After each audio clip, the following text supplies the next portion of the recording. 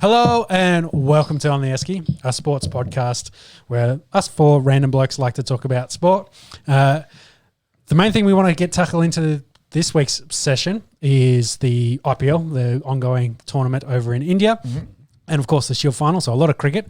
Then, of course, we've got the usual previews of the NRL and AFL, followed by a bit of a wrap-up in what's happening in the NFL world and the NBA, especially with the Knicks now winning 8 straight. Then we've got some UFC news with our boy getting the win in Whitaker, followed by a little bit of golf. And then, of course, we'll talk about the huge non-story now in the Euro Soccer League with the European Super League. Mm-hmm. So the craziest 2 days in yes, in soccer news in a long time, but it all fell through. We'll get stuck into that a little bit later. Big protests and the like, and all the big famous people getting stuck in, but we will get to that at the end. Of course, as always, I've got the 3 boys with me. On my left is the Italian rapscallion Pepe Le Pew. On my right, I have the Western Bulldogs #1 season ticket holder, Macca the Mo. And then I've got the bars going over here. And I've got Jimmy, the Chinaman, the research man down the end of the table. And, of course, as always, my name is Sean. Yeah, let him know. We need a nickname for Sean.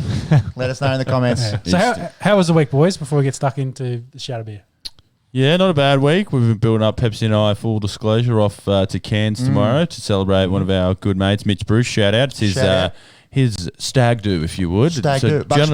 Gentlemen's weekend away. So we'll be... very highbrow, these boys. Nice. Oh, absolutely, of course. Cairns is a nice... posh place to take 24 blokes. So we'll be pretty excited tonight on the Esky. We've got a flight tomorrow. So weekend starts now, I believe. It started 4 hours ago. So a little bit of a switch up. We want to add a bit of a new segment. We want to do a shout out. So shout a beer. Shout a beer. Yeah. Joseph. To some people involved in the sporting world we thought needed a beer after their week in sports. Mm-hmm. So who do you want to go first, Magga? Well, I'll shout a beer. I'll hop into the Esky. I'm going to shout. It's going to be an expensive shout for me, actually, because I'm going to shout every single fan of European soccer in the world. It's going to cost me a fair bit. So a couple $1 billion, I'd imagine. But you touched on that Super League, and we'll dive into it a bit later on. But the people power that spoke as soon as this league was announced, and these billionaires thought they could take a game away from the fans, and it was absolutely stripped back, and we didn't even have a chance to really talk about it. Happened and finished before we could film an episode. We were prepping, we were getting all the notes ready. We're like, we're going to have to go deep into this, and it's gone. Which is a great thing. It was obviously an absolute travesty, the idea of it. So well done, fans out there. You got on your social media was used for good, and the pundits in the media, Gary Neville and the like. So awesome stuff. That's what I'm going to shout a beer for this week. Mm-hmm. Mm-hmm. I'd like to shout a beer to Trent Merrin. He announced his immediate retirement during the week. So unselfish. He came out and he said that he felt like he's not keeping up with the pace of the game. Yeah. He was probably drifting out of the starting 17 anyway with the arrival of Josh Maguire. He had been playing some minutes off the bench for the Dragons. And he pretty much said, I'd rather give up my salary and, quit while I'm ahead, give it to a young and upcoming kid. And rumours are he might have actually kissed away up to $350,000. Yeah, so that's the news. One of the most selfless acts in rugby league that I've seen in a long time. And he's a self-described fat kid out of St. Peter's. He was a Dragons junior. He actually went on to play 153 games for the Dragons and 75 at Penrith. Little stint with the Leeds Rhinos over in the Super League. Added up to 253 top-flight games. Add to the accolades, 2010 Premiership with the Dragons, 13 games for the New South Wales Blues, and 7 games for Australia. I'm shouting Trent Merrin a beer this week on the Esky. Well-deserved, son. Also dated Sally Fitzgibbons. So shout out to you, Trent Merrin. You were punching well above your weight, good sir. So well done with that as well. You definitely deserve a beer for that. To be honest, I thought he retired 2 or 3 years ago. When he went to England, had that year in Leeds. Super League can fly under the radar a little bit, and it was at Penrith before that. But wanted to finish off at his junior club. Good on you, Trent. He bleeds red and white, and one of the most selfless acts in recent memory for mine. So good on you, Trent. I'm shouting you a beer this week on the Esky. So then I guess it's me. I'm shouting out Ricky Stewart beer, of course, the Raiders head coach. He, in his post-match interview, got stuck into the dismal Raiders effort against Parramatta Eels, which we'll talk a little bit more later on. But I think the main point was the disappointment they caused fans, the lack of effort, the guys out there putting on a jersey, thinking they're NRL players. He definitely got stuck into him. He's wielded the axe this week. A lot of big names in that squad are now out and missing the game entirely, not even just moved to the bench. So a big shout out to him for taking, having the cojones to shoot a massive rocket up his squad, who are definitely in that spot now where they're like 6th or 7th. That's where they're kind of aiming at. If they want to compete with the other top 5 or the top 4 teams, they really need to start putting it together. Otherwise, they're just going to fade and maybe miss out on the 8. So, they've got the squad. They just need to put it all together. Definitely. And my shout out for the week is Ben Askren. He definitely deserves a beer for retaining probably the most humiliating KO belt out there. Yeah, up there. It's up there. Might have something to say about that. Yeah, after last night. Over the week between potties, he got knocked out by Jake Paul in an exhibition boxing match. First round. Didn't last very long. No, he didn't. So, former Bellator, former One Fight Championship, former welterweight UFC. Obviously famous for that massive knockout, being on the receiving end of that massive knockout from Masvidal. 3 seconds flying knee to the face. So obviously probably got to be one of either the dumbest fighters in the world for not preparing for a boxing match. Well, Lucas Brown did not look like, Lucas Brown sounds like he didn't practice, but we'll keep going. He didn't look like he had much of a fight camp, or one of the smartest fighters in the world for Man got paid. he did for earning $500,000 for 2 minutes worth of work, and literally 2 minutes because it didn't look like he had a fight camp. And it didn't look like he was breaking sweat on his walkout. It was the 2 minutes in the ring. Yeah. So, obviously being floored by Jake Paul, I collapsed just like my Punjab Kings. Shout out to Ben Askin. Earning a lot of money for almost nothing. Yes. And get that man to be him. Shout out to the Punjab Kings. That will roll us into our IPL wrap-up. There's been 9 games since our last pod. We'll try and have a little focus on the more entertaining, closer games and try and breeze through the ones that were a bit of a boil over. Match 7 saw the Rajasthan Royals defeat Sean's Delhi Capitals by 3 wickets. It went down to the last 2 balls. The Caps, they just fell apart at the top order. Yeah. They didn't have a guy score over 10, I don't think. Until Rishabh Pant came out and steadied the ship with 51. Yes. They were 8 for 147. Jaydev Unadkat, 3 for 15 off his 4 overs for Rajasthan, the pick of the bowlers. We had spoken last week about Rian Parag and his sideways action. Did you see this? Yeah, he's still sideways, but he added a little bit angle to it. So it's now up a little bit more towards his shoulder. So it's not completely horizontal. It's got an extra 20 degrees. Let's put it that. It's not much, but it's enough. Better? Yeah, it looked a little bit better. But still as such. Still no ball for mine. Yeah, still rank half draggers from way out right coming into the batsman's legs. So, yeah. Not a huge fan. Didn't affect the game too much. He bowled 2 overs, none for 16. Interesting little tidbit here. The Caps actually didn't hit a 6 in their whole innings. It's the first time that's happened at Mumbai in the IPL. The Royals, much like Delhi, got off to a very shaky start. They were 4 for 37 at one stage. The Caps openers in Avesh Khan and Chris Wokes getting the early poles there. But it was the Saffers, David Miller and Chris Morris. They chipped in with 62 and 36 to get the Royals over the line. What happened with Ashwin here? Because he only bowled 3 overs. Do you think it was a tactical thing? Surely Punt just doesn't forget that he's got Ashwin up his sleeve. Ricky Ponting, who's, of course, the head coach for the Caps, did get stuck in, I think, a little bit after is that, at the death there, you've got Ashwin with 1 over left, and with it as close as it was, I think he was 3 for 15 or something. Yeah, so he bowled well in this game. So you'd want, it's Ashwin. Yeah. You've got an over left, last over, put him out there, see what he can do. Especially the spinners in India, they've been doing really well of late. So Yeah, bit of a head scratcher in that Bit of a one. head scratcher in that one. So I think he was going to get a bit of a talking to. That was part from Ricky Ponting. I think it speaks to that, and we talk about Pat Cummins, and we don't want him to be captain of Australia because the pressure was the fast bowler. If you're a wicketkeeper, you got 20 overs, you got to be on the ball. You really have to be on the ball. You got to need a good vice captain to sort of remind you with little things like that, because we've always seen the Ricky Pontings of the world even have notepads and just say, okay, I've got two here. You can't do that if you're a wicketkeeper. You got to be up and back really quickly. So it kind of looks like, it sounds like it was a bit of just a miscue from Pant, who you wouldn't think he's one of the best cricketers in the world, but he's also 23 years old. Yeah, young. So, maybe it's just a brain fart. Have the Caps played 2 games since this, or only one? So this one and then another one. Yeah, so this was Steve Smith's first game. So he was in the squad. So as a guy that's captain or has that experience, like they've got plenty of experience in that side. So maybe it was more tactical. Who knows?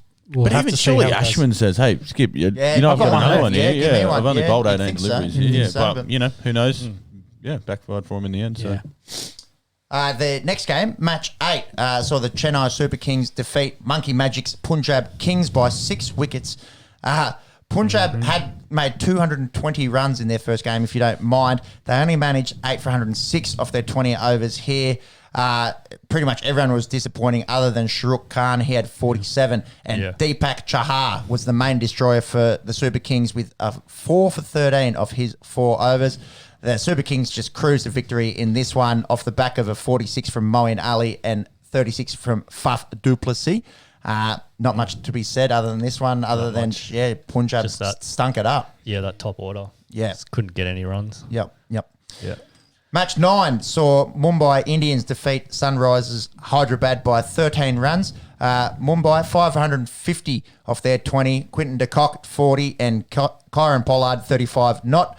And then Hyderabad got off to a great start with Warner and Bairstow, but they had a big old collapse in this one. They lost 6 for 35. Rahul Chahar 3 for 19. Trent Bolt 3 for 28. And you can't leave out Jasprit Bumrah 1 for 14 off his 4 overs. We've said it before. The Indians are so stacked, and that bowling lineup, when they're on, good luck. Both the quicks and the spinners there. So yeah, Indeed. Match 10 saw my Royal Challengers Bangalore take on Macca's Kolkata Knight Riders.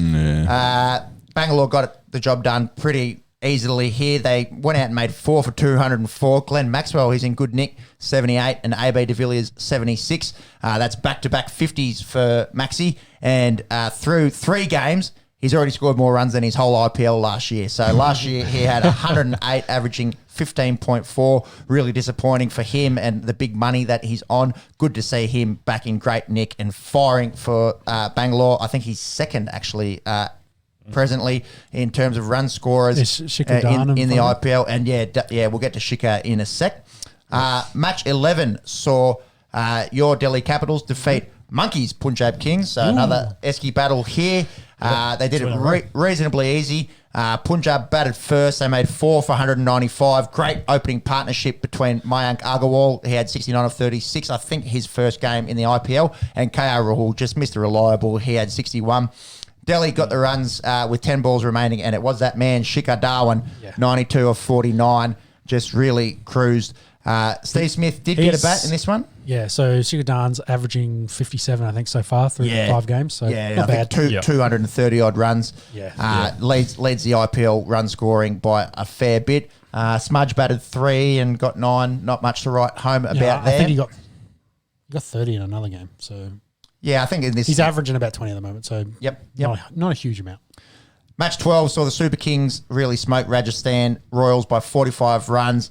The runs were shared by the Super Kings. Faf top scored with just 33, and the Royals fell well short despite a valiant 49 from Josh Butler. Moeen Ali, the bloke with his head on upside down, he had 3 for 7 off his 3, and he's actually shown a lot with the bat and the ball so far in this one. One to watch out for, really cementing himself as a genuine T20 all-rounder.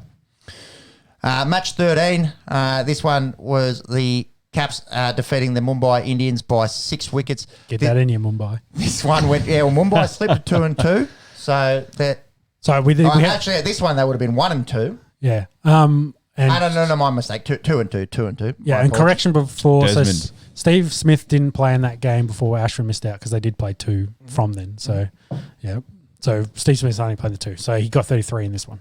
Right. Mumbai at 9 for 137. Rohit Sharma, 44 off his 30. It was Amit Mishra and Lalit Yadav that did the damage here for Delhi. And that one's a leggy, one's an offie. And we've spoken about it before on the Esky. Those Indian spinning stocks are in really healthy hands. Very tidy. Delhi chased down the runs. They actually took them to the last over, which is surprising considering, a 137, not the biggest score. They just kind of... Chennai, so. Yeah, just kind of cruised to it. Shikhar had 45. As you mentioned, Steve Smith, 33. And, yeah, Shikhar's 231 runs from his 4 knocks so far. Leads the IPL by a fair bit in terms of runs scored. Match 14... saw Monkeys Punjab Kings take on Sunrise Hyderabad. The Kings were scheduled for 120. So battle for the bottom of the table. Well, through their 4 games, I think they've scored like 108, 120, and then like 195 or 200. Like they go all in or they score fuck all. Yeah. It was Khalil Ahmed for Hyderabad with 3 for 21, and Abhishek Sharma and Rashid Khan also chipping in. They chased those runs down very comfortably, winning by 9 wickets thanks to 63 from Johnny Bairstow and 37 from Dave Warner. And last night's game, the most recent one at the time of our recording, and it was a really, really interesting match, this one. Chennai Super Kings went out and made 3 for 220, massive score. Faf, 95, he's in really good nick. And young Ruturaj Gaikwad, 64 there for the Super Kings. Paddy Cummins got absolutely belted with the ball. He had none for 58 off his 4 overs. Poor bloke. Varun Chakravarthi, I hope I got that right, was the best of the Kolkata bowlers with 1 for 27, and everyone else pretty much got spanked. They went for over 8.5 and over. You go for 220, you're not going to have too many No, that's right. economical bowlers. That's right. And then the Knight Riders, in return, a valiant 202. They were in all sorts of trouble, licorice all sorts. They were done and dusted. 5 for 31 they were.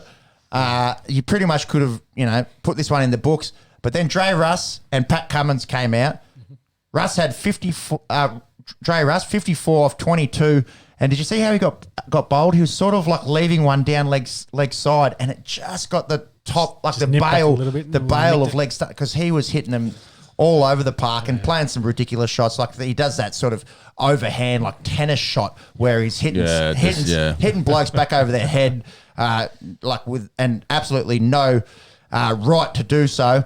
And then Paddy Cummins come out and was just really carrying him, hitting the ball so clean. 66 off 34 he ended up with. He smacked Sam Curran for 30 off and over. So good. Love to see that. As an Aussie fan, seeing old Frosted Tips getting belted all over the park.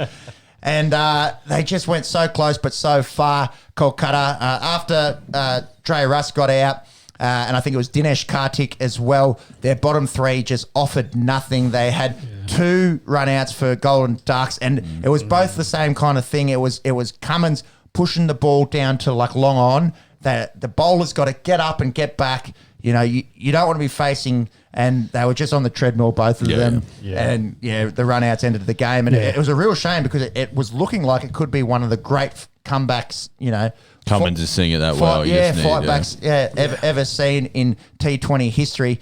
At the end of the day, for all his efforts, the Cumdog millionaire, he only scored 8 more runs than he went for. So I guess it all kind of equals itself out. Match 16 will be just after our podcast tonight. That is Bangalore and Rajasthan. And the table so far is kind of shaping out like we had expected. Bangalore's undefeated with 3-0, but Chennai Super Kings, I believe, are in first on their, what do you call it, the net run rate. They're 3-1. Delhi Caps 3-1. Mumbai Indians off to a little bit of a slow start considering their list, 2-2. And then Kolkata and Hyderabad 1-3. The Royals play tonight, but they're 1-2. And then those poor Punjab Kings down the bottom, 1-3. Every team's had a win through 4 games. It's a close competition, and it's kind of panning out like we had expected. I found it really interesting that what I've noticed is most of the all-star batsmen are sort of, and you know, all-star, they're all all-star bats. Every team has good bats. The bats seem to be scoring a lot of runs, but it's the international bowlers who seem to be struggling. Yeah. Getting spanked. And getting spanked, like there's no in between. Like they're just getting tanked. Like and no one's bowling consistently. You might have a good game, like Paddy Cummins bowled all right 2 games ago, and then hasn't been able to land them since. The current boys can't even get near it. I think. Yeah, like we talked about, who's going to adjust quicker probably is going to be more successful, and it just seems to be favouring the batting side more than the bowling side. Yeah. Well, it's interesting you mentioned the foreign bats doing well, because last podcast we were mentioning that 9 of the top 10 scores were by Indians. The foreign or the overseas bats have really stepped up in this past week. So Maxi's second, Johnny Bairstow's third, Faf is fourth in runs scored. 95 helps. Moeen Ali's been good. David Warner's been good. AB's been good. So all the overseas bats starting to fire. It seems to be the overseas bowlers, especially the overseas quicks that are struggling. Rashid Khan's doing Rashid Khan things. Moeen Ali took 3 for 7. He's been fine. Moeen Ali as a part time has been okay. But those big money foreign quicks, have left a little bit out there so far. Well, Riley Meredith and Jai Richardson both got dropped. Did you see that? After they went, they got 3 for 200 in their last 2 games or something. So that's pick on form. And what was Meredith got $1 million and Jai Richardson got close to it. I think. So bit of a misfire, but it's not too dissimilar to an Aussie summer. But do you reckon the heat's probably hitting the quicks a little bit more so than? Conditions may be playing a part into they got to adjust to the Indian pitches. Is it even that hot there at this time of the year? They'd be they're in their 30s. Yeah, but that's cool. You chase that up. The other thing that people have noted is that Chennai in particular seems to be doing a lot for the bowlers. Yes, especially the spinners. And we've seen some really low targets. The thing that makes me question that is it's just been a mixed bag. We've seen some really high targets, really high total scores. Consistently teams are scoring in the 200s. Well, that's Mumbai, that one. So. Yeah. If you went back through that list, I think Mumbai had most of the highest ones, and all the very low scores were at Chennai. So, but there's also been good scores at Chennai. So batch 10, Bangalore made 204 at Chennai. I guess it just depends on what pitch they've got for them. Yeah. If it's a super dusty and it just falls apart. And that's something too. They're playing 20 games between Mumbai and Chennai, 10 each. Yeah, so we've still got 5 to go. There's only so much your pitch can hold up, or if they're using multiple decks out of that, that has to be a factor. You'd imagine. But it's just been interesting to see the inconsistency in the runs scored. And for mine, I like to see it like that. Like you're watching a game, and that's an extra element. You're going, they might go out there and score 220 like the Super Kings did last night, or they might get skittled like Punjab did for 108 the other night. It keeps, there's something there for the bowlers. There's something there for the bats. It just seems like the only thing you don't want to be at the moment is an overseas quick, because the Indian quicks have been fine. So doing all right. Yeah, exactly. Yeah, so there's something there definitely for sure. Something to keep an eye out, and we've loved covering it so far. So outside of the game tonight, what are the next couple of games across the weekend? Monks, did you get that? I think Mac has got it, yeah. That temperature? So between Chennai and Mumbai, it's averaging around 30, low 30s during the day, and nights aren't getting. So that should be all right. Bowling weather for like 4 overs. It's not. You're not bowling 40 overs. Yeah, I think like we said last week, the going over there, quarantine. You're stuck there for in your hotel for a week, and then having to go out and adjust to foreign conditions that might just be getting the better of the overseas quicks for now. It'll be interesting to see if these guys on big money are able to come through and justify that money being spent. Yeah, I agree. Coming up, well, as I mentioned, we've got Bangalore and Rajasthan that kicks off in a few hours. What's the next 4, Maga? Yeah, what's the next 4 before we go to Ahmedabad and Delhi? Yeah, we got Punjab versus Mumbai, the game after that, and then there's a double header, Rajasthan versus those mighty Kolkata Knight Riders, and Chennai Super Kings versus Royal Challengers Bangalore. So that'll be a really good match. That's a day-nighter, so that's the early game. Yep. 8 o'clock Australia time. That'll sort of set the tone pretty early to see which team is definitely is going to be the pace setter in the early part. Still a lot of cricket to be played as well, so it's just the start. So early. Yeah. We talk about who's settling. It's just about who's going to get comfortable. Every single one of these teams is stacked. No matter what, you're going to have 22 really good cricket players playing. That's the beauty of it. It's just who's going to get that mix quickly, and we've seen a lot of collapses as well. I think you've noticed. The best teams are those that can stop it.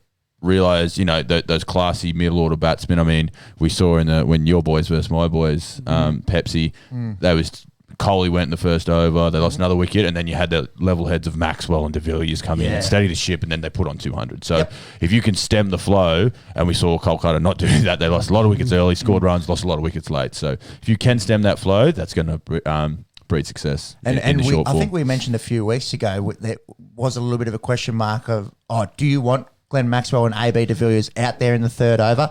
They've gone out and shown. Correct. You do. It doesn't matter. They've gone out there and shown they don't care. They just want they're class acts. They want to be out there. Good players are going to be good. And even if they are 2 for fuck all, then they can dig guys out of holes. But loving the coverage so far. What did you see this Dwayne Bravo thing? What was going on here, Sean? So the picture that we're referencing here is Dwayne Bravo's backing up for like a single or a run, essentially, and he's probably a good 2 to 3 yards outside his crease. So they're to the point now that Ashwin last year did the man-cad, and run the bloke out, and then that's not out of the spirit of cricket. That's not cricket. You shouldn't be doing that. But now it's kind of swung back that the batter's not worried about it, so they're kind of taking they're taking the piss essentially now. They're like they're playing baseball and still on bases. They're that far out of the crease, so it's whether should they? Is it a fair point now if they're so far backing up that I'm gonna just you're all the way down there. I'm just gonna nick these off and you're out. So for mine the way that I was brought up and my understanding of it is if you notice someone backing up like that, you say to the umpire, "Oi, mate." Have a word with him, get him back in his crease, and then if he's still doing it, then you might bring out the man-cad, which is a whole can of worms. Yeah, really. Is it in the spirit of the game or not? But like you said, you can't give a bloke a free license just to take off. And I think you're right. Bravo was taking the piss here. Like he was well and truly gone. But for mine, if you're the bowler, that's where you have a word to the umpire. You say, mate, Don't worry about my front foot. Have a look. Have a look at this bloke, and if he's 3 or 4 yards down the crease, I will take those bails. And if the warning's given and the umpire doesn't have a word, then I suppose you've got to take it into your own hands from there. Yeah, because I think that's a fair kind of point. The game it hasn't completely gone towards the batsman, but this is another thing that helps the batsman out. They're trying to score runs. Yes. Especially in the IPL, 4s, 6s, big scores. That's what people want to come and see. But, even the low-scoring games here where guys get skittled and the great bowling, the spin bowling in India, it's also excellent to watch. So I think, I think in this case, it's just massively was taking the piss. Let's put it that way. So, and in that case, I'd say if the bloke's halfway down the pitch, you're just like, fuck this. Take these off. I tell you what I will say to any Sunday social or low-grade cricketers out there, have a look at Dwayne Bravo and fucking implement that into your game, because the amount of times that a quick, easy single goes to waste because, low-end cricketers don't have that in their mindset of backing up and getting the easy runs. They're worried about hamstrings. Let's put that. Mate, have a look. You don't need to be 4 yards down, but you just, you should be, your left hand is on your bat, and that's behind the crease, but your eyes are looking to take off. Oh, God. I've had this spray a few times. That's the takeoff. That's the takeover message. That's it. Is the takeover. It's an easy thing you can do. It's a really easy thing you can do. Moving on. All right, let's jump into the Shield cricket. And the Shield final happened over... Well, where was it? Was day one? Yeah, day one. Had just ended the last podcast, so day 2 and 3 happened. It was only 3 days, wasn't it? It didn't get to a day 4? It got to the morning of day 4. Morning of day 4. Yeah, so the last pod, we did report that New South Wales had been skittled for 143. Michael Neser was the main doer of damage in that one. He had 5 for 27. Queensland went out and they made 389, and what's that? That's half the runs, isn't it? 192 from Marnus Labuschagne. He batted for 9.5 hours against Hazelwood, Stark, Copeland, Abbott and Nathan Lyon. He's in good touch. He just keeps getting better and better and better, and he single-handedly won this game for Queensland. Well, he nearly outscored the Blues all. So he went close. It's interesting that Sean Abbott was the best of the Blues bowlers in this. He had 4 for 71, so minimal impact from the likes of Hazelwood, Stark, and Nathan Lyon. So 389 they made. That's 150 odd. They're out in front. New South Wales dismissed for 213 in the second innings. Not enough. Yeah, not enough in the end. No one made more than 40, which was from Dan Hughes, and the wickets were shared between Schwepson, Doggett and Bartlett. So Queensland win this one by an innings and 33 runs. It's the 9th Shield title for the Bulls. Marnus's 192 was the 4th highest total ever in a Shield final. Mm-hmm. No one else in the whole game managed to reach 50. So people were talking, maybe there's a bit, in the deck for the bowlers, and it showed.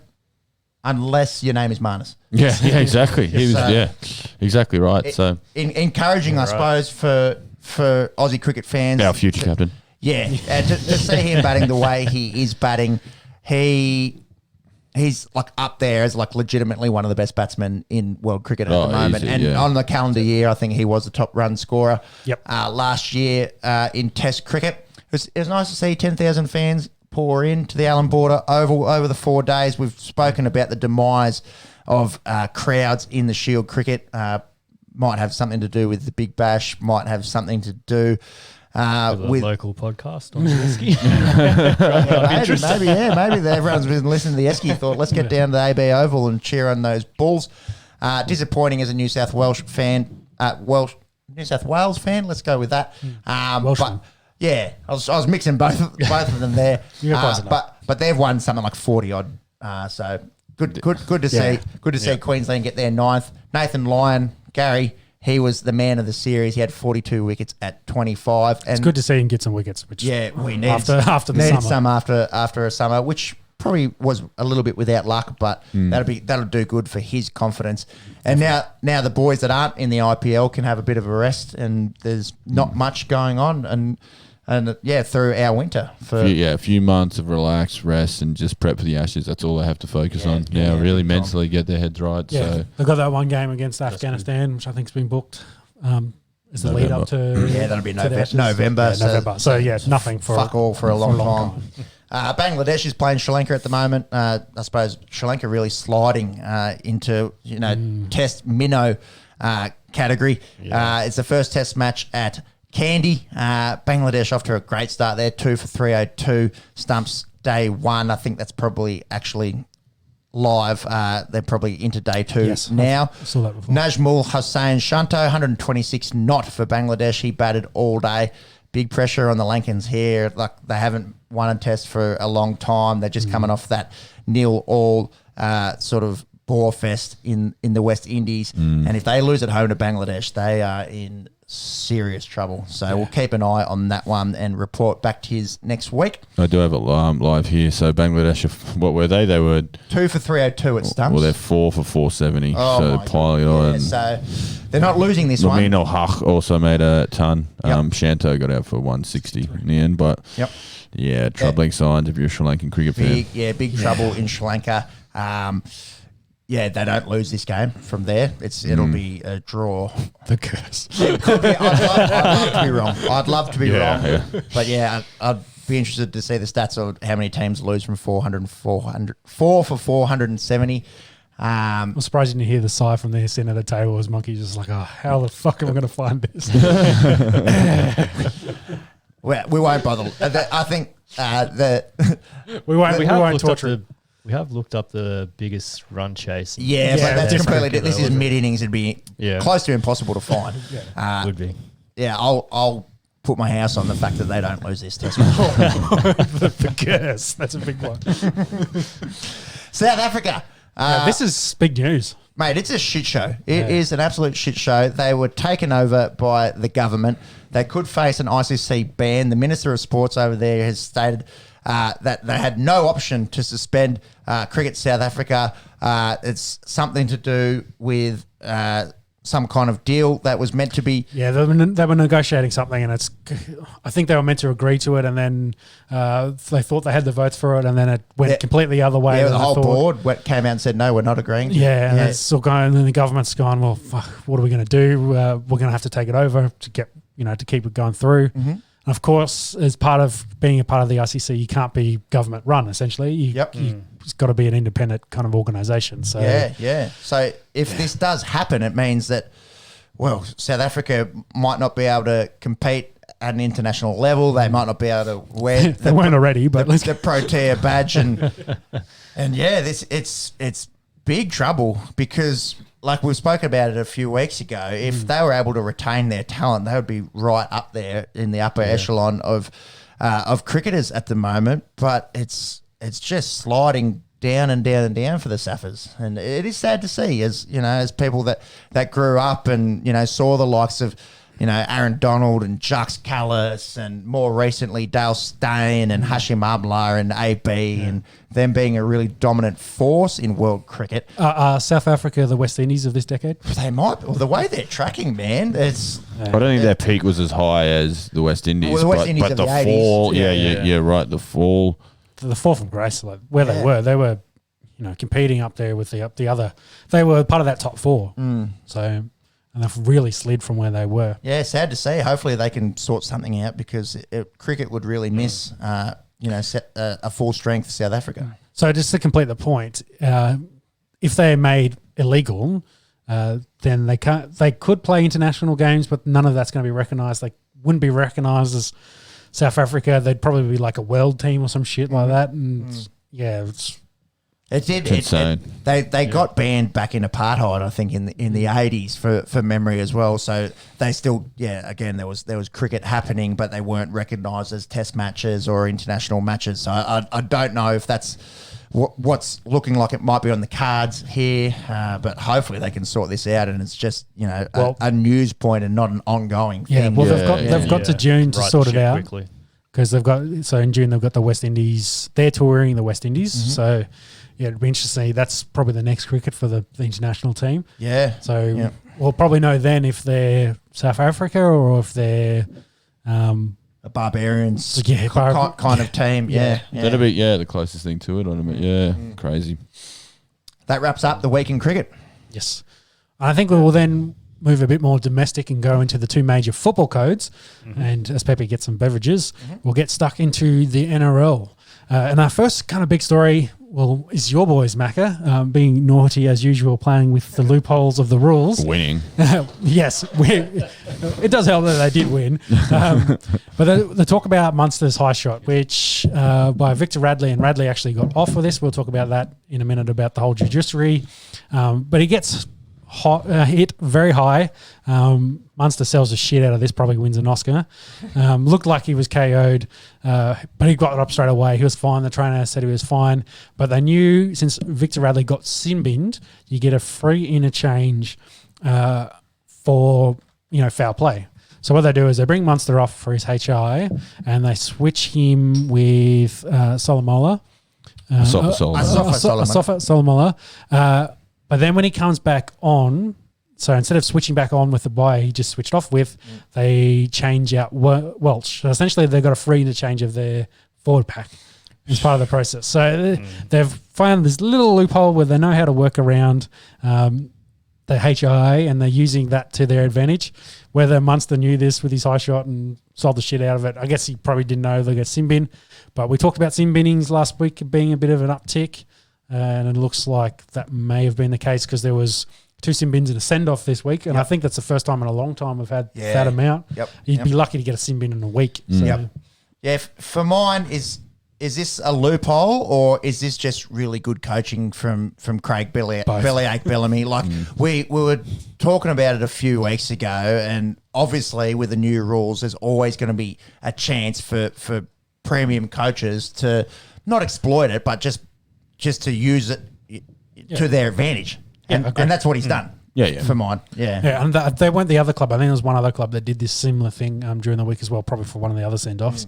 They had a high HI. They switched the the forwards around, so they got their free interchange of a forward, where it was like an actual complete interchange. So it was good. So those mentioning, so the 2 sin bins and the 1 send off. So it's pretty. We saw very quickly that Volandis got his chat out there, and that the referees have implemented what he wants. The judiciary kind of reflected that a bit too. Unless you play for the Roosters, you get off scot-free. So we'll get to that later. But I thought it was interesting is that Radley Hetherington, the Bulldogs front rower, Jack. Oh, sorry, Jack. You just got Radley there together.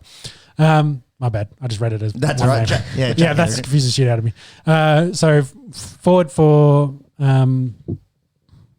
Bulldogs, he old-fashioned clothesline. I think he got 5 weeks. 5 weeks. They're looking at 6, and he pleaded guilty, so he got 5. And he's well known at the judiciary, unfortunately, in his short career. Yeah, I think it's his 6th time to the judiciary. He's played 29 games and he's missed like 50, so he could have been had 50 games under his belt already. Yeah, so they've obviously Mark Geyer or something. They've obviously taken his past indiscretions into account. This was a bad high shot. Don't get me wrong. Old-fashioned clothesline. It probably wasn't a 5-weeker. Like it was lazy. It was lazy, and Val Holmes had him beat, and he's just stuck the arm out and clocked him. Val Holmes gets back up pretty much straight away.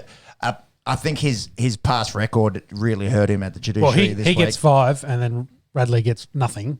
Yeah. And considering they both whacked the bloke across the chops pretty high. Jack's was worse. Jack's was worse, but the Roosters have employed some good lawyers and done some Roosters magic and gotten Victor off that one, you'd think. But I suppose they have to take into account the track record of young Jack Hetherington. And I think this is where Trent Barrett or one of the assistants at the Dogs has got to say, mate, look, we love aggression is good in rugby league, but it has to be channeled.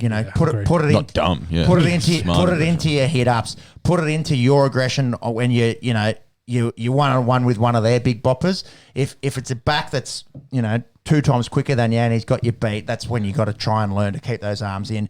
Just go watch some footage of swinging arm Hardgraves, and then you know what to do. But it's one of those things. It's so reactionary. You're like you don't want to let this guy beat me. I'll chuck my arm out. I'll bang. I've taken his head off and it looks horrible. Yeah. It's one of those things that is so easy to do, and that's where they just got to have a chat with him. He's only 24. He looks like if he can get this out of his game, he could be a really good prop forward. Yeah, there's chat that he could be an Origin kind of player. If he can put it all together, but you can't do that if you're sitting on the sideline. Indeed. So I think we'll run into, we've been talking about the halfback or the halves merry-go-round, so it's starting to kick off again a bit more. Chad Townsend, during the week, it came out that he's signed with the Cowboys. 3 years, gets $2 million, which is an excellent deal for an absolute peanut and a halfback.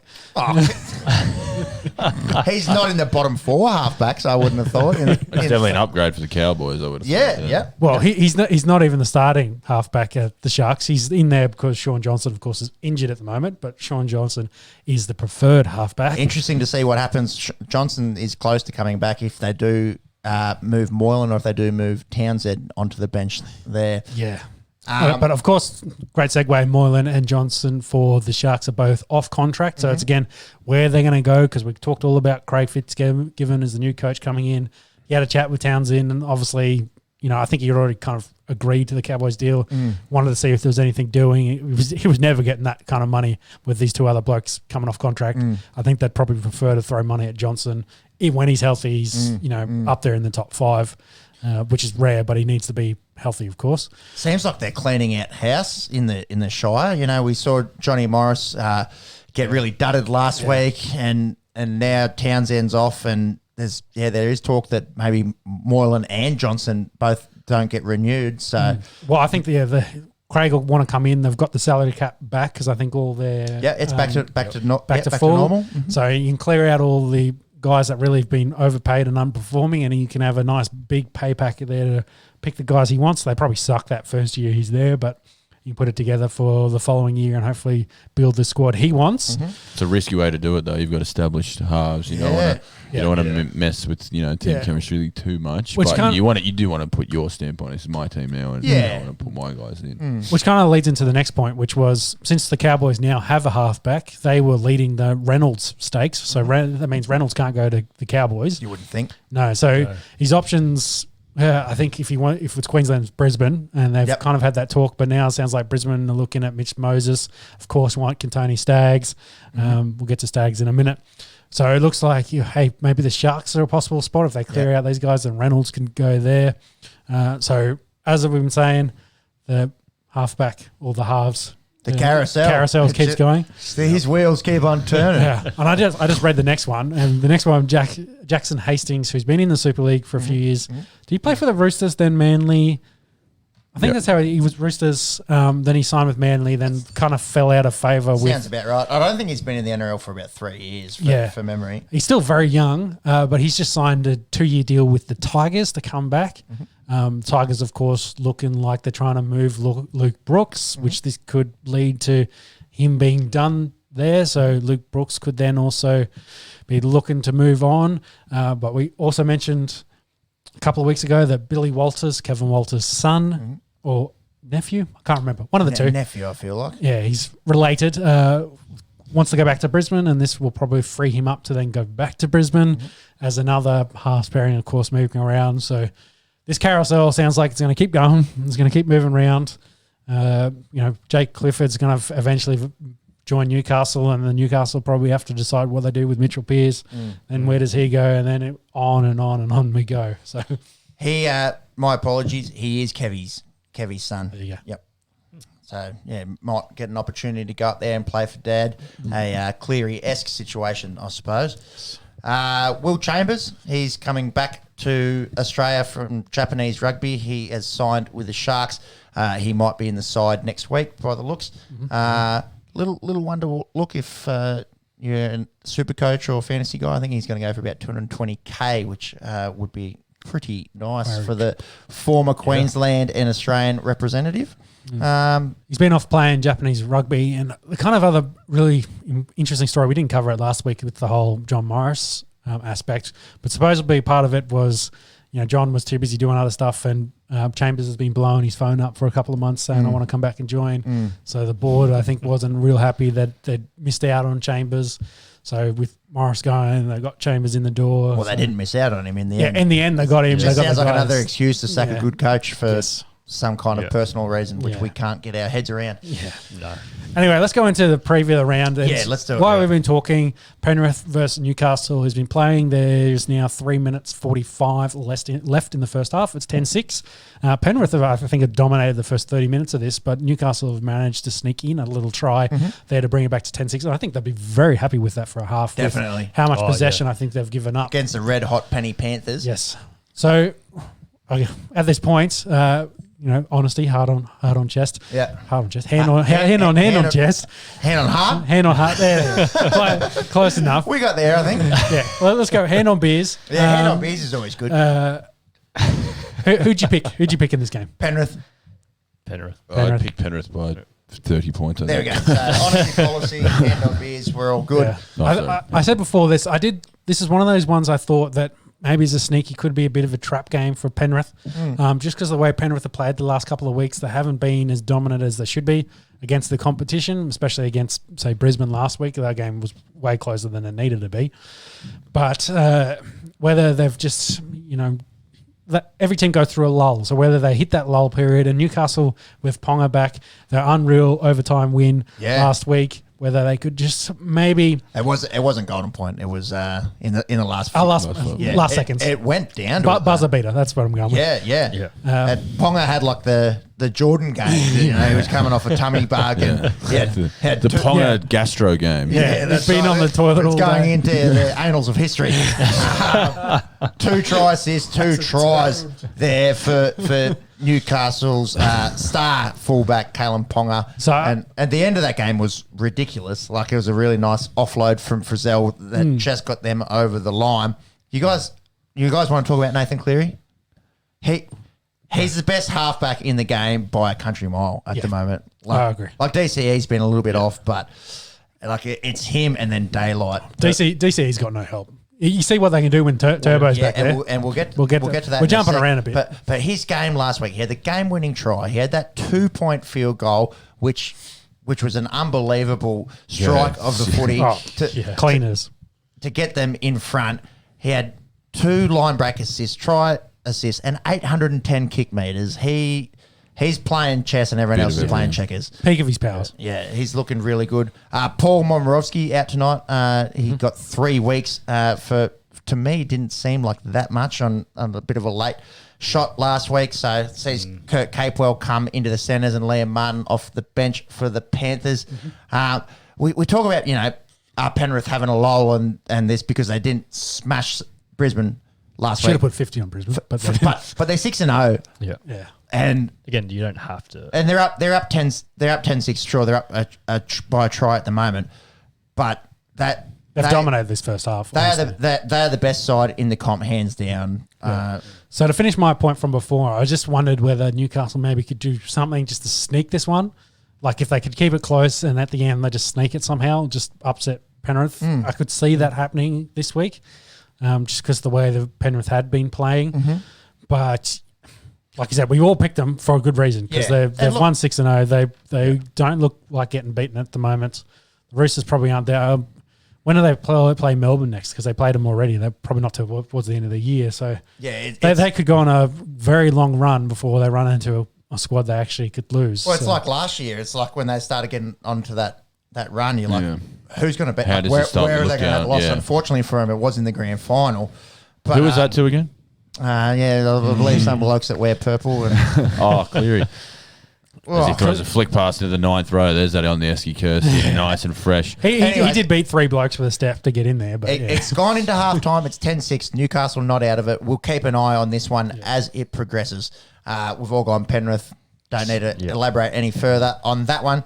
Tomorrow night, 6 p.m, Seabus Super Stadium up there on the Gold Coast. The Titans take on South Sydney Rabbitohs. The Gold Coast, they were trending in the right direction until they faced Manly last week in Mudgee. 36-0, absolutely drubbed. And it was a massive reality check for the Gold Coast Titans, who I was starting to get on the believe wagon, kind of thinking, maybe they are the real deal with the way that Big Tino and Fafita have been playing. Unfortunately, Tino had a shoulder charge last week. He's set to miss 2 weeks. Yep. South's coming off that ridiculous 18-14 Golden Point win against the West Tigers. Match of the round for the end of that game was bananas. It was mental. It was mental. So Adam Reynolds kicks a 2-point field goal just to get them to Golden Point. And second of the year as well. Second of the year. Yep, second of the year. Third one ever. Why are they getting rid of him? God. It doesn't make any sense, honestly. Okay. And dude, did you see he struck that from 45 on an angle, and he nearly got it too. It was in the first row. He nearly got another one where if the service had been good from Cookie, he would have drilled. Like the way that he strikes the ball on those drop kicks is ridiculous. Underappreciated at South at the moment. So they go into the Golden Point, and Big Bird, is it George Burgess? Tommy Burgess. Tommy Burgess. I think it's hard to keep up with Burgess the Burgesses. is coming out everywhere. He busts over. There's 3 blokes on him. 30-meter run to get there. Yeah, step the full back. Line break. Yep. And it literally, there's a bee's dick in it. He just grounds the ball, but on the field they've called play on. Luke Brooks picks it up. No one knows. No one fucking knows. The Souths are celebrating. Luke Brooks picks it up and goes. He runs 100 metres and puts it down at the other He goes end. the other way. And good thing he did, because this one, it really came down to it on up there in the bunker, and they ruled that he had grounded the ball. I think that was fair from what I could see. He had 3 fingers on the bottom of his hand. Yeah, and you could see still contacting the ball. Well, you could see Madge Maguire's reaction as well when it came up. He's just like, he's like, this fuck close. me. It was so close, and it was heartbreak for the West Tigers. It was Ralph Wiggum. You can pinpoint the moment that his heart breaks right there. Yeah. Poor Tigers fans. Souths get away with one, but the big story, Latrell Mitchell, he's got 4 weeks. Yep. 4 weeks. There was a multitude of incidents. The worst one being the high shot out in the wing on Nofaloma. The elbow. Yeah. I think it was the elbow was probably the main kind of point of this. Mm-hmm, He got away with the lashing out from his kick. Yep. That was probably the other one. That was more of a bit of a brain snap, but they cleared him on that. I think they fined him for that. I think they fined him for the other thing he did, which I can't remember what it was. But it doesn't. Apparently, those other on the field indiscretions, they don't come into account in this one. Yeah, it's the past record. So Pre that game, it's everything in that game. So His next thing will be loaded very heavily. He's really going to have to try and get that mongrel out of his game, and it's a shame because it's something that does. He's a fiery guy. He wears his heart on his sleeve, and for mine, that kick, like if someone's holding on to your boot, like, and you're trying to get on with it. You know, there's not that much in there for me. What has killed him is it's his 5th time at the judiciary in the last 2 years. Yeah. And what threw the book at him. So what do you reckon? 4 weeks justified for that shot? I think yes, because it was dumb. Like the bloke's put a kick through. He's coming through and he's just turned his back and he's just no one will notice this. I'll throw the elbow out. Yeah. And absolutely just destroy this bloke in the face. It wasn't the most. It looked really bad. It didn't cause the most injury, I'd say. Like, I think Nofaluma. It was Nofaluma. Nofaluma, yeah. Yeah, he was fine after this, but... And that has to be taken into account. Yeah, but it just looks so bad. And after the game he had, and his previous history, I can see where he got 4 weeks. Especially elbows. Elbows are bad. Like, elbows is not something you want to condone because that's what cuts blokes up. But... Shout out Tommy Claridge, big Rabbitohs fan, so you know which side of the argument this is going to be on. Up in Wollongong, he referenced the Kafusi from Storm where he did that elbow. We were watching it live, and he dropped him and he knocked out. Was it Ryan James? Knocked him out. Madison. Yeah, it was too. Who still hasn't played Yep. since. Who's still struggling with concussion, and that was almost a month ago. So they think he's another 2 weeks away. Fair play to that. We thought it was more the back of the head anyway, but that got 2 weeks, and this gets 4 weeks. But it shouldn't be, and we've talked about it over and over. It shouldn't be result based. It shouldn't be based on how injured the bloke is. If you've deliberately thrown an elbow at someone's head, that could go so wrong in so many ways. It didn't happen to you this time. But Kafusi's were more incidental in the action, I think which they stamped out, and they've been hammering. If you're going to deliberately elbow a bloke in the head, you better hope he gets up because you're going to get 4 weeks. You'd be praying for that. If he was knocked out, Latrell would have half the season on the sideline. Yeah. Honestly, if he hits him clean and knocks him out, that's 12 weeks. So I think it's more than fair. And don't let it be result based when you're looking at the weeks. It shouldn't be he wasn't knocked out, so he shouldn't miss any games. No, it was glancing. Yeah, because you just don't know. Like, he got fined on this one, but then take Madison as example. He's been gone it's a full step late. He's been gone 6 weeks, and we just had Jake Friend retire from concussions. Boyd Cordner hasn't been back this year yet because he's still trying to get back from his concussions. It's just not what you want in the game. They're definitely trying to stamp it out. And it's just dumb. Like, honestly, with you throwing the elbow out there, like if he wants to hip and shoulder him, like use your body, like knock him over. Yeah, but you can't do that. You can't do that either off the ball. Yeah, but well, and he's not braced. It's off the ball. He's It's after free. the kick. He's a free target, like you said, Monks. Well, just tackle him. Like, I think it's fair if you just run straight through him and tackled him. Yes, he hit him really hard, but turning your back and throwing the elbow out. What would you be saying there? Like he's arguing with the ref. I think he was saying something like, "I had to contest the footy. It was." That's why I had to forearm him in the face. Come on, like he was kicking the ball. Come on, ref. So the other point from this story, of course, was Latrell was leading the Dally M vote, and this probably ruins his chance of ever getting 13 close. votes from a possible 18. Like he was playing lights out footy. Yeah, he got all the Dally M votes in this match, I think, as well. But I guess it puts it firmly in Pappenhausen's ballpark at the moment. Cleary. Let's just calm down, okay? We don't get too excited a couple of weeks in the season. Now, correct me if I'm wrong, as the AFL nuffy on there. Obviously, in the AFL, if you get suspended, you can't win the Brownlow. Is the Dally M still you lose points? So you can. So Latrell could win it. Latrell can win it, Yeah, but he's got to play unreal from here. The thing that hurts him is missing 4 weeks. Yeah. So when he doesn't play, and does he get points taken off? I know it used to be back in the day if you got suspended, you'd lose points. Yeah. Is that gone now? I don't think he loses points, but he's Monks might be. He's not going to be able to get. Obviously, he's not. He's going to miss a month of footy 16 points while these guys might get 10 votes in that time. Exactly. But that's okay. So he won't be able to catch up from. Well, Not but physically he could. necessarily. Like mathematically he could. Yeah. Is that right? Like Yeah, he the way he's could been win. playing. Yeah, exactly. Okay, cool. Which I think it should be your best and fairest. You got suspended, you're not the fairest, but that's is what it is. But it's not called a best and fairest either. Well, then that's why it's just a non-event for a medal. So. Monks, give us the answer. All right. So any player who's suspended for a match due to foul play throughout the season will be deducted 3 Dally M medal points. Thank you. So per match. Per match, is that? So any player suspended from playing in 2 or more matches under judiciary or for 2 separate offences in any one season immediately becomes ineligible. So he's gone. So he's gone because he's it's 4 ineligible. weeks. Yep. Scrapped him. Yep. There you go. Okay. Interesting way to do it. It sort of rubs out that one, they gives made a you a mistake, chance. but I it don't should mind be. that, yeah, I actually don't yeah, mind that yeah. either, to be honest. Good way of looking at it.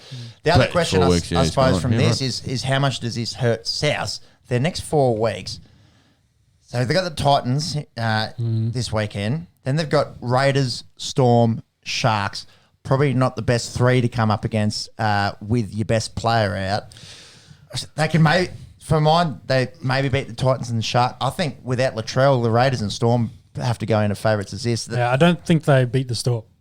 They may get past the Raiders. Yeah. But the other thing we missed is Mansour, of course, is out for a month with a hamstring Hammy. tear. Yep. So their back 5 are a little bit light on. Yeah, so Johnson probably goes to fullback. And Yeah, because Corey Allen's no longer there. He's at the Doggies. So, yeah, Johnson's one, and they'll have to bring in, a winger and a centre or 2 wingers Who they to have picked. cover it up. So, I think it definitely, you don't want that month of footy without your best player leading you, like you said, Pep. So they bring in Stephen Masters and Jackson Paulo this week. Yeah, No idea. it stings. It stings for South.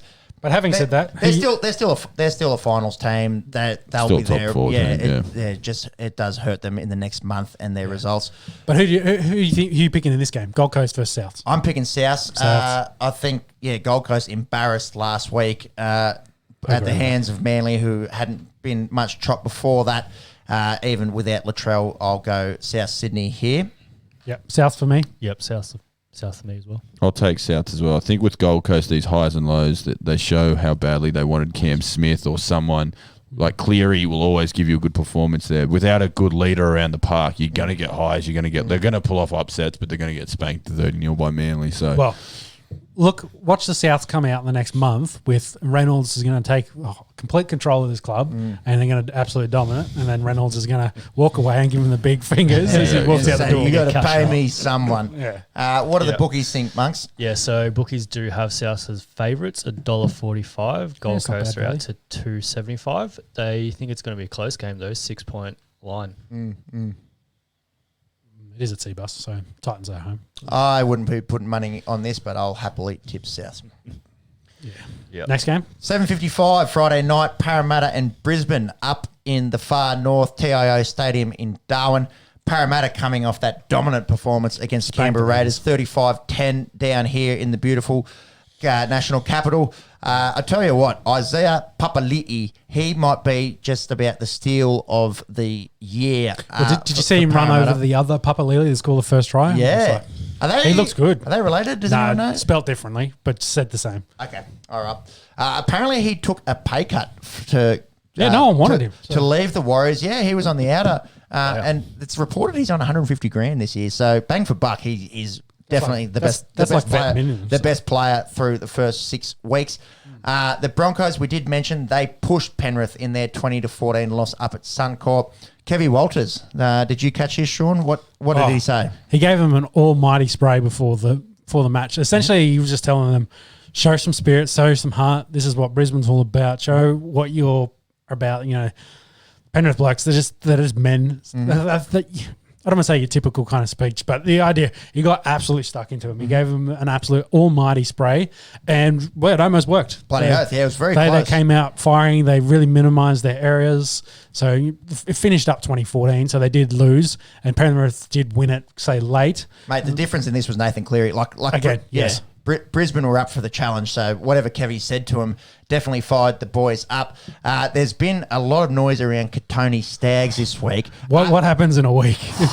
It's been spoken about for ages that the Titans are after him, but you're of the opinion that they might have reneged on a possible deal? Brisbane, of course, have been sitting on the 4-year, 2.8 mil deal, I think, for him, waiting for a response, and they haven't really moved on any of the other halfbacks or tried to re-sign Deedon or anything because they need Staggs to sign so they can then work out what they're going to do.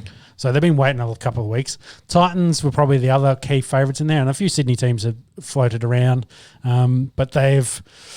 I think it was yesterday it came out that the Titans were removing their offer from the table. So it hasn't been disclosed what that offer was. I think it was a little bit more. So let's go with, I'm going to speculate here and say it was probably in that $3 million ballpark for 4 years. Yeah, a lot of money for a centre. Yeah, so the extra $100,000 or so a year. Of course, to play 6. They wanted to play 6, and whether they then move on as Taylor or Fogarty. No, there's another one. It's not Fogarty. I can't remember who's. Fogarty's a 7. Yeah. Taylor's a 6. There's another, because Taylor's been out. Fogarty's been out. No idea. I'll have a look. Doesn't matter. Anyway, they're shit anyway. They've been shit for 1 week. Yeah. So, Tony Staggs, though, it came out today. There's video of him pissed as a skunk, being disorderly, is probably the best way to put it. Hitting on women, that's, what's the words? Unsolicited advances or unlawful advances. The bird was no interest in. It was just like piss off, leave me alone. The big concern out of this is I don't think he's probably got any legal troubles. I think it's more he's meant to be rehabbing. Brisbane has a policy: you're not meant to be drinking while you're injured and rehabbing. He's meant to be a couple of weeks away from when he can come back and play. So kind of big middle finger to Brisbane. No boozing while you're rehabbing is stiff. It's a boring time. Yeah, isn't it? You get to have a few, tins and celebrate a win with the boys on a Saturday night. If you've got a bung knee or, whatever, you can't. Yeah, that's a bit of a stiff one for mine. Is the video even out? I think the NRL's got it, of course, and they're reviewing it and they're trying to work out what they want to do with it. Supposedly the ladies also talked to the NRL and provided her side of it as well. Not a good look. No, it smells to me that the Titans might have heard about this and they've gone, and they've pulled away their deal. Brisbane, I think, will probably be still like, yes, he'll come back to us. He's got no other option, and they'll happily take him. But yeah, I don't know what much more is going to happen with Tony Staggs. I think he's done it himself essentially. Yeah. I think all the Sydney teams would probably avoid him now too. It's a shame.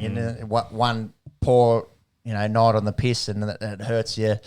Your future, but you're a professional athlete, I guess. Yeah. That's what you got to do. And we'll cover it pretty quickly, but because we're talking about Parramatta versus Brisbane, there was an undisclosed Eels player involved in a little bit of toilet hanky-panky, which someone else has filmed about 5 seconds of. And without consent, and then tried to sell it to all the major news companies. So they've got a hold of it. NRL's got a hold of it. I think that also the ladies been talked to about this. They haven't really said who the Eels player was. We're all speculating. Allegedly, might have been Mr. Brown, but we will leave it out there. All you can see is the back of someone's head. If I'm any of those Parramatta boys, I'm calling out any names. To quote the great Shaggy, I'm saying it wasn't me. Yes. But it's a tough one because they're obviously being filmed illegally. To be honest, this is all soap drama. It's not great behaviour, but let's not let it take away from tomorrow night's matchup up there at TIO. Parramatta and Brisbane. Darwin. Can we get some odds, please, Monkey? I tell you what, with the new rules in place and how fast the game is, and with the limited, substitutions, interchange allowed. Fuck playing up in Darwin under these new rules with the humidity, and it's been raining like it's been torrential up there. Like even if it's not raining, there's going to be that much moisture coming out of the ground. The teams will be blowing in this. I reckon there might be a few points scored. Yeah, I think Parramatta played the Raiders in Darwin last year and they won that game, so they have a bit of history of playing in Darwin and winning. I've of course backed them. They're number 2 on the ladder, I think, at the moment. They're 5-1. Yeah, so and. It'll be them and Penrith, them and Melbourne. So they should spank Brisbane. Brisbane, I think, probably had their best game of the year last week. So I think that's probably, I don't think they'll be good again for another month until they somehow find a way to win, probably against the Cowboys. So I'm backing Eels. Monk's odds, please. Yep. So Eels are favourite, $1.25. Broncos out $4. Line is 12.5. Total points not as high as I suppose you're expecting. Perhaps 42.5. Yeah, I'm taking that up there. I think. Yeah, we'll have to have a look at what the weather's doing. If it is torrential rain, then If it's pissing rain, then yeah, you'd be that, unders. yeah, that'll be unders. But yeah, I wouldn't mind that if it's dry up there. I've gone Parramatta. Haven't seen too much bright sparks out of Brisbane other than the valiant effort last week against Penrith. Yeah, Eels here as well for mine. It's going to be a boring week in the tips. Same again. Yeah. Yeah, I don't think there'll be too much difference between the lads. So moving into Saturday, the Cronulla Sharks take on Canterbury Bulldogs, 5:30 Saturday night at Netstrata Jubilee Stadium. Sharks coming off that very close 26-22 loss against Newcastle / Kalen Ponga. As we've already spoken about, a lot of noise around the player movement at the Sharks and Johnny Morris freshly sacked. The Dogs, they stay winless after their 30-18 loss against the Cowboys.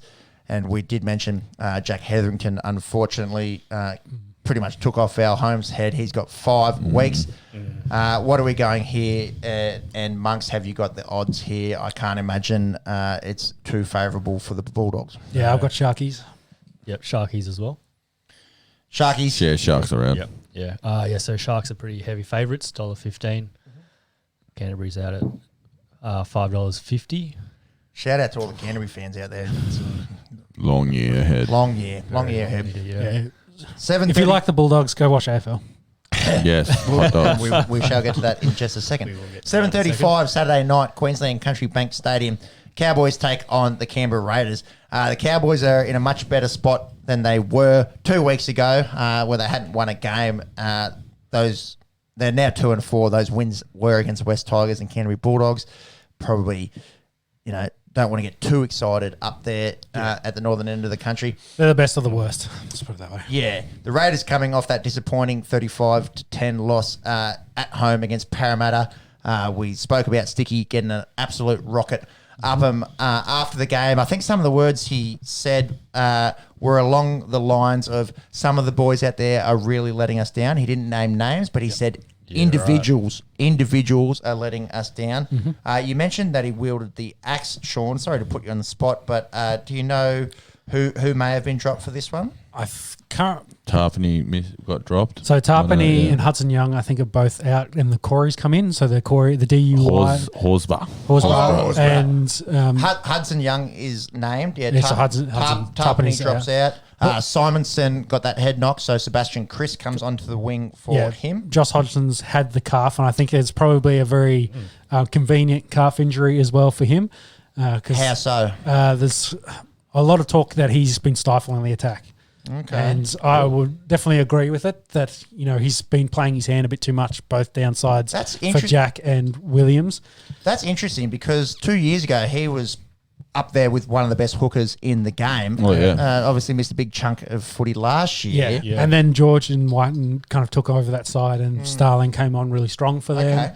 So Josh is out. Starling's in for this one because he's got the calf injury. The calf, which he's listed as missing 2 to 3 weeks. So massive opportunity there for Tommy Starling to show his valuability. No, how valuable he is. Yeah. So Ryan James is in the starting squad. Valuability.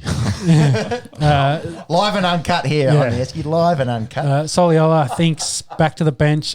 Papali might actually have been dropped. Nah, Papali's named at 17. So Parvai's on the bench. And Soliola is, So Soliola's been dropped. Ryan James is in the squad, and Adam Gula, I think, comes in the starting squad as well. Yeah, have you heard much of him? Emre Gula. Emre Gula. So, he's... that's a Turkish name, I would think. He's Turkish descent, and he played pretty well last year, came on quite strong, got injured, and then didn't play the back half of the year.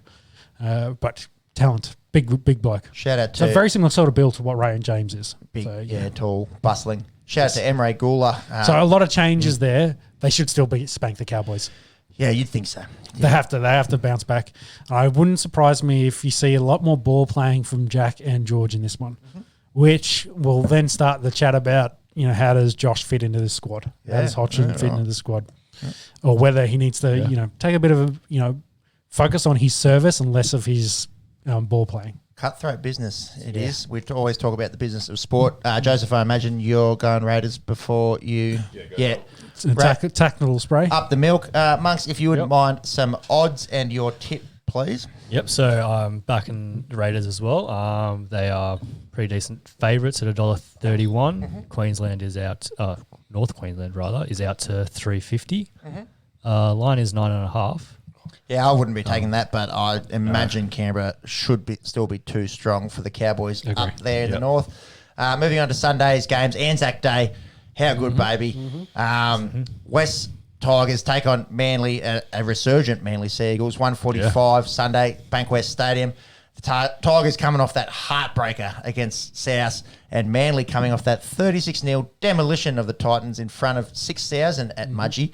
How good is country footy, just quietly? So I think the Sharks have been playing at Jubilee. Okay, it is across the bridge from where they normally would be with the renovation of Shark Park, but they've been getting about 6,000 to their home games, I should say. So to see 6,000 out there in the Central West out at Mudgee for a Manly Titans game is really encouraging. It means a lot to the locals. I tell you what, there wasn't too many wearing a Gold Coast Titans jersey. That hill was just maroon, and they were cheering their lungs out for the return of Tommy Turbo. He had a try, he had 2 try assists, few line breaks, 189 run meters. He was pivotal in this spanking of the Titans, and it's a massive turnaround for the boys from Brookvale because 2 weeks ago they were 0-4. They had one of the worst points differences ever through 4 games, as we mentioned on the Esky. Well, the Turbo Eagles are much better than the shit Eagles. Let's put them that way. Are they 36 points better? I think DC, he's by far their best player. By far. And he gives DCE so many more options. Indeed. DCE is better when Tommy Turbo is there. Monks, have we got odds on this one? It would be one of the closer ones of the round, I'd imagine. Yeah, one of the closer, but still a little bit of a difference between the two. So Manly is favourites at $1.50. Tigers are out at $2.60. Line is 5.5. So try in between. For mine, those odds, I think that's a little bit. This game's a little bit closer. Like the Tigers pushed South last week. They've pushed Parramatta. Yeah. They haven't been dreadful, but yeah. From what I saw of Manly last week, and hard to tip against them, and that's why I've gone Manly this week. What do you boys reckon? I've backed Manly as well. West Tigers for mine. Yeah, I don't mind that. Yeah, I think this will be the closest. One of the closest it's games. A good game of Either way, based on form, I've gone Manly as well. I think West have been around the mark, like you said. Yeah. They haven't been a shit team. So, any reason why they're playing at this at Bank West? More people they could cram in, I'd imagine. Yeah, it's not Campbelltown or Leichhardt, but. Yeah, no idea. Making you that's the only game out there at Bank West this weekend. Yeah. So yeah, just Eels and Darwin. I guess they were like, trying to make use of the Premier Stadium in Western Sydney. I imagine. Yeah. The big one, this is a good game. Anzac Day special. The Roosters and the Dragons, 4:00 Sunday at the SCG. The Roosters coming off a disappointing showing, you'd say, against the Storm, 20-4. They only had that consolation try right at the death. They nearly got shut out last week. We had spoken about Victor Radley being free to play after his sin binning last week. I think, got a good lawyer. The Trooks working their magic as per usual. The Dragons, man, I was really confident last week. Like I thought, the Warriors are hit and miss. Yeah, they don't play consistent footy. They proved me wrong. They completed 40 of 40 sets, the most perfect completion rate ever in NRL history. I don't think the Dragons were too bad last week. It's hard to beat a team that doesn't drop the ball or make mistakes. We forgot the Warriors play week to week. So they lost the previous week. They're going to win. Yeah, hot, cold. Katy Perry shout out. Yes. They are hot and cold. They are yes. So they're going to get pumped by Melbourne this week. So let's put it that way. But let's not get ahead of ourselves. You called me out last week, Sean, for not betting with my heart enough, not tipping enough with my heart. I didn't think the Dragons would take care of Parramatta a few weeks ago. I didn't think Carlton would be playing as good footy as they have been playing. I've gone the Dragons for the upset here on Anzac Day. It's a massive occasion that they'll be out there. That you get the massive pre-game. You get the the hair standing up on the back of your neck. You get the goosebumps. You're playing on Anzac Day. The Roosters aren't at full strength. I'm gone with my absolute heart and not my head here, and I'm tipped the Dragons. So I think there's a bit of rumours that Ben Hunt might be back sooner rather later. Yeah, Has he been ask named that, for this is game, he? or is it next week? I think he's 19 off the top of my head, so I think Clune is named as a starter, but there's still nearly 3 full days until this game goes ahead. So who knows? Maybe Ben Hunt does slide onto the field here. Crazy recovery from a broken leg. 21 they've named him as. There's footage of him at training running around. Yeah. So who knows? Who knows? He's not far. So But yeah, massive test again for Sammy Walker, the young 18-year-old coming off his first NRL loss last week. I can't imagine anyone else is going with me and going the Dragons. I've backed the Dragons. Oh, Really? that is massive. I think Thanks for the curse there, Sean. yes. I've just ruined all your hopes. That's all right. That's all right. I just think where the Roosters are, and they've had some brilliance from Sam Walker to win them a couple of the recent games. Didn't overly play too well against the Storm. I just don't think they've got enough now, and I think the Dragons are just red hot. Yep. Yes, they had they ran into a Warriors that decided to play a perfect game of football, and they only just lost that game. So I think Maguire getting brought into that forward pack a bit more. I do really like what they're doing. Trying to recreate the 2015 or 2017 Brisbane Broncos. Essentially that era. Yeah. So I've gone the Dragons in this one. I think as an upset for the week. Like that. Joseph? I was the only one smart enough to tip the Warriors last week, Yes, you and did. I will be smart and tip against the Dragons again. Roosters for mine. Monks, can we get some odds in your tip, please? I imagine the bookies have got the Roosters as reasonably short favourites in this one. They do. So I've backed the Roosters as well. Desmond? Yep, Desmond. I'm not discounting the back row for the Dragons at the moment, or having Maguire come into the squad. But yeah, Roosters are favourites, $1.45. St George is $2.75. Get on the Line? Dragons. Line is 6.5. If you got a total match score, for memory, these are always low scoring. I can probably have a look at the last few Anzac days if you wouldn't mind letting us know that, Monks. Yeah, so total match points is 41.5. So there or thereabouts. Over. Roosters 28, Dragons 16. So Anzac Day last year, Roosters 26, Dragons 12. That's 38 points. 20-10 the Anzac Day before that, so that's unders. The Anzac Day before that, 24-8. That's unders. Yeah, it's big, yeah. So my memory is serving reasonably well. 13-12 the Anzac Day before that. That's Scrap. unders. What about the one? That wasn't. That's not an Anzac Day, so we'll discount that one. There's a drubbing back there. 42 to 6 to 2016. the Roosters. The Anzac Day before that, Dragons 20, Roosters 18. So it's all unders. Under 40, yeah. I like that, Peps. Nice, a little bit of insight. It's hard to run straight on the SCG. Yeah, watch it be 30-26 Roosters on the weekend. But you can only look at history and try and learn from it. So, yeah, the last few Anzac Day matchups have seen a low-scoring, close encounter, and let's hope for the same this weekend, at least the close aspect of it. Yes. Yep. Final game. Melbourne and Warriors, they're trying to make this an Anzac Day fixture to sort of go along with the Roosters Dragons. Melbourne, historically, a lot of guys from New Zealand. I think that's sort of the thinking here. I agree. The Storm were absolutely dominant against Chooks last week in their 20-4 win. Pappenhausen, I don't think will be playing this weekend. He has got a AC injury. What have you heard there, Shoulder. Joseph? I thought he was similar to Hunt, like named as a Game day 10. decision but, kind of but thing. again, the Sunday game probably helps with that, and a bit of gamesmanship comes in with that. Like, do we prep for him? Do we not? With it being the Warriors, I doubt they risk him. He could probably use a week off now. Latrell's rubbed out of the Dally M. I'm not too fussed about that. How good was Harry Grant last week? Unreal. And like. The difference when he came on compared to Cheese, I just couldn't believe it. And he's But no different disrespect gameplay. no disrespect to the cheese. He's fine to go to lock when Harry comes on. Yeah, the way they rotate them around, but the spark Harry gets, like he's just better than a lot of people out there. And league's such a good spot to highlight the star players and the star playmakers. And Harry Grant's absolute. He wouldn't have had 50 games. No, he's only played 20. No. But he just looks like he's been playing for 10 years. It's insane. Yep. And, again, we talked about losing Cam Smith, one of the greatest of all time, and this is the guy you bring in. Like, it should be cheating. It's funny you say that and not any. I said it should be, and it's not. It should be. It's not. Everything is legal and above board. Yes. Yeah. There's no two books down there. Yeah. So Pappenhausen is out for this week. Oh, he's out. Okay. Confirmed out. Yep. There you go. He's on the There list you as go. out. As an out. Yep. Awesome. Harry Grant has played 19 games of first grade. You're kidding. Yeah.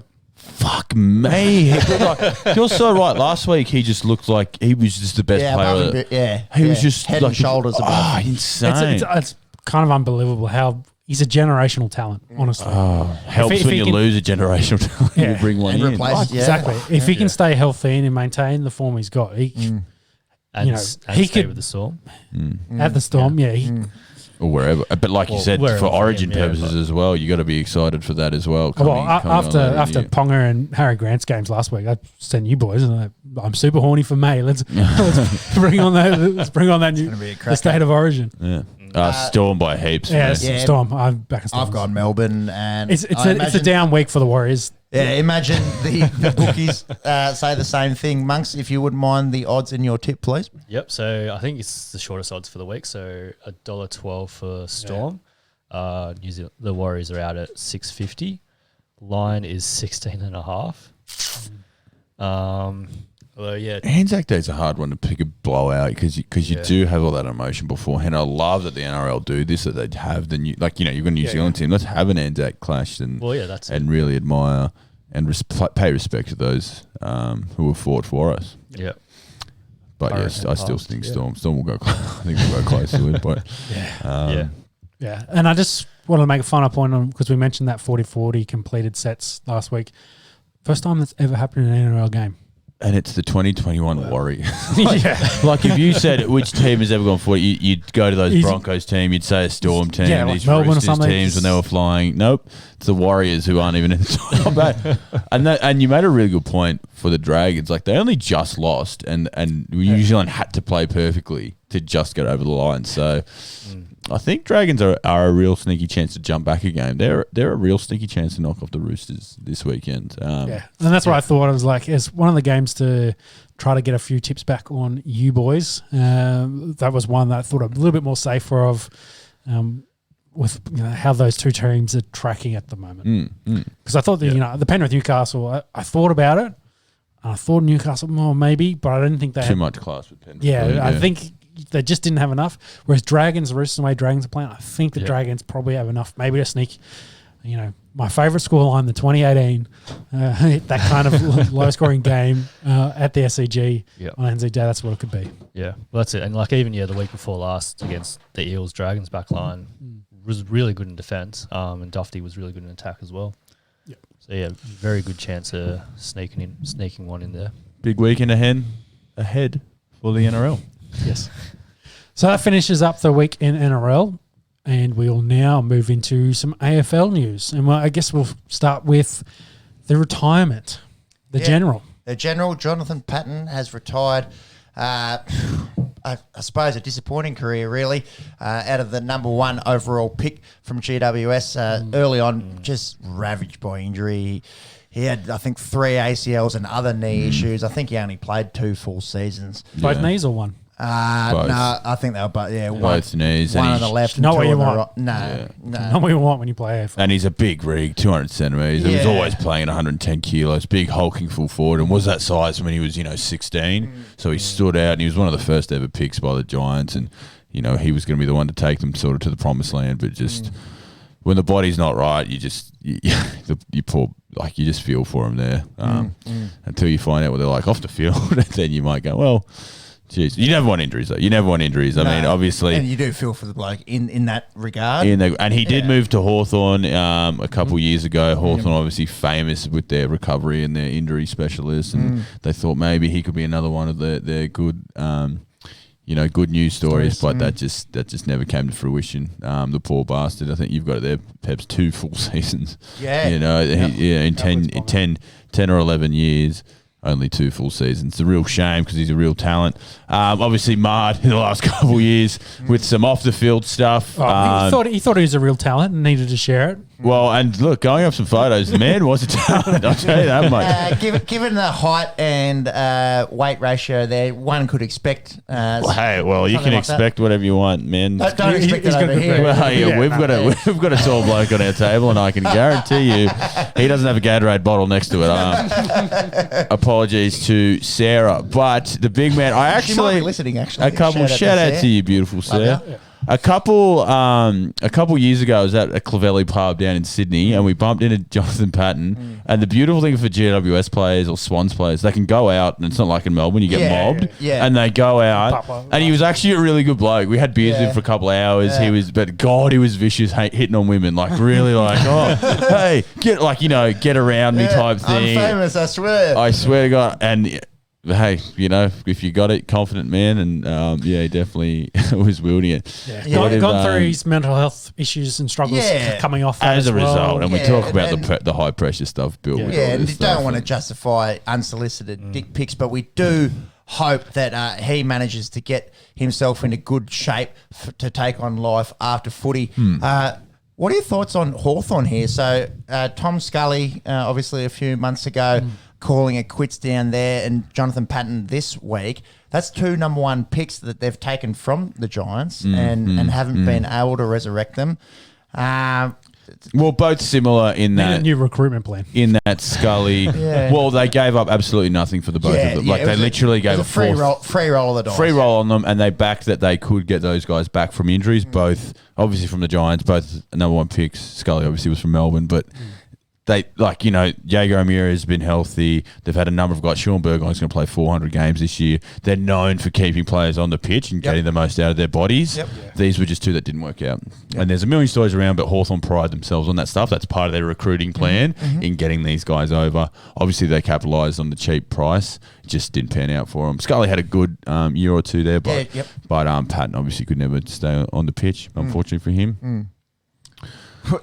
You got here that it's the first. Well, just before you jump into that, Monks just mentioned as well that he had been spotted at GWS training this week, catching up with some former teammates, maybe doing a bit of mentorship with them. Yeah, I suppose that's more so what's the next stage. And we talked about his mental health issues, the support network, your boys, your lads getting around them and, getting involved with that. Probably, could be useful for him going forward. So hopefully he can do all right in his retirement and, put a bit of money away so that for the rainy day like this one. So he's in a good position going forward with life. Yeah. You've got here an interesting note. So it's the first medical sub, obviously the AFL bringing in the 23rd man rule just before the start of the season, and it's the first time a brother's been subbed for a brother. Yes. You know him quite well, Sean. What I do. So Jared Berry, he was in the starting squad, and TJ was, or Thomas Berry as he's known, was the medical sub of the 23rd man. For the Brisbane Lions. Jared did his abductor. Adductor. No B. ADD. It's not D. I thought it was B. Yeah, so abductors they're the ones that make your legs go out, and adductor makes the leg grow. It's groin. It's groin. Let's say groin. That'll make it easier for all people involved. Made it easier for me. Did his groin, was out for the match, so they had to sub in the medical sub, and of course, a little bit of coincidence, his younger brother happened to be the medical sub, so they switch him over. Berry for Berry.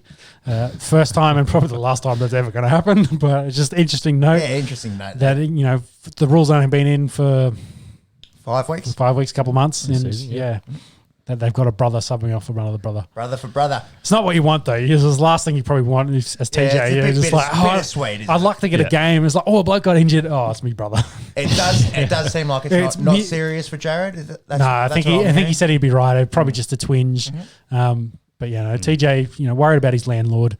So we'll see how they both. I think TJ played all right coming on. He's still, of course, young and learning.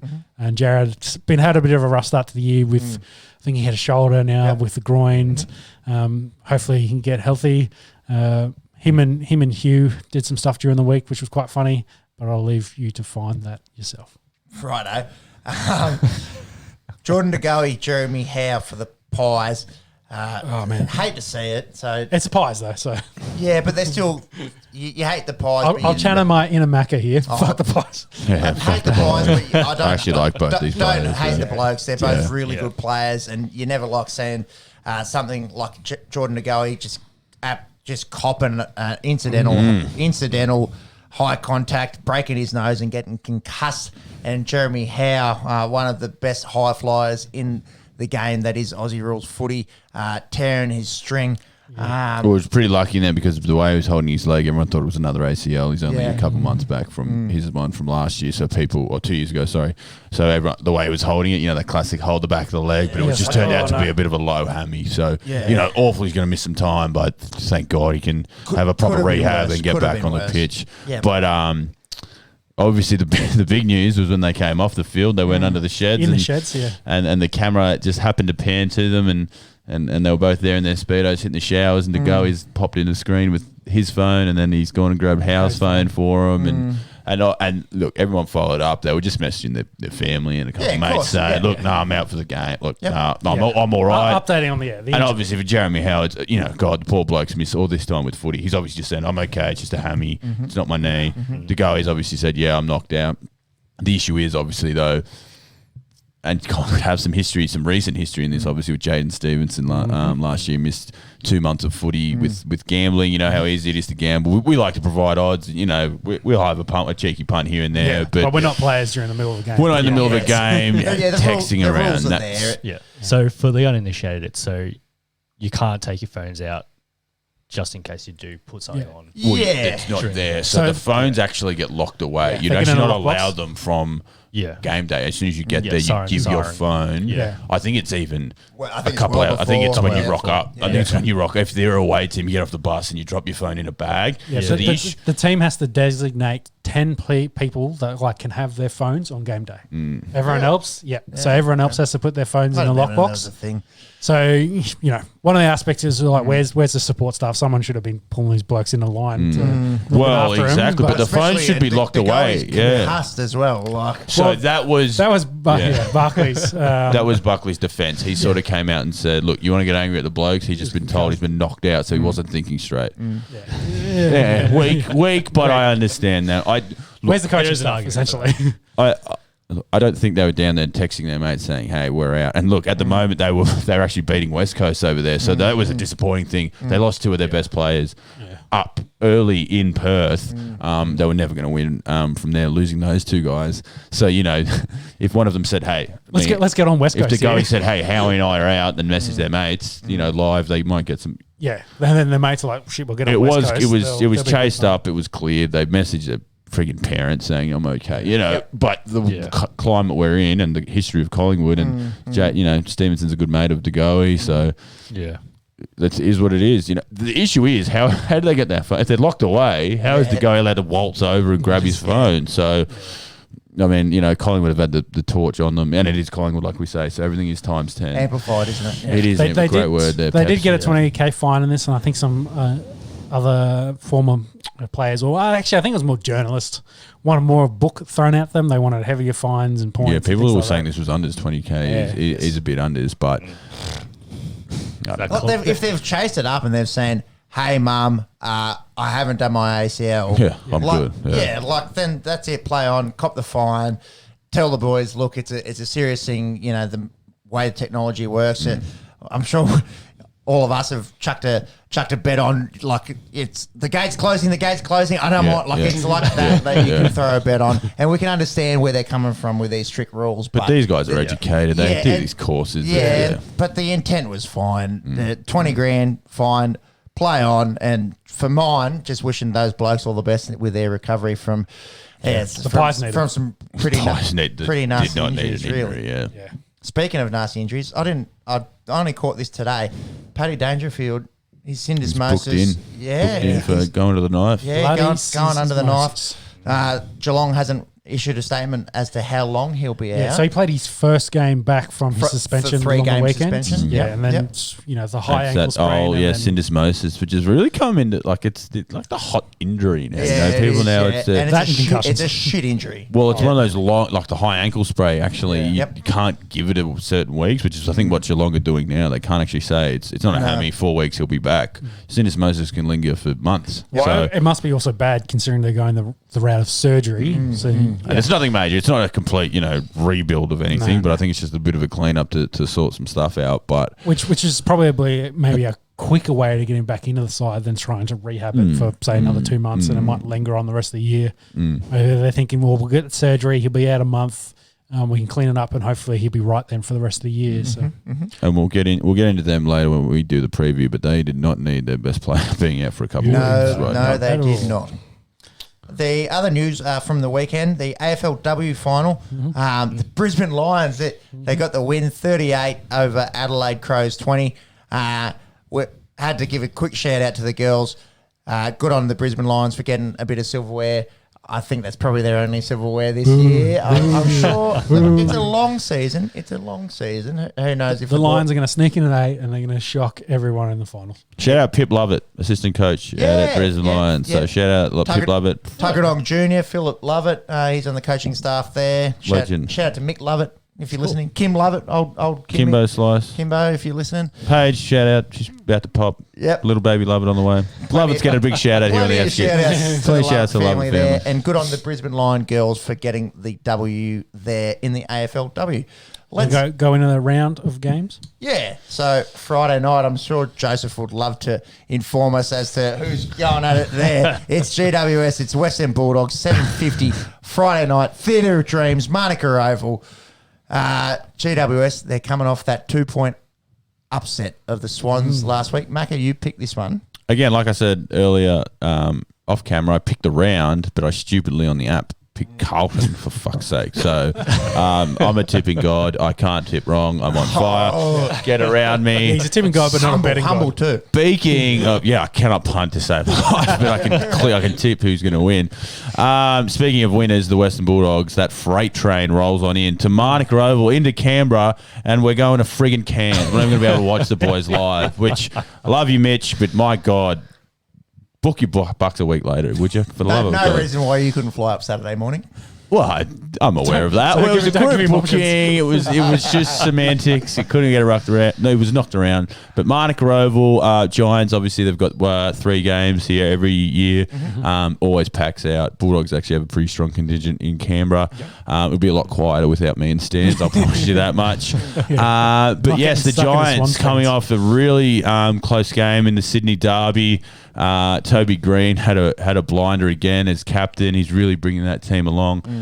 He came off, I think he kicked 5 goals 2, 5 goals straight the week after, and then 1 goal 7. 1-7. He kicked 1-7, yeah. So, but they needed all 7 of those points with that 2-point win. Josh Kelly back to a bit of form, kicked a goal with a couple minutes left, got them over the line. And Peps, you highlighted this, the kit they wore in the Sydney Derby. I hate that club no end. This is the best thing they've ever done. It is sexy, mama. We can't work out if it's a black or a dark grey. Yeah, so you were saying black. I think it's a really dark grey. I'll sit on the charcoal's a shit. I'll go. Well, charcoal. I get the chocolate to there. Charcoal's black. Charcoal's grey. Jeez. It's dark grey. Monkey, can you get a confirmation on what colour is charcoal? Just bring it up and we'll discuss. Put the jersey. I'll put a skull bet that it's black. A monument. Maybe it's a monument. I'll go skull bet that it was black and orange. That's right, we've got Google jeez, I'm in trouble here. That's not very black, close. I don't think. That's black. Yeah. Google charcoal for us. Because isn't black just one shade, but whereas there's multiple shades of grey? I've read a book about that. Someone slapped this bloke. Is it 50 Shades? I mean, that's Your black. missus read that bloke and then was disappointed when she got back to you. Oh, settle. Is that not black? Am I crazy here? Thoughts, please, boys. You two have to decide this because It's not like a full black. It's slightly. well, then it's not black. Pepsi's right. Black is. Charcoal is a dark grey colour. There you go. I'd say it's more of a charcoal. And that's, as it says there, is dark grey. So I think Pepsi wins this one. All right, Thank skull you. for me. Thank you. Look, I'll tell you what, I've got a skull to do, so I've only got a quick time to talk about the Bulldogs. The boys have me Yes, on a quick leash. Under 30 and a half seconds, please. 30 and a half, I'm going to go over. I can't help you because they are 5-0 at the moment. They are rolling like an absolute freight train. Do you know who would be second on the ladder if they were allowed in the team? The Footscray Bulldogs, their VFL team. The depth the team has is awesome. They've got key forwards. They've got Bruce. English has turned himself into this ruck forward dominant. The midfield goes 7 deep. They are flying. Adam Treloar is the best recruit to go to a new team in the past 15 years, we'll say. I've got 10 seconds left. Marcus Bontempelli. Oh, my God. Do you know how many players have had 30 touches and 3 goals this season? 5, 4. There's been 2 games. There's been 2 games where someone's had 30 touches and 3 goals. They've both been Marcus Bontempelli. He's going to try and win the Brownlow. He probably won't because Jack McRae will get more votes off him. Dogs win this by 21 points. Yeah, I'm backing the Dogs in this. I think Matt Flynn is back for GWS. Their young ruckman. Does Mumford miss out then, or I don't know. He played very well. he in the last did. couple of He weeks. played well. Yeah. Yeah, he played well, and He's on whether 80K. they both play. Mummy's on $80,000 Really? this year. Yeah, So- he's just on the list and just right. having a hit. But he did Big really mummy. well. I will go Western Bulldogs, and I'd like to give a quick shout out to Declan Sticks Gillian, aka Doug, aka Yeah, White Doug. White Doug. and my boy Jack Matthews. If you're listening, I think they're doing the sports training this weekend for the Dogs. Big Western Bulldogs fans. Just keep it in your pants when you give Baz Lenker a rub down. Thanks, lads. Shout out to you, boys. Good luck, man. Good luck to you. I know I couldn't do it. You talked him up, so I'm going to go Dogs as well, Macca. You'll be picking the Dogs every week, didn't you? I was. You mentioned 21 points. The line is 19 and a half. So, yes. I know this team well. Yeah. head to head. Sorry, head to head. $1.32. Very $15, close. 20. $35. $35, $35, yeah. Very good. Next one, Geelong versus West Coast. Yeah, Saturday at GMHBA Stadium down there in Geelong. West Coast 27-point winners in Perth against the Pies last week. We've spoken about it before on the Esky. The Eagles' forward line is scary, man. Nice. So last week, Josh Kennedy only kicked 1. He was quiet. They don't have Petrelli. They don't have Flying Ryan. Oscar Allen and Jack Darling go out and boot 5 each. Like, who do you send your best defenders? Like, obviously, your best key defenders got to go to Kennedy, but then I don't even know. I think Darling has overtaken him and Oscar. how do you account for all these guys when agree. they're healthy? And then on top of it, their mids, Gaff, Redden, Duggan had 38, 37, 36 touches respectively, if you don't mind. Dom Sheed, 28 and 3 goals. Did you see his 3 goals? He kicked 3 of them in under 2 minutes. Yeah, it was bang, bang, bang. He got Pete Siddle got a hat-trick on his birthday. Of Ben Bobcat Graham down at Greenway Oval. Very reminiscent of Bobcat. Shout out to Bobcat, kicked 3 in 5 minutes. Pretty much the same, really. Dom Sheed, Ben Graham, can't split I them. can't It's split them. Splitting hairs, I won't really. do it. Did you see this head clash? Tom Cole and Josh Rotham. It was sickening. Friendly fire. In the last, right at the end of the It was game. like a minute to go. It was like you'd love to see the intensity and the effort at the footy, but there's like a minute to go. Game You're was not going to dead. lose. Like maybe you didn't need. Anyways, the poor blokes they butted Split heads 'em and too. they both got split nastily and they were pissing out. It'd be interesting. Surely they both missed this week. Well, Rotham, who's come on really well this year, he's been intercept marking, which West Coast are really known for. He's just fit that mould. God, I think the blood made it look worse, but my God, Peps, like you said, it was just gross. It was sickening the way it was. It was US Open at Gushing Meadows. That was what was happening out of these two blokes' heads. Me, that's some of your bets. Best / worst, but It was hard to watch, but you also it makes you appreciate how tough these blokes are to go out and I think Cole, both game time here, so that'll be announced. I think Cole was down for a bit, but Rotham just popped back up with his head just pissing out, and wishing all the best to those two blokes. Geelong on the other hand. Geelong, on the other hand, they're coming off a 30-point victory against North. I think the line was 56 in this, so this was a yawn. underwhelming. Yeah, they probably should have done it a bit more. Oh, yeah. We were watching / listening to this on the way back from Sydney. Shout out, Katie. We went to watch Hamilton on the weekend. Oh, yeah. We went to Sydney, watched the Sunday matinee show and drove back. And listening to this was an absolute dog's breakfast. North were like winning halfway through the second quarter. They're Geelong are the definition of just going at the moment. They are just... Yeah. They should beat North Melbourne by 12 goals Handsomely. without trying. They were scrapping, and they are just... You don't associate scrapping with this team that has been going, and they've refused to bottom out and bring in young talent. They've just topped up with sort of older guys, and I think it's... Well, Danger coming back in and then out doesn't help. It doesn't help. They're 3-2 at the moment, so like you said, they're a bit underwhelming. Jeremy Cameron. I wanted to make a big possibly- statement here. Sorry, go for it. They suck. No, I wanted to, but I won't. I want to give it one more week. One more week. They don't suck. They're not. They make the 8. I think that was his statement. That was They're my not gonna make statement. that. That was my statement. Okay. They've got wins on the board early, which will help. So as time goes on, they're a good veteran team. But If they were in Collingwood's position, I would say they'd miss the 8, but I think with 3 early wins. Jeremy Cameron will play his first game for the club this week. Big win. You got 2 Coleman medalists in the forward 50. The thing with Jeremy Cameron, everyone's like, oh, Cameron's in, they'll be sweet. He played really bad last year. He was not healthy. He looked unfit. He really wasn't in a GWS team that wasn't great themselves. Probably not in a great headspace. So you can't blame it all on him. But he'd want to fire pretty early because there's still questions out about him. And if he can't fire, that's probably what Geelong had 3 top 20 picks, and they gave that up for him. So you want to talk about them not replenishing? They had the perfect opportunity this off season, but they chose to bring in Cameron. So he'd want to hit his All Australian form, his Coleman medal form, for that trade to be worthy. I think West Coast, they're never good when they have to hop on a plane and go east, but I've got West Coast winning this one. Yeah, I've backed West Coast as well. Though you do concern me a little bit with their road record at the moment, being 0-2. They haven't won anywhere not named Perth. What are you boys thinking down this end of the table? This is looking like a curse because I've gone West Coast as well.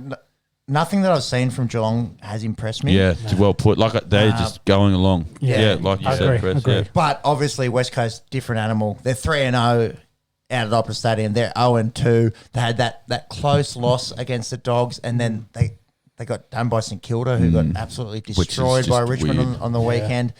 It's a massive game, this one. You know, there's that narrative, are Geelong the real deal, and can West Coast win out of the West? So it's the number 2 game of the round for mine. This should on paper is a top 4 battle, but the way like you said, there's a few too many question marks from 2 teams you think would be locked in top 4. So I've gone West Coast in this one with no confidence. Yes, Ms. Monkey? So with no confidence, I've gone Geelong. Yeah. They are favourites, $1.54. So that's too short for mine. Yeah, I get the home factor and Geelong. Like they have a lot of good players in there. But So on that, the Geelong West Coast head-to-head, home team has won each of the 8 last matches between. whoa, There you go. great! That's why he's the best stats man in the business, right there. Jimmy the Chinaman. Might have to change those tips to Geelong. That's 4. That's at least But at least 4 years no worth of confidence tips. in that at This all, will be a no. good game, I think. Yeah, looking forward to seeing how this plays out. Hopefully Geelong, they need to find something. I think it's probably the main thing in this. Hopefully it's a game that kicks them into gear, because otherwise West Coast, maybe, I don't think they'll blow them off the park, but maybe they put a few through them, and you start to worry about what Geelong's going to do for the rest of the year. The co-current game, 1:45, also on Saturday afternoon, Metricon Stadium. Gold Coast Suns take on the Sydney Swans. The Suns are on a 4-game losing streak. The Swans had their first loss of the season by only 2 points last week against the GWS Sexy Kit Giants. They go to 4-1, and they were within a undefeated in that kit, by the way. bee's dick. Yeah, it's a sexy kit. That charcoal Yeah, I don't slash blame 'em, monument yeah. slash not black. The Swans, they were within a bee's dick of winning this game. So Luke Parker had that snap. It gets marked on the line. That's about 50 seconds left to go. And then the ball comes back out, and Tom McCartan gets a free kick after the siren to try and win the game. It's from about 60. It's more than 65. It's like 68. It's a long way. bum, and he doesn't get near it, It's a long way. It'd be hard to I don't know, shoot a grenade that far. Let's go with that. He went the barrel. He went the barrel, and it come up short. The takeaway message was that was a really good game. The Swans go to 4-1. The Suns, they have just been sliding down and down each week. They're 1-4. We said it last week. They're banged up as well. So They are it doesn't banged up. help. They are banged up. But you know who else is banged up? The Sydney Swans. yeah. The Sydney Swans. Buddy Franklin, you might have heard of him. It's so sad because he was fucking dominating. Like he was. He had was 5 getting goals. 5 straight. He looked like old Buddy. It's the best game he's played in 2.5 Yeah, years. looked so fit, and then it wasn't even like he put like he did a hammy or anything. It was a collision, you know. The Giants knee on player who escapes, he was going back with the flight, like a knee on knee. It's bone bruising is the word out. They were worried it was a PCL to start with, but that's a month on the sideline with Buddy. It probably means it's going to be 6, and it just sucks because he was flying. You say 6 months. No, sorry, 6 weeks. So, you know what I mean? You're like, because he's an older guy, he's carrying a lot of weight. And people were saying, he's 2 years away from 1,000 goals. Maybe you could get this year the way he's playing, and then it's We were just saying that. so innocuous how it But happens. we said like he Has to stay healthy. have to stay healthy. That's always a caveat. And it's really disappointing for the Budweiser, but hopefully he has this month off and gets back to that form that we saw in the weekend out of him, because it was really nice to see young Buddy cruising out there for the Swans. This one for mine, it's not making the headlines as much as the Budweiser missing out. But Tom Hickey, he did his PCL, the poor bloke, last week. He's going to miss probably around about 2 months from mine. This is nearly the biggest story because he doesn't have the name. He doesn't have the name like Lance Buddy Franklin. He does the work though. But he has been close to the signing of the year for any AFL club this year. He's averaging 23 hitouts, 15 disposals, a goal. He has been in career best form for a journeyman. He's on his 4th club. And early on in the year, the Swans showed that they're capable of winning without Buddy. It'll be very interesting to see how they go without Tom Hickey this week. I don't know who's really in the ruck stocks. Do they? I think Sam Reid chopped in at the end of this game after Hickey went out. They've got a young bloke who hasn't played yet, Joel Marty. They're also missing Heaney and Rampy. This could be a really dangerous game for the Swans because they're missing their best ruckman. They're missing arguably their best key back. They're missing arguably their best small forward in Heaney. And they're missing Buddy Franklin. Yeah. Buddy's a big out. But What do we think here, boys? They play well young. Very good summation, Pepsi. I think you've absolutely nailed it on the head. Tom Hickey has, if Adam Treloar isn't the best recruit, then Tom Hickey has been. He's been on fire. Bit stiff on Treloar maybe calling Hickey the signing of the season, but No. Adam Treloar is the signing of the season. Collingwood are paying him $250,000 a year to play for the Bulldogs. Yes. I've gone all the way. Suns win this game.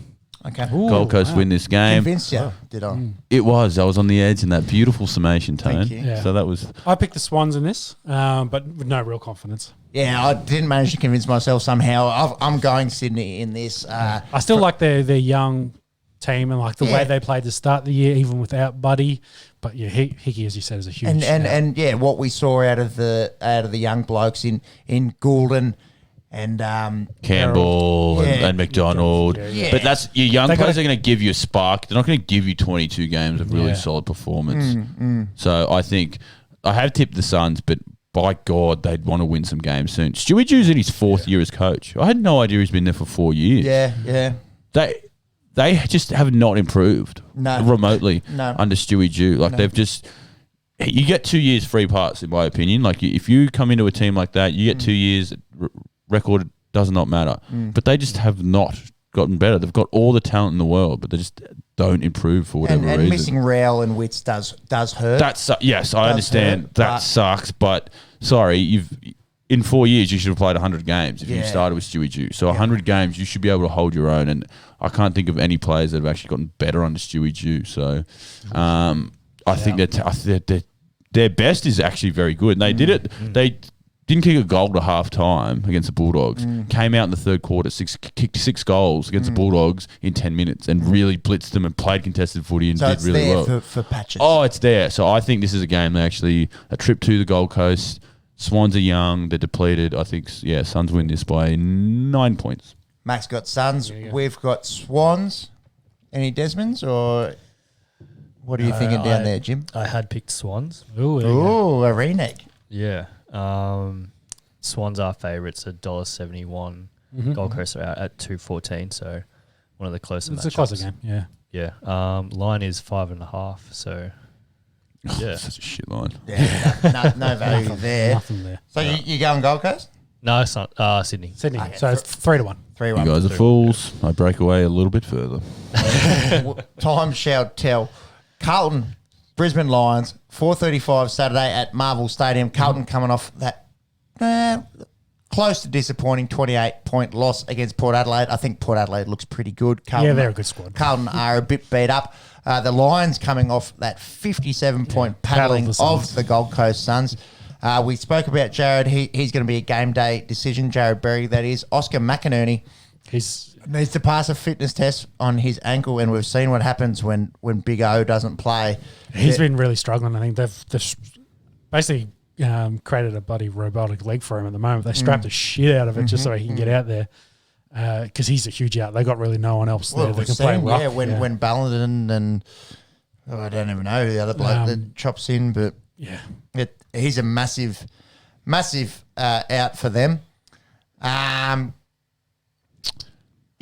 What do we got here, lads? Can Carlton come away with that? I'd like to hear the odds first before you guys say. Yeah, let's start with the odds. I think this is actually a closer matchup then. Yeah, it'd be close. Yeah, it is. It is close. So Brisbane are just ahead as favourites, $1.73. Carlton out at $2.12. So it'd be close to 4-point line, 4.5 points. 5.5. Yeah. Pig. Same. Yeah. Lions, Carlton. So I guess the other two. It's you two. Are you going to have a skull bed? Sean's been really good at those. I suck at skull beds. I'm how it happy ended to out skull last bet week. you, and if you want to do it at the end of the show, that's fine. It didn't help me last week. No, some of your best though. Johnny English. Johnny English came out of nowhere. Johnny English. Great chat last week. I'll go, Yes. Esky, we've got the skull chat right there. I've got Carlton. Brisbane Sean for has got mine. Lions. Big bounce back game. Lions down the Big end couple of here. weeks for Brisbane here. Yeah, I've gone Lions as Oh, well. 3-1. Yeah. I did bitch it last week against Port, and Well, you tipped it right. That's it played out. I think, Carlton. You owe them one. They're going in the right direction. Would love to see. Now this is a little upset. Yeah, moving on to the next one. Massive game and game of the round. This one. Game of the round, and it's been a while since you include Melbourne in that conversation. So, the Melbourne Demons, of course, taking on the Richmond Tigers. D's, of course, haven't lost a game. Them and Doggies, the only two undefeated teams. Yep, 1 and 2. Facing the 3 and 2 Tigers, who've been a little bit up and down of late. A massive win last week, of course. Yeah, we were here live recording when we watched them. It was one of those ones we checked in every sort of what seemed like 20 minutes, and all of a sudden they beat St Kilda by 90 points. And then we oh shit, Richmond are back. They snuck up and came up. But yeah, this is definitely the matchup of this team. Actually, these teams is really fascinating, and it's going to be headlined by Dusty and Petrarca. Yep. You know, Petrarca's sort of like a baby Dusty, that bigger body midfielder who actually goes forward, kicks goals, hurts you on the scoreboard. It's really exciting. It's the D's have that nice mix, and it looks like they're getting Stephen May back this week. Soon. That fractured eye socket. We thought, oh god, he's going to spend some time. Looks like he should be right to play, which is that is incredible turnaround and massive for Melbourne's structure how they set up. So have they made any decisions on their forward line? Well, there is. I think it's Wiedemann coming in because he kicked a casual 7 goals in the 2s last week. So he said, "You better fucking pick me because I'm coming in." Ben Brown stiff to miss out. He kicked 3 or 4 in the VFL. So Tom McDonald held his spot because he was probably the second best on ground. That best on ground that wasn't Max Gawn last week for them against Hawthorn. It was a scrap against Hawthorn for 3 quarters, and then they kicked 8 goals to none in the last quarter. Like really flexed their muscles. So Melbourne sort of, to get Sam Wiedemann in to play centre half forward is a massive, massive in for them. Tom McDonald has to play. He's sort of playing for his career really, and he's that desperate attitude is really paying off for him. So I think it's become a tradition, this one, that the day before Anzac Day, the Saturday night, or whatever, the night before Anzac Day, this will get just as many fans as Anzac Day does, purely because of the fans and the stakes that are on the line. You've got the reigning premiers versus the new upstart team in a way with Melbourne. Big shout out. Obviously, Dusty plays game 250, but the big one is Nathan Jones, the great Melbourne journeyman. He's played on the shittest of the shit teams. And he's finally got to game 300. Only the second Melbourne player to ever do so. David Neitz, the first. 2 weeks ago, Nathan Jones was on a team that finished second on the ladder. That's the highest he's ever finished had been on the ladder, and it was 298 games in. So it tells you he's won a couple BNFs. He was the captain for a long time. He's really battled. So to make 300 games is an awesome effort. And Dusty to play 250 games out of a possible 260 or something, like he's people are saying Dusty 400 is a real thing. So which is come on, it's a long way away, but it should be an awesome game. I tip the D's, but with no confidence whatsoever. Purely riding that hot hand. Stephen May being in is massive with Tom Lynch and Jack Revolt. I'm with Macca on this. I back the D's as well. Marcus, do you want to run us through what the Checker Award is or medal that they're going to award at the end of this game?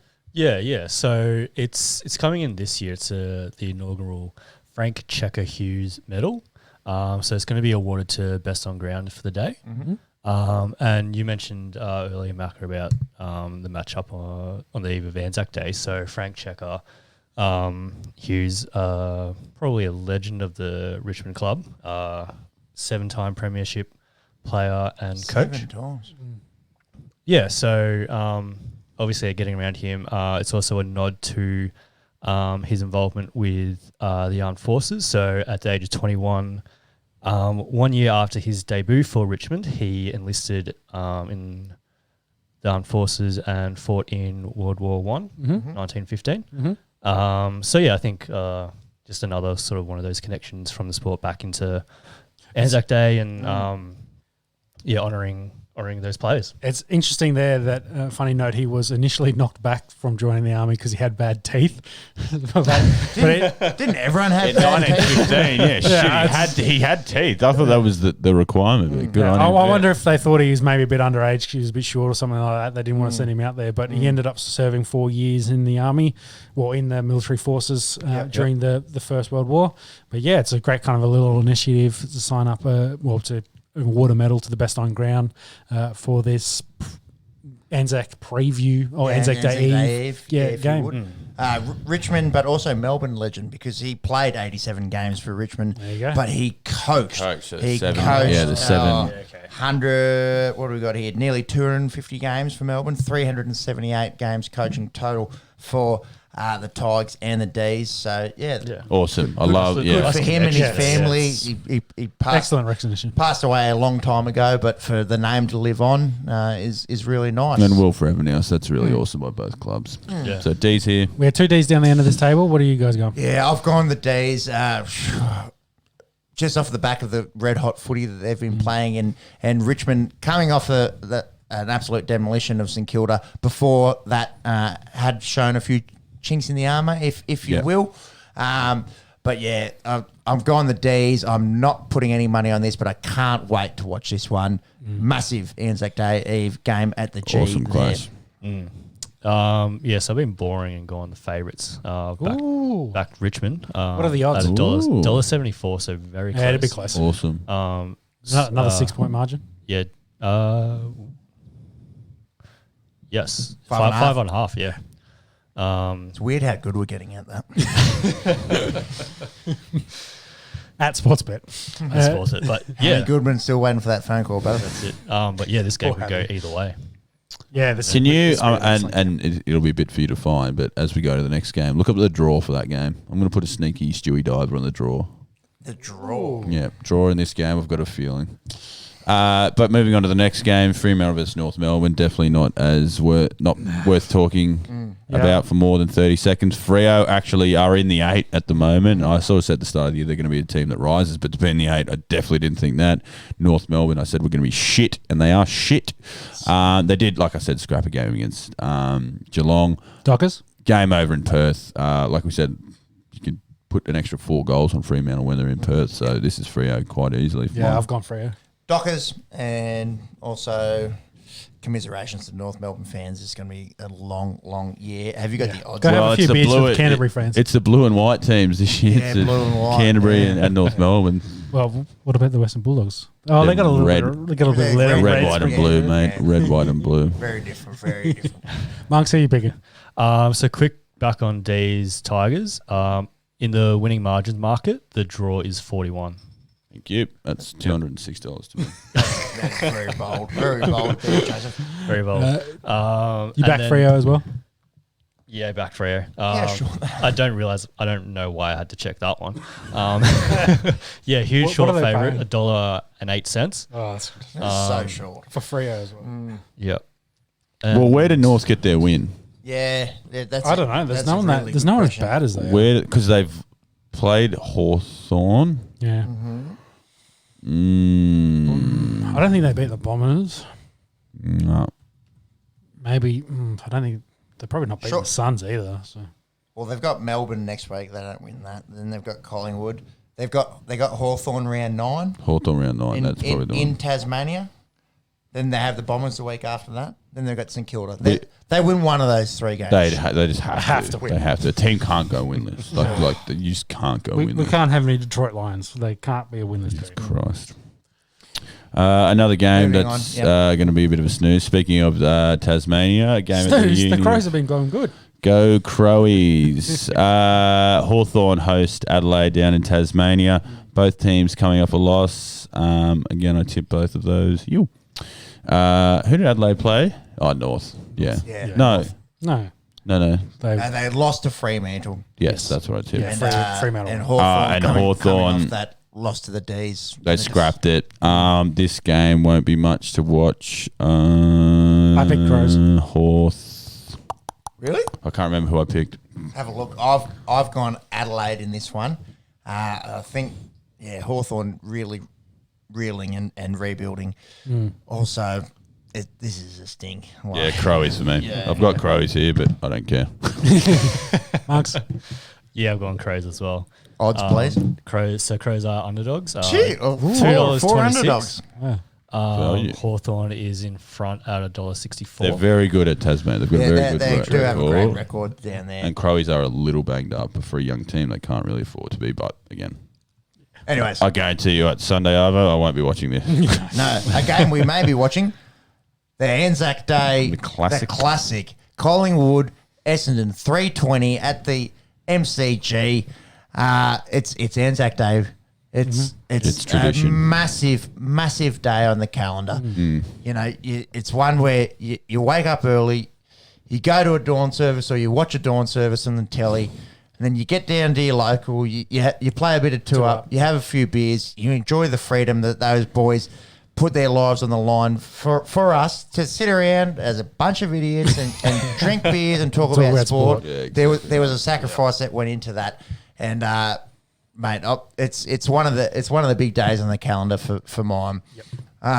Massive sporting day as well. For Yeah, the calendar, and across all codes. And we're expecting a full crowd. At the No MCG. full crowd. They got They've said three quarters. 3/4, Okay. so you can bet there'll be 75,000 people there Yep. to a T. Yep. A little bit disappointing that they weren't allowed in. I can understand the hesitancy. I mean, I don't know what an extra 25,000 people is, but this was sort of the day the AFL were aiming for full crowds. They really wanted They've gone a close, full but- crowd. They won't get there. They'll get 75,000 to the G the night before at the Melbourne Richmond game. They'll get their 75,000 here, and I've been lucky enough to go to a couple of these games, and how's the atmosphere? oh, it's insane. It's insane. And that pre-game, the build-up is, like you said, Pepsi. You just have those few minutes where you realise, oh, this is bigger than footy. Yeah. And then, you know, as a Nuffy, you realise how big sport has to play in society, and you just have this awesome feeling. And then, you know, like, and I've been lucky to go to a couple of grand finals as well. It is on par with that. You've got 100,000 That's people. huge. That's, for it to be on par with the grand Oh, final. honestly, like that noise when you lift, and I won't compare it to the Bulldogs grand final, but that lift you get when it starts, you just go, holy shit! Like, you know, this is sport. This is why I love this shit. This is why I'm here sitting there. Oh, very good. The only issue with this year is both of them have a win apiece. So it always means a bit more when both teams are going well. Obviously, two of the biggest clubs in the AFL. It'll be a close game. These guys are kind of in the same sort of spot. You'd say they are. One think team you thought would be a bit better. One team you'd think would be a little bit worse. So, but they've both met in the middle. Banged up, and the other teams. Exactly right. So, like we said, Collingwood are coming off that. They actually started really well. Darcy Moore swung forward. Buckley, that was a good, and they started so well. Like it just the way they were moving. You lose to go, you lose how. Yeah. You can't come back from that, no matter how bad. I thought it was weird. You know, Oscar Allen was dominating. Jack Darling was dominating. You've got the All-Australian centre-half back playing full forward. I don't know. Buckley didn't think to maybe swing Darcy Moore back, but they must be committed to it, so expect Darcy Moore to start forward. First goal scorer might not be the worst shout, Monks, if you can get that for us. I'll tell you what, though, Joseph, that might be testament to, we've spoken about it before, the Pies might be a bit short on tall key forwards. Well, yeah. If they've got to send their best defender, their All-Australian, you know, back, their Darcy Moore, they've got to send him up forward to find a few goals. De Goey's out with a broken nose. Myercheck's good, but he's not that big, tall target. Then you've got an American basketballer that is tall. Oh, he got the pit, so... Cox got dropped, Darcy Moore got swung forward, and like we said, like, you know, De Goey being out is massive for their forwards. That's huge, yeah. Is it enough for you to think that Essendon can win this game? I have picked the Bombers. Oh, that's it. As an upset in this one. That's a juicy upset. Just off the back of those guys being injured, all the shit that's going on at that club at the moment. I just think maybe this is one where Essendon can just sneak it in here. Trap game for the Pies is what I'm thinking. Yep. It has boiled, hasn't it? Like all this off-season shit, the stuff with Buckley. Buckley seems to be under the pressure. Yeah. They won a final last year. But because it's Collingwood, there's pressure built there. They were in a grand final 3 years ago, but because it's Collingwood, I think they're still too classy for Essendon. Essendon are very young. I think they've got 13 players that will play on the weekend under 60 games. Like that's a very young team. So there's only so far spunk can get you. And like I said, the grand final atmosphere, if you're a young player, it goes one of two ways. You either rise to the occasion or holy shit, like I've got the whole Australia watching me, and you make an early mistake. That's what you think about all games. So you know early in this game. I think this will be a really good game. I don't know if it'll be a good game, but I think it'll be a close game. Yeah, game. And I got the Pies because they just have to win. I think that desperation, whatever Essendon do. They'll do, if they go close, how good are it? Whatever Essendon do at the moment, we're saying, they're doing a lot better than they are. Collingwood need a win. That desperation, I think, gets them over the line. Collingwood by 8 points. I've also gone Collingwood. The massive matchup for mine, resident ruckman here. So Sammy Draper goes out a couple of weeks ago for the Bombers. Syndesmosis, you hate to see it. We spoke about Nick Cox. 200 centimetre wingman. It seems like he might get the ruck duties against him. You know, the top two ruckmen in the competition. 1A, 1 and 1A. Yeah. Brody Grundy, I'm talking about. He had a blinder last week, and he played really good against. He's had a good month against Nick Nat. A really good ruckman. Like he had 25 hit outs, he had 20 disposals, he had 2 goals. Nick Nat. I did miss this with the West Coast before. He does stuff that's just a little bit extra out of a ruckman. His clearances, like his fast breaks. Yeah, really man. impressive. Like Grundy had this one where Nick Nat didn't contest it, and he tapped it to Nick Nat.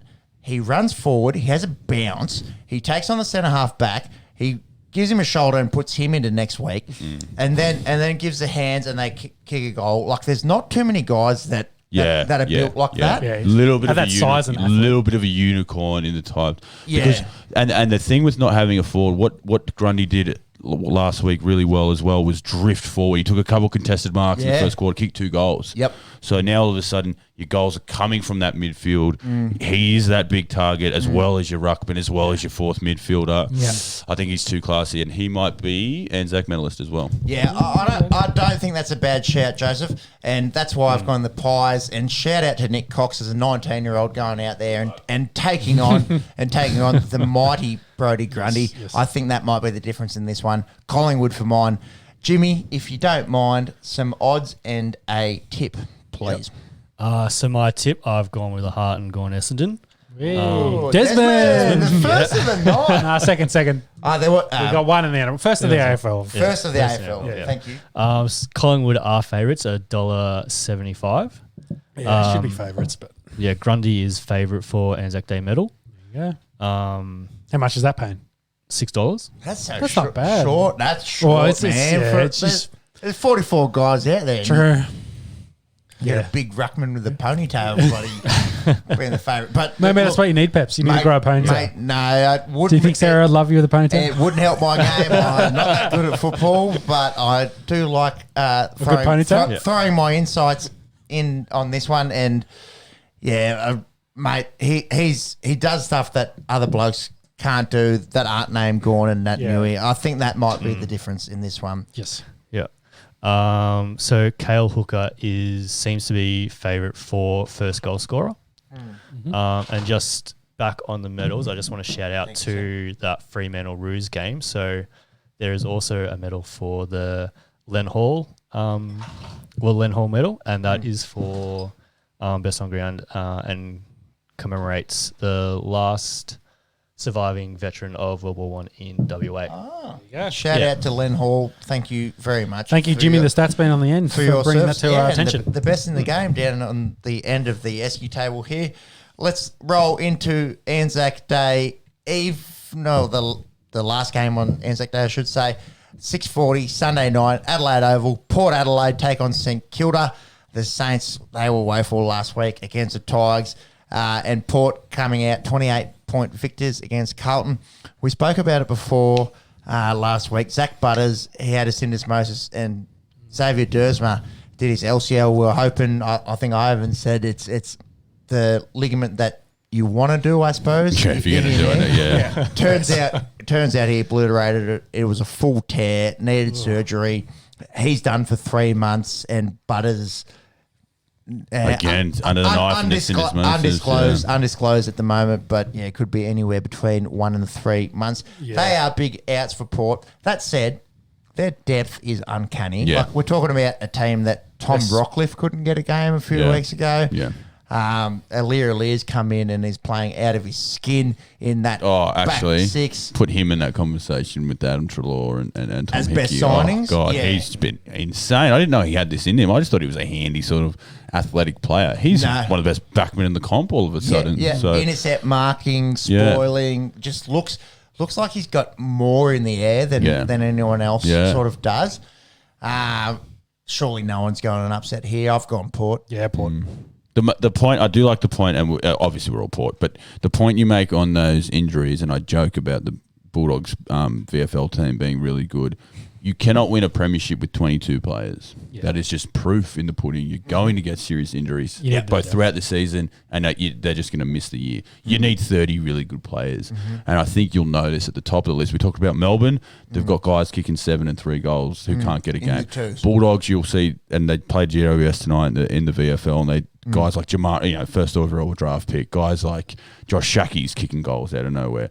Port Adelaide, Tommy Rockcliffe. You need that to win a premiership. Sydney, really good top 20. All of a sudden you lose 3 or 4 veterans. You're looking kind of thin. So that tells me that Sydney are 2-3 years away from a top 4. Yeah. If you have that depth, you are in that striking mode for a premiership. So Port win this easily. St Kilda are a rabble at the moment. If I don't know what to make of the Saints, to be honest. Yeah, very, very I'm sure the odds reflect that, Monks, if you wouldn't mind. Yeah. So I backed in Port as well. Their favourites $1.21. Line, please. The line 36 and a half. Yeah, 30 something. 27 and a half. I am taking that all day. In Adelaide. I'm taking that all day, every day at the Adelaide Oval. In Adelaide. Yeah. Yeah. Sorry, St Kilda fans, but I'm not. I The fucking Tigers hate just St Kilda. Tigers just spanked him. So yeah. Oh, I didn't shout out Sweeney for Anzac Day. Shout out Ben, one of my mates from work. He wanted to talk about the Bombers. I missed him. Sorry, Ben. We'll get to you next week, Ben. Please like and subscribe if you wouldn't mind. That's it. That wraps up a massive preview of the AFL and the NRL and the cricket and all our favourite Aussie sports. yes, Let's cross over the big Pacific Ocean and get American and international. talk about the news in the NFL. yeah, and I think we'll run through a bunch of player movements first. So Cordell Patterson has joined the Falcons, well-known kick return man. Yeah, one of the best. One of the best, yes. So he's gone over to the Falcons. Alden Smith. Alden. Alden, there you go. Alden Smith joins the Seahawks, and then 2 days later was wanted for second-degree battery in a coffee shop. He fronted up to police and had a $25,000 bond, so he's out on bond, of course. Not sure how long he stays with the Seahawks. Not sure if this is kind of an Aaron Donald situation where the bloke thought he was fighting Aaron Donald, was fighting someone else. And then it was all cleared up, it was all good. I don't know what beverages you'd be drinking to want to fight Aaron Donald, but some bloke tried to. So I'm not sure what's going to happen with Alden Smith. Kind of a replacement at a coffee shop and a replacement for Carlos Dunlap. So yeah, not sure what's going to happen there. He's one of those guys that had all the talent in the world. He was so good. Like, he was a 49ers. number 7 pick overall. Well, what happened to him? Did he get arrested or he Yeah, got something a big? few- lot of yeah. weapons and I think some drug charges as well after a house party. He had 19 and a half sacks in a season. Can we? At San Francisco. Yeah, hey, San Francisco, 2012. Yeah. He was playing out of his skin. He had 34 sacks in his first 2 seasons, and then has just had this big fall from grace, essentially. What could have been? Yeah, But even this year with the Cowboys, I believe it was, he would have had double-digit sacks. No, only 5. he had 5. Was it last year, maybe? Oh, whatever. No, Yeah, the years and before that, he's suspended before that, Maybe he and was leading. wilderness Apologies. before that. That was his first year back after 5 years. Right. He's like Apologies. one of those guys where if you can get the discipline right, he's a superstar. He's a superstar, but But it clearly can't happen. I mean, he's already, Yeah, so Yeah, we'll shit. see what happens. See if he lasts the Seahawks. The Bears then signed Marquise Goodwin, who's a wide receiver from the 49ers. Yep, Just an add to their list. Olympic sprinter. Yes. Just missed out in the fast Olympic team. as fuck. Yeah. Unfortunately for him, he can't catch. So Oh, come on now. Fairly Says important who? when playing wide receiver. yeah, I guess that's why I play defense. Some retirements. Jordan Reed has retired as a tight end. He's had more concussions than I think most have, unfortunately for him. TJ Ward, safety, of course, in Denver, won a championship with them, has also retired. The Gronk smasher, essentially. And then the big one, Alex Smith, retires after 16 seasons, I think it was. 2005, he was number 1 pick. Yeah. It was number 1 pick Yeah. overall. Have a look at that top. Have a look at that top 10. It is pathetically shit. It is Yeah. so Yeah, garbage. it's- Like Cedric Benson was the 5th overall. Yeah, they didn't have a great Shout out to the great former draft. Bengals running back there. Yeah, I think, but yeah, it's just stinker. But watch it, look it up for your own bet. Bunks is having a look there. He played definitely better later in his career than early at the 49ers, of course, with the Chiefs and then with Washington.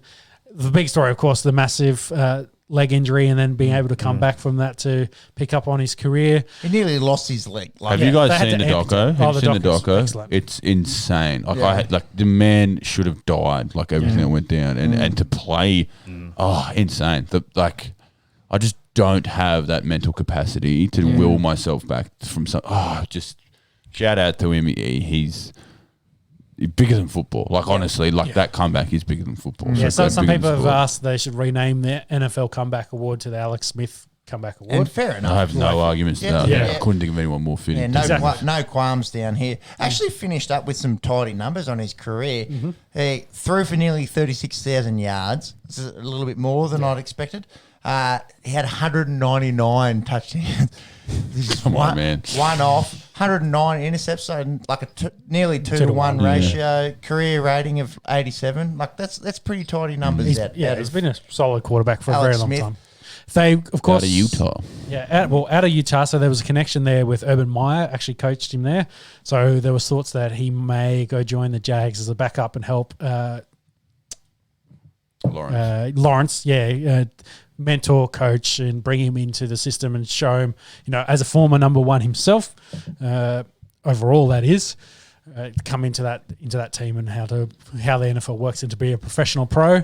But it seems like he wasn't too keen on that. He was going to retire, and then a lot of the other teams, of course, were super scared about his medical, about his legs. So he really wasn't getting a deal anywhere else. So he's picked retirement. So he has finished his long career. God, if I had a young quarterback, I'd want him as a quarterback coach or an offensive definitely. coordinator. He'd be good as a mentor. Well, you look at he was there for a year with Patty, and you look at Patty Mahomes and where he's at now, and I'd say Patty would probably credit Alex. He does, and he loves Alex Smith. Like he came out really outpouring. Like the real experience, the off the field stuff. I couldn't think of anyone better to have as your quarterback coach. So Mike, just to go back to Joseph's point, Monk's got the top 10. Or the first round of that 2005 draft. You said it was stinky. I don't think it's elite, but there's some good names in there. If you wouldn't mind run running through the us top through 10, it. please. So the names that jump out for me, Cadillac Williams was drafted by Tampa Bay. He's not good. He sucked. Keep going. Ronnie Brown. Ronnie Brown was Go run through it. Go 1 to 10. Braylon Edwards. It was Yes, this is shit. Smith was one. Who was two? Ronnie Brown, Braylon Edwards, Cedric Benson, Cadillac Williams. Can I stop you there? They're all shit. But that's three running backs in so the top different. four. It's a different game. Yeah. 15 years Brown ago. and Williams really didn't have great careers. They weren't long. Edwards Benson was shit. really good for a little bit. One season, I reckon. Yeah. He was stinky, but but he it was was number 3 solid overall. otherwards. Yeah, keep going. Who else you got there, mate? Cadillac Williams was Rookie of the Year. I'll just add that. Yeah, I don't blame him. I could have got Rocky in that draft class. God. Probably. Debatable. Adam Pac-Man Jones. Pac-Man. Fucking hell. Yeah, Jeez, we are scraping the barrel here. he was a good player, honestly. Troy Williamson, Entrell Roll, Carlos Rogers. Right? Am I right? Roll was Mike an okay Williams. corner and /lefty. Rounds out the team. I'm gonna. That is a horrible top. I'm gonna back you in. You that won't find top a worse 10. top 10. That top 10 is not the best. Can I have the next 5 picks? Go. Who are the next? Well, I don't. I thought off the top of my head, I You have know no. what? I thought you wanted me to come up with a moment. I can't pull that out of my ass. Jimmy the Chinaman's got him here. 11 Yeah. through 15 plays. Alright, 2005 draft. 11 went to Dallas Cowboys, DeMarcus Ware. Yep. Could play football. Yeah. 12 Chargers, Sean Merriman. Yep. 13. Good brief. Yeah. Saints, Jamal Browns. Then there was Thomas Davis to the Panthers. Yep. Derek Johnson to the Chiefs. That's it. That's a much better. That's Now better, yeah. That's when should all the be defenders came into it. your top 5. Yeah, that's 5 very good players. Well said, Peps. But that Running first backs 10 overdrafted. Some other There was a dude that was picked in the first round that was really good in this draft. Yes. 2005, 16 Yeah. years ago. Towards the end of the draft. Towards the end. Was it Rogers? Yeah. Yeah. Out of California. How did he slide? Like, And you've got that in front of you, and Joseph got that I off the didn't top even of his got dome. that. well, Alex down. Smith went 1 and then he slid to 27. Like, Yeah, And he was in second a- quarterback. I remember- That's yeah, the he second was- quarterback. Yeah. Videos of him in the green room, like, Yeah. this is fucked. And then when Green Bay picked him, they had, they had Favre. then the greatest Yeah. of all Yeah. time. Yeah. Crazy. They've had 2 quarterbacks for fucking 30 years. Fuck off. Yeah. Well, And two champions out of those 2. Probably other honourable mentions would be Roddy Wyatt and good. Heath Miller. yep. Roddy White is the same age as Aaron Jones. Let that sink in. Alex Smith. But Roddy White. Aaron Jones.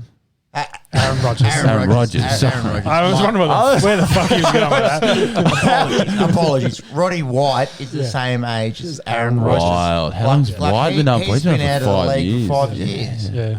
Fuck, Well- yeah, good point. Quarterbacks playing in their 40s now. So, Yeah, that's Fucking oath. 40's the new 30, apparently.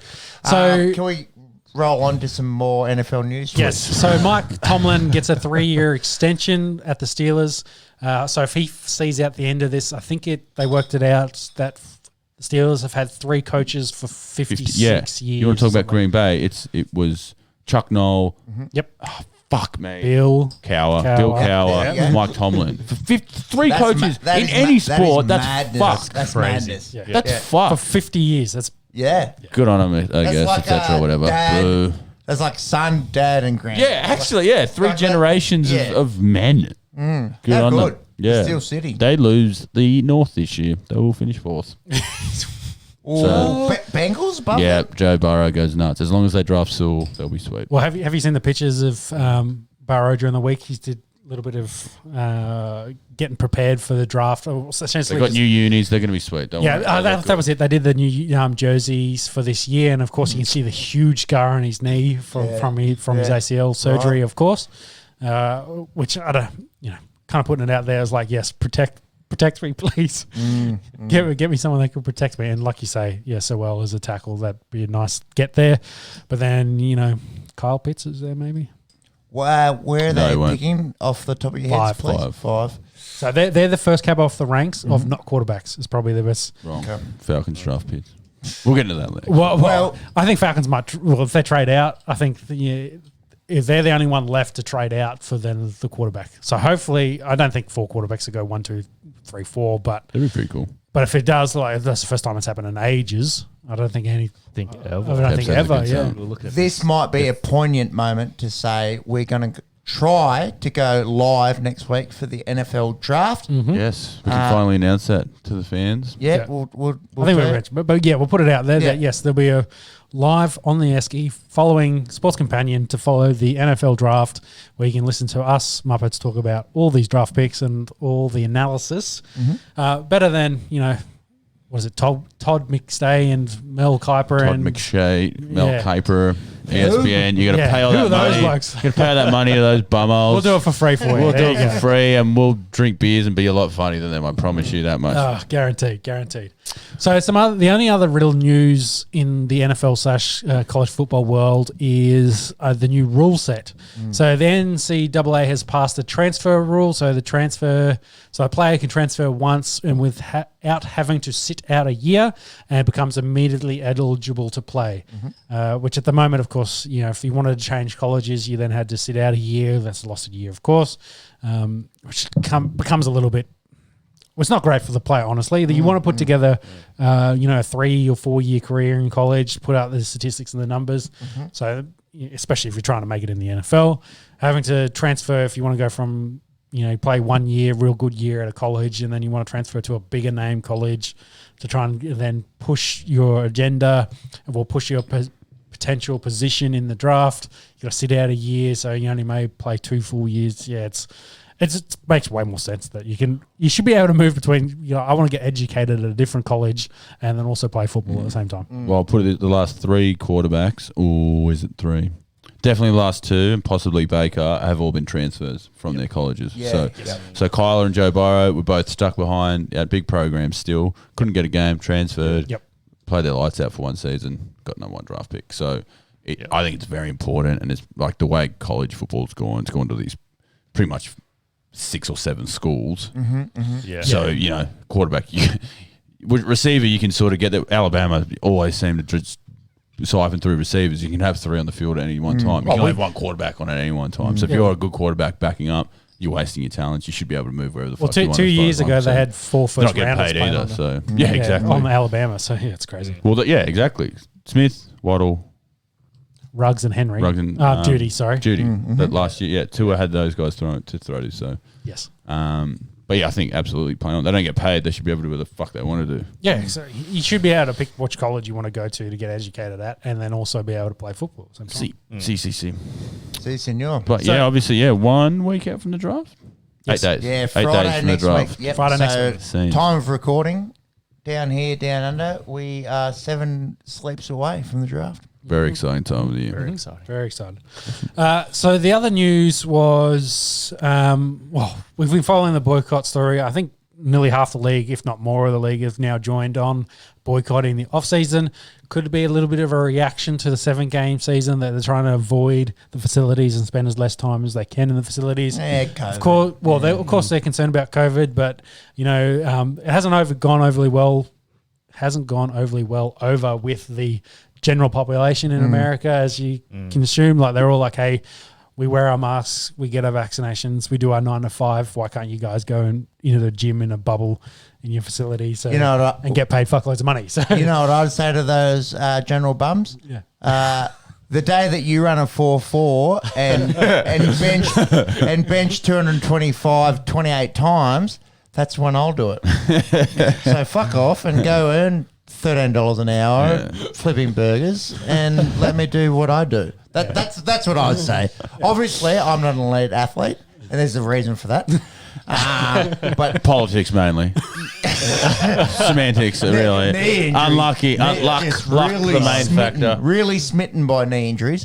and a lack of talent. But let's keep going. That's what I'd say to those haters. Let me do me and you do you. Fucking nice.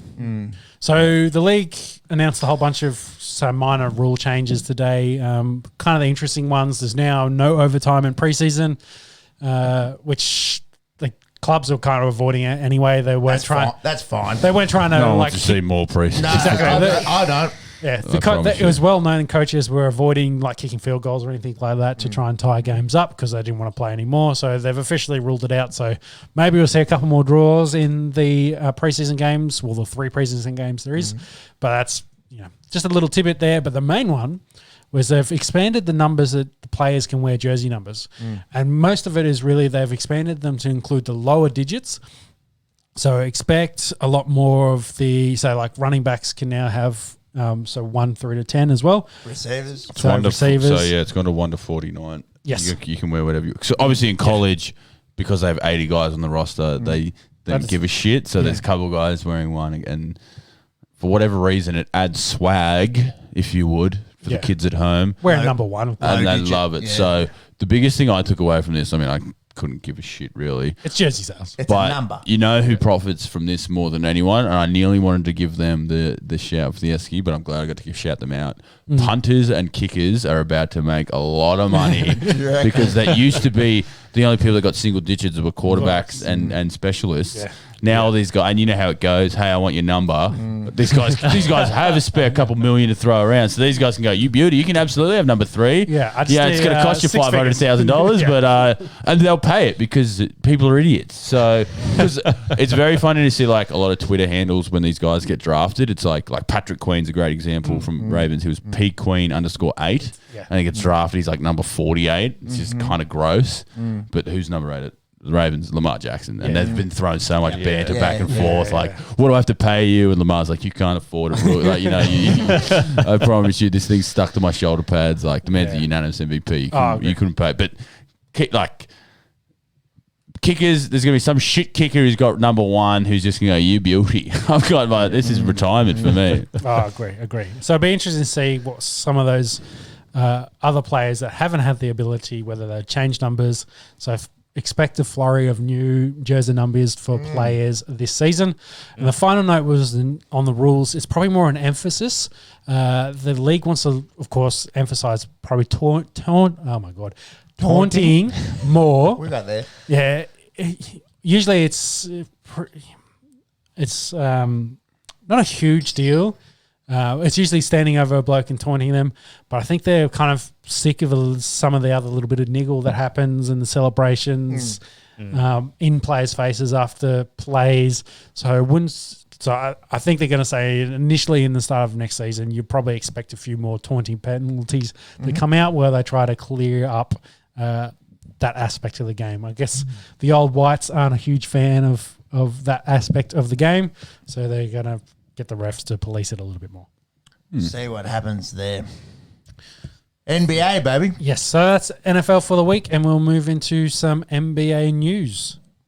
Yeah, so over to the NBA, obviously sort of, like we said, we're only, sort of 20, so a month away from playoffs and that top 10 seeding. So teams are now locking in and mathematically being locked into playoffs. So it's really cool to see now it is moving into seeding and working out where you're going to finish and where teams can sort of end up towards the end of the year. A little bit of away from the court news, which I think is pretty cool, and I'm glad we actually highlighted this. I didn't think we'd touch on it. Kobe Bryant is up for Hall of Fame induction this year. Obviously, he was going to be first ballot and the first name off. And is there a better person to have induct him into the Hall of Fame than Michael Jordan? You know, the guy who Kobe based his entire career off. You know, if there was ever going to the argument is LeBron and Michael, but they're actually two very different players. Yeah. Whereas Kobe and Michael, they are the same player. The scorers, they put the team on the back, and that mindset, that clutch. So, I mean, there's that really cool video online where Kobe's all of his scoring moves are straight from Michael, and you can cut it, and it's in between. So, really awesome. Like the Kobe Bryant tragedy. I remember reading that tweet on a plane going to Vanuatu. Yeah. And I with my going, and I just was so shocked. In the first, you just read the tweets, and they kept coming. You go, oh my, this is so fucked. Obviously tragedy happens every day, but that's just a shock, and it was an awful thing. It still doesn't feel real. No, it honestly, it is just such a shock to happen, and every day he's on it, and it's brilliant to see. And this will be a marvelous celebration of not just his career, but his life. And you know, Mamba mentality isn't just a phrase; it is a way of life, and I'm really glad that Michael is the one to sort of do that. So I'm glad we actually touched on that. It is so, and you're right, great way to put it, Peps. It is very fitting, and I'm really glad we touched on that on the Esky. But some slight side news on that as well. I think his Nike deal, so Kobe Bryant's Nike deal, actually ran out this week. So there's some talk that they might create the Mamba shoe brand as kind of a foundational. I don't think it's going to be like a charity as such, like that'll work towards that, but it's, you know, for that family, for the young kids, how they can, you know, some Kobe made fuckloads of money, honestly, but you know how they can make some extra cash around, and how they can then support other people in situations like fatherless kids, etc. Yeah, exactly. And poor, Gigi gets lost in all. Like we all obviously love Kobe. This poor fucking 13-year-old girl lost her life, and and those others, whatever, but. It'll be just a great celebration of everything, and that's really nice. But let's get to the on the court stuff. Like I said, we're about a month away from playoffs, and those teams those better teams are sort of rising to the top. Some weird news and injury related. Paul LaMarcus Aldridge. We talked about the Nets sort of bringing together this monsters to take down poaching, if you will, the Space Jam in the NBA, but. LaMarcus Aldridge has had to call an immediate end to his career. And I didn't realise he's got like a legitimate heart problem. Yes. Yeah. And has missed time in the past, and it's been an ongoing thing. And I think the poor bastard signed to the Nets. You know, he obviously wanted to win a ring. You know, obviously best chance. He was so good out of Portland. Went to San Antonio. Has had this for a couple of years now. So don't blame the bloke. Now everyone kind of goes, "Oh, we were pretty harsh on this guy." Yeah. In the end, it's sort of absolutely. He probably knew his time was ticking in the game. So good on him for stepping away and had a really nice career. You're not going to say he's one of the all-time greats, but of the modern era of the last 10, 15 years, he's pretty very good. Multiple All-Stars. Again, never got to the top with Portland, but I still associate him with that Dame Portland team. So shout out to LaMarcus. He had a great career. One of the older players on the spectrum, but on the younger end, LaMelo Ball, my boy, Wollongong Hawks' own LaMelo Ball, Illawarra was written off. Illawarra Hawks, apologies, thanking you. Well, we thought his season was done. Well, everyone did. Yeah. Everyone thought he broke his wrist. He's done. What a year he's had. And it just popped up like, oh, by the way, he's been training full out. He's cleared for all basketball duties. Back in the lineup. He's ready to go. And the Hornets sitting in the 8th seed at the moment. They're a game and a half above the Pacers, who are in the 9th spot, if you know basic maths. You can bring in the guy who probably should have won Rookie of the Year the way he was tracking. Yeah. Hang on, don't put a pin through him now. Anyone who tore their ticket up would be filthy right now because he's all clear to go within the week. That's the news coming out of Charlotte is he's good to go, which is bizarre. They ruled him out for the season. Like they put him on the season end list and then go, oh, actually, hang on, he's good to go. I just really hope this doesn't do any damage going forward. It's only a broken wrist. Obviously, it's not a major energy. They wouldn't risk him, though.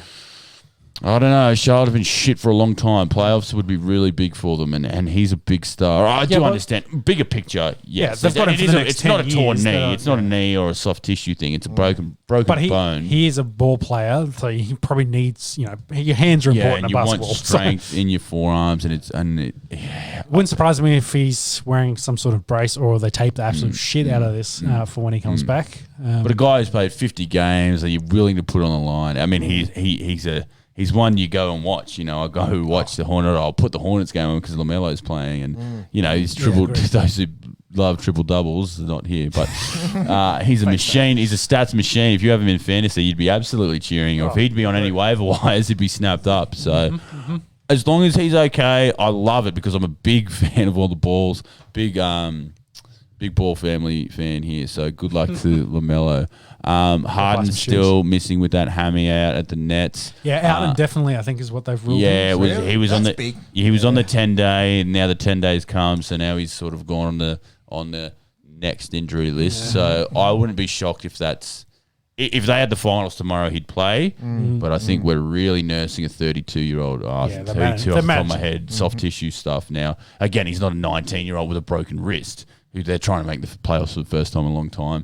Very different circumstances. Like we said, we're sorting out seeding here. They're going to be okay. They've got a guy named Kevin Durant, a guy named Kyrie Irving over there. So they'll be right. they'll be talent. okay. So to drop him in there is going to be awesome. But they in New York, we're not talking about the Nets anymore. We're talking about the New York Knicks. Yeah, They are baby. back in a big way. There are winners of 7 on the trot. 8, maybe? 8. I think it was They 8 won today. They won today. Randall had another 40-plus game for him. Off. This man is most improved in the league, and I don't care. And I'll get amongst. Can you look up most improved for the year? I wouldn't be surprised if he's unbackable at the moment because man has put the team on his back and absolutely killed that. They are fun to watch. They play defense. They put up points. If this wasn't a year where Milwaukee, Brooklyn, and Philadelphia, the runaway top 3. The Nets are right there at 4. They are at the well and truly really good team. Kind of sucks that they sucked for a bit this season because they've only just got over 500. Well, they're 6 games over. So before this run, they were under 500. Yeah. So they've pushed through it. And again, we talk about the East 500 is a bit of a floating number that could get you to the top 4 seed in most years. But it's like we said. If New York basketball is good, all of a sudden it's pumping. If Madison Square Garden can be full, holy shit. The best thing I love is when the Knicks get good, their fans get vocal, and then everyone remembers how fucking annoying Knicks fans are. And then everyone just goes to hating the Knicks. It's great. It's such a good cycle that it can go through. So, again, if the Knicks are good, you're talking about basketball. They're still a top 10 most valuable franchise in world sport. Yeah. And they've made playoff. They haven't won a championship for decades. A very, very long time. 70? Brilliant. Yeah. You can do that one while Patrick Monk's. Irwin was there, maybe? So, really cool to see the Knicks. They're up in that top 4. Atlanta hanging around. Celtics have started to sort of get a little bit together. The Heat are floundering a little bit at the moment, just playing 500 ball. We've talked about the Hornets. And can you believe it? We talked about, all right, it's time to put my hand up here.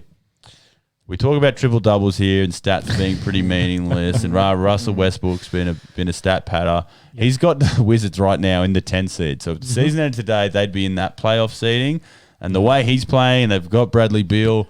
I probably wouldn't be betting against it. I'd pick them over the Pacers, and the Heat aren't doing too well. So Westbrook, you're a fucking superstar. You have put that team on your back, and you have really added some spark there. They were so shit. They were in the 15 seed when he went over there. So he's got them up in playoff contention, which...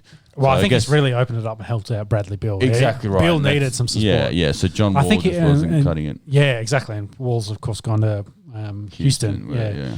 So it was. I think I saw that Beal's one of the highest average point scorers at the moment. Yeah, he's 33 a game. I think he would be close, but the man who's turned on the scoring jets as of late is a guy you may have heard of, Steph Curry. Yeah, I'm aware of him. Yeah, good little spot up shooter. Yeah, little spot up shooter that goes really well. The man is quite literally on fire. He needs to be called the Human Torch. He is on fire. He is old school Steph Curry. You want to talk about people hating the Knicks and stuff? You cannot hate Steph Curry. I don't know anyone who genuinely can have an argument as why you don't like him. He's a nice, fun-loving guy, puts up jump shots, just scores at will. Pretty humble. Puts a team on his back. Yeah. He wasn't the one that joined a superstar team. He built a superstar team and had Durant come over there. Like, oh, God, he has been on fire. The numbers he's been putting up. Yeah, I think recently. I saw 73 3-pointers in the last 10 games. Yeah. It's averaging 7 a game. Insane. Yeah. So Ridiculous. he's had His percentages. I'm going to throw my numbers around here. I've got a stat for percentages, but I think he's had 15, or this season he's had 6 or 7 games with over 10 3-pointers. Yep. No one else in their NBA career has had 5. Yeah, I think So this year he's had 6 or 7. Yeah, right. No one in their career has had 7. If he missed, this Unbelievable. was the stat I wanted to bring to the table with the boys. If he misses his next 500 3-pointers, if he goes over, just goes on ice court, he'd still be the highest. He'd still have higher percentage than Ray Allen. If he missed his next 600, he'd still have a higher percentage than Reggie Miller. Like that's unheard of. Yeah, it's Like, we talk aliens in world sport here. This man is he has changed the sport, and he's not slowing down. He had these injury worries, and we thought, oh, the Warriors on the downslope. he's 33, but he's still going. Fuck that. He doesn't look like 33. No way. not the way he's playing. Like, he's young and carrying the team. They're in the 9th seed. They're a game behind 500. The West is so packed at the moment. But I want the Warriors in the playoffs. So we were talking a couple of weeks ago, like, it looks like they're probably going to fall out here, which is disappointing because they'd be fun in the playoffs. Not only are they going to be fun, they're going to upset a team. They're going to, they'll knock a team off. They'll be a legitimate contender. And it's because of one man. They've got like Wiggins and Wiseman are doing their things. Draymond will do all thing, but it's one guy. It's one guy doing his thing. Like Steph putting the team on his back. And then the argument comes, all right, what if he doesn't score 40? They lose. Well, he's scoring 40, so they're winning. That's my argument to you. So awesome, just so awesome to see him tearing it up. Yeah, and looking at that list, it's good to see the Lakers have been winning games without they've got one of their big 3 back, the other 2 still working their way back. But managing to still pick a couple of games here and there and keep that turning over. Nuggets as well, without Murray, they've been winning. It looks like the Joker's heavy favourite for MVP. He's gone into unbackable range. He should win from here. Yeah, he got 40 especially points with Harden's injury. He was probably his closest competitor. So, which will be cool. Cool to see a big awkward European 7-footer win. Shout out to big tall Wogs. I think the Suns, though, I think Booker's probably I can say that, can't I? Well, I'm so glad you brought that. I'm so glad you brought up the Suns, and we've sort of said the last 2 weeks about the Suns, but they're not getting enough credit. People don't. Yes, we heard all that chat, Deb, so we ignored it intentionally. We're talking about basketball down I here. was still waiting. No one is still talking about the Suns. They are the second best team CP in the West. Like they beat Philadelphia today. Yeah, Like they beat Philadelphia they clean. pumped them, Although they beat did them you by see 20. the end? Close. Embiid took a rebound with a second left through full court. And missed by a millimeter. Like it went in and hit both sides of the ring and then bounced out. So it was very close. So I do remember this. I was confused with something else. But you're right. I think Booker should be getting some love. He's just flipped the switch. Like I think he's averaging 33 points a game. Like he's over 30, and he's just been absolutely dominant. Like since the All-Star break, he's been so good. And we've talked about CP3's influence. Like he's made Booker better and made the whole team better, really. So yeah, I think if Booker can keep this run going, he may be a sneaky for the MVP. He didn't have a slower start of the year, but if he keeps the run he's going at the moment, he could maybe get into that conversation. But he's super underrated. And I think the Jazz is the other one. I think everyone keeps writing them off like they'll just be bad at some point, but they just keep winning. So they just still keep the winning. best. Yeah, still the best team. So awesome. This is a really fun time in the league. So. Yeah. God, the Nuggets are the 4 seed right now. If they were in the East, they'd be 1 game back. Yeah. Like, the West is fucked. Stat. And we haven't even mentioned the Clippers. So we don't have to. The Clippers suck. Fuck the Clippers. Leonard's still there, of course. Yeah. That's life in the NBA at the moment, though. Randall is number 1 contender for most improved player. Second is what's he paying? Levine. I have not got odds. Oh, okay, sorry. That might not have a market on that. Yeah, okay. Yeah. That's fair. How many games have they got left? What are they at there? There's about a month left. About a month left. Yeah. About 20. Yeah, about 20 games. Yeah, they're at quick math, Just shy. 59. Just tight, yeah. Yeah. What are 70, they playing this year? 72, 72. yeah. Yeah. But yeah, that's life in the NBA. Bit of fun going on. Like, you know, like you We said, Steph starting Curry to hitting up. Get to that point again, and the big players are starting to rise up and I think push their teams into it. correction. I think most teams are between 13 and 15 games to go. There you go. Yeah, it's like a month. Month. Before we move into some fighting news, I just want to give an update on the NRL. Penrith, of course, were too classy for Newcastle, and they've won this match probably about 30 minutes ago now, 24-6. So they keep rolling 7-0. And they're really good at rugby league. yeah, yes. Great insight there, Peps. No, well, sometimes you have to put it into layman's terms. People have been coming out They be saying good at the that footsports. They haven't done anything. They didn't win a grand final. They could win every game from here on out, but I still think they'll choke in the grand final. Well, that's your. I said it last year and I was right. Yes, so. well, that's your opinion. I think they're really good at rugby league. That is our insights. Let's roll into the final round. Yeah, so let's run through some wrapping up some other sports. So UFC was, boxing. Let's go with boxing first. Go boxing first. We had last night NRL legend Paul Gallen taking on former heavyweight champion Lucas Brown. Ended up being a bit of a non-event. There were a lot of animosity between them coming into this. A lot of bit talk, about one being soft and pussy, etc., and the other one being peptide Paul. It's going both ways. Gal said he's a junkie. Essentially calling him out for. I think Gal had most of the chat, and then Brown was like, "Well, I got to start talking." I had to back it up. I've never seen Gal run his mouth like that. This is unprecedented in terms of that pre-fight promotion, or was there actually some hard feelings between the blokes? Yeah, It's probably a bit of both. Yeah, probably a little bit of both. So they weighed in 117 and 102. So 15 kilo difference. Big there. difference for Lucas Brown. Of course, in his favour, a much taller man as well. Gal 6 foot. I think we looked this up. 5'11". Yeah, I think that's what we come. Yeah, up basically so scraping 6 foot. 6 inches shorter than Lucas is. Yeah. So you were a bit worried for Gal coming into this. I said it. I really thought that Gal might have bitten off more than he could chew in this. Brown with a 29 and 2 record. But before this fight, a legitimate boxer, not just a footy. And I'm saying this in inverted commas, footy player that's taken up boxing. He's 15 kilos undersized. He's taken on a former world champion. I was worried about big Paul Gallen here, and I'm happy to eat my words. I'm more than happy with the result. Yeah, he came out and smoked him in the first round, knocked him down twice, and he couldn't continue. Hit him with a massive overhand right that came down on the where side of his ear, kind of behind the ear, which is a known kind of soft spot where you hit that. Don't underestimate. He's got some power. Gal's power is legitimate. Yeah, but some chat that came out today, of course, that Brown had barely trained for this fight, which it looked like it. Yeah, which is not. I think he was up there in age as well, and some chalk that's the end of his career. He should retire. He shouldn't look. But there's only about 2.5 years difference between. Yeah, Gal's 39 and then some. I think that what really showed here was the clear kind of professionalism. Like Gal, pro for many years, of course. I guess both are big coming pros into his boxing career. Yeah, exactly. He's applying his training regime and his history of success from NRL to the boxing world.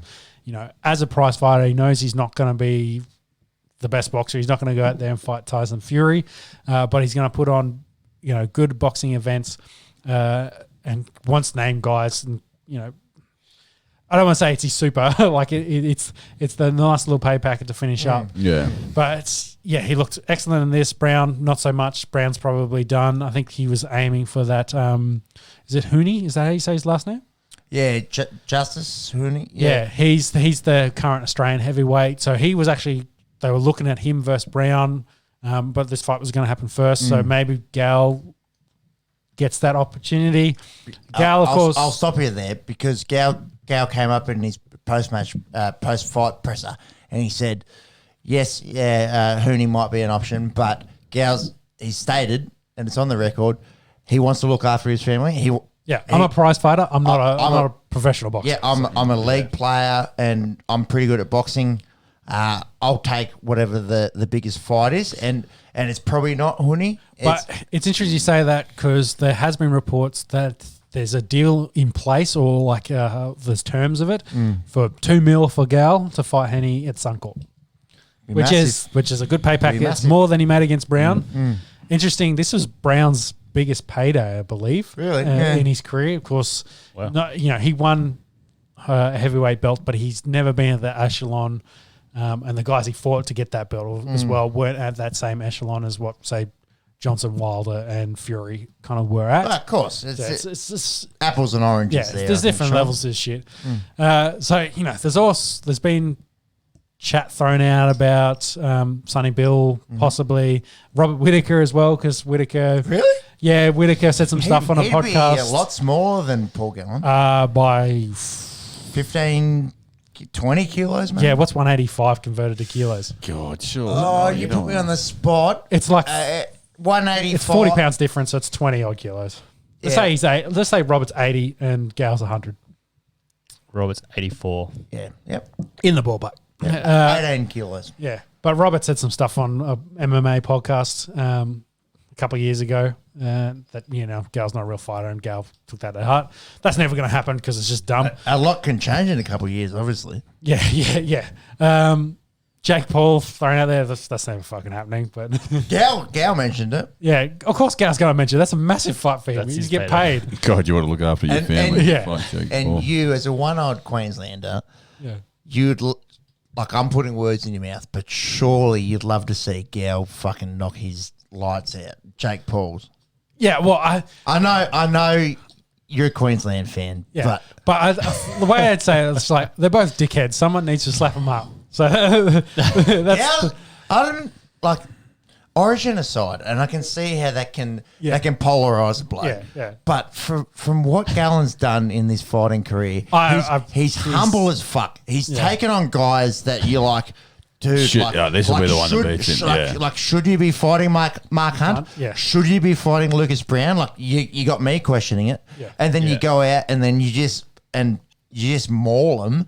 And I've got nothing but respect for. Well, it was great content against Mark Hunt. That was a bit more of a back and forth fight compared to this one with Lucas Brown. Yeah, dude, probably he's didn't train on someone that's been a professional boxer for years and years, and he's done it for like 18 months, and he's going out against guys that are so much bigger than him, and fucking smoking them. Like for me, like I'm a Dragons man and I'm a Blues man, so you'd love to see him.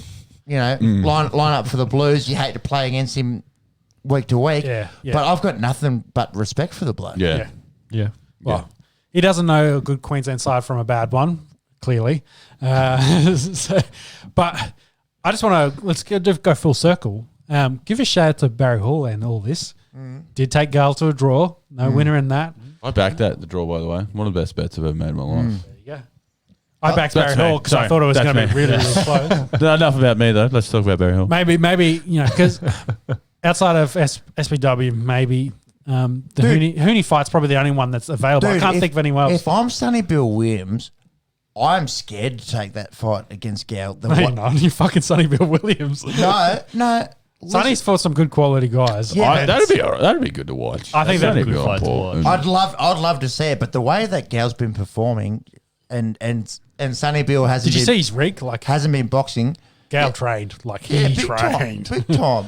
If I'm Sonny Bill, I'm taking that fight for the money, but I'm looking at Gal and the way he's fighting. I'm thinking, ooh, mate, maybe not. Like I've gone full circle on Paul Gallen. Like it's like a few fights ago, like maybe before Mark Hunt, and I was like, this is a rugby league player that is trying his hand at boxing. And now after these last two fights, I'm like, different category. Yeah. This is a legitimate boxer that played rugby league.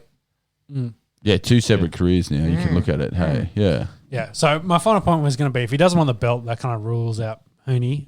If he does, and that's got the big card that maybe Sonny Bill's probably there, I wouldn't mind seeing them run their Barry Hall fight back. Like it was a draw. It was like have a winner again. Do the AFL versus NRL middle of the season, maybe around our Origin time, something to do. But I don't know what Gal does from here.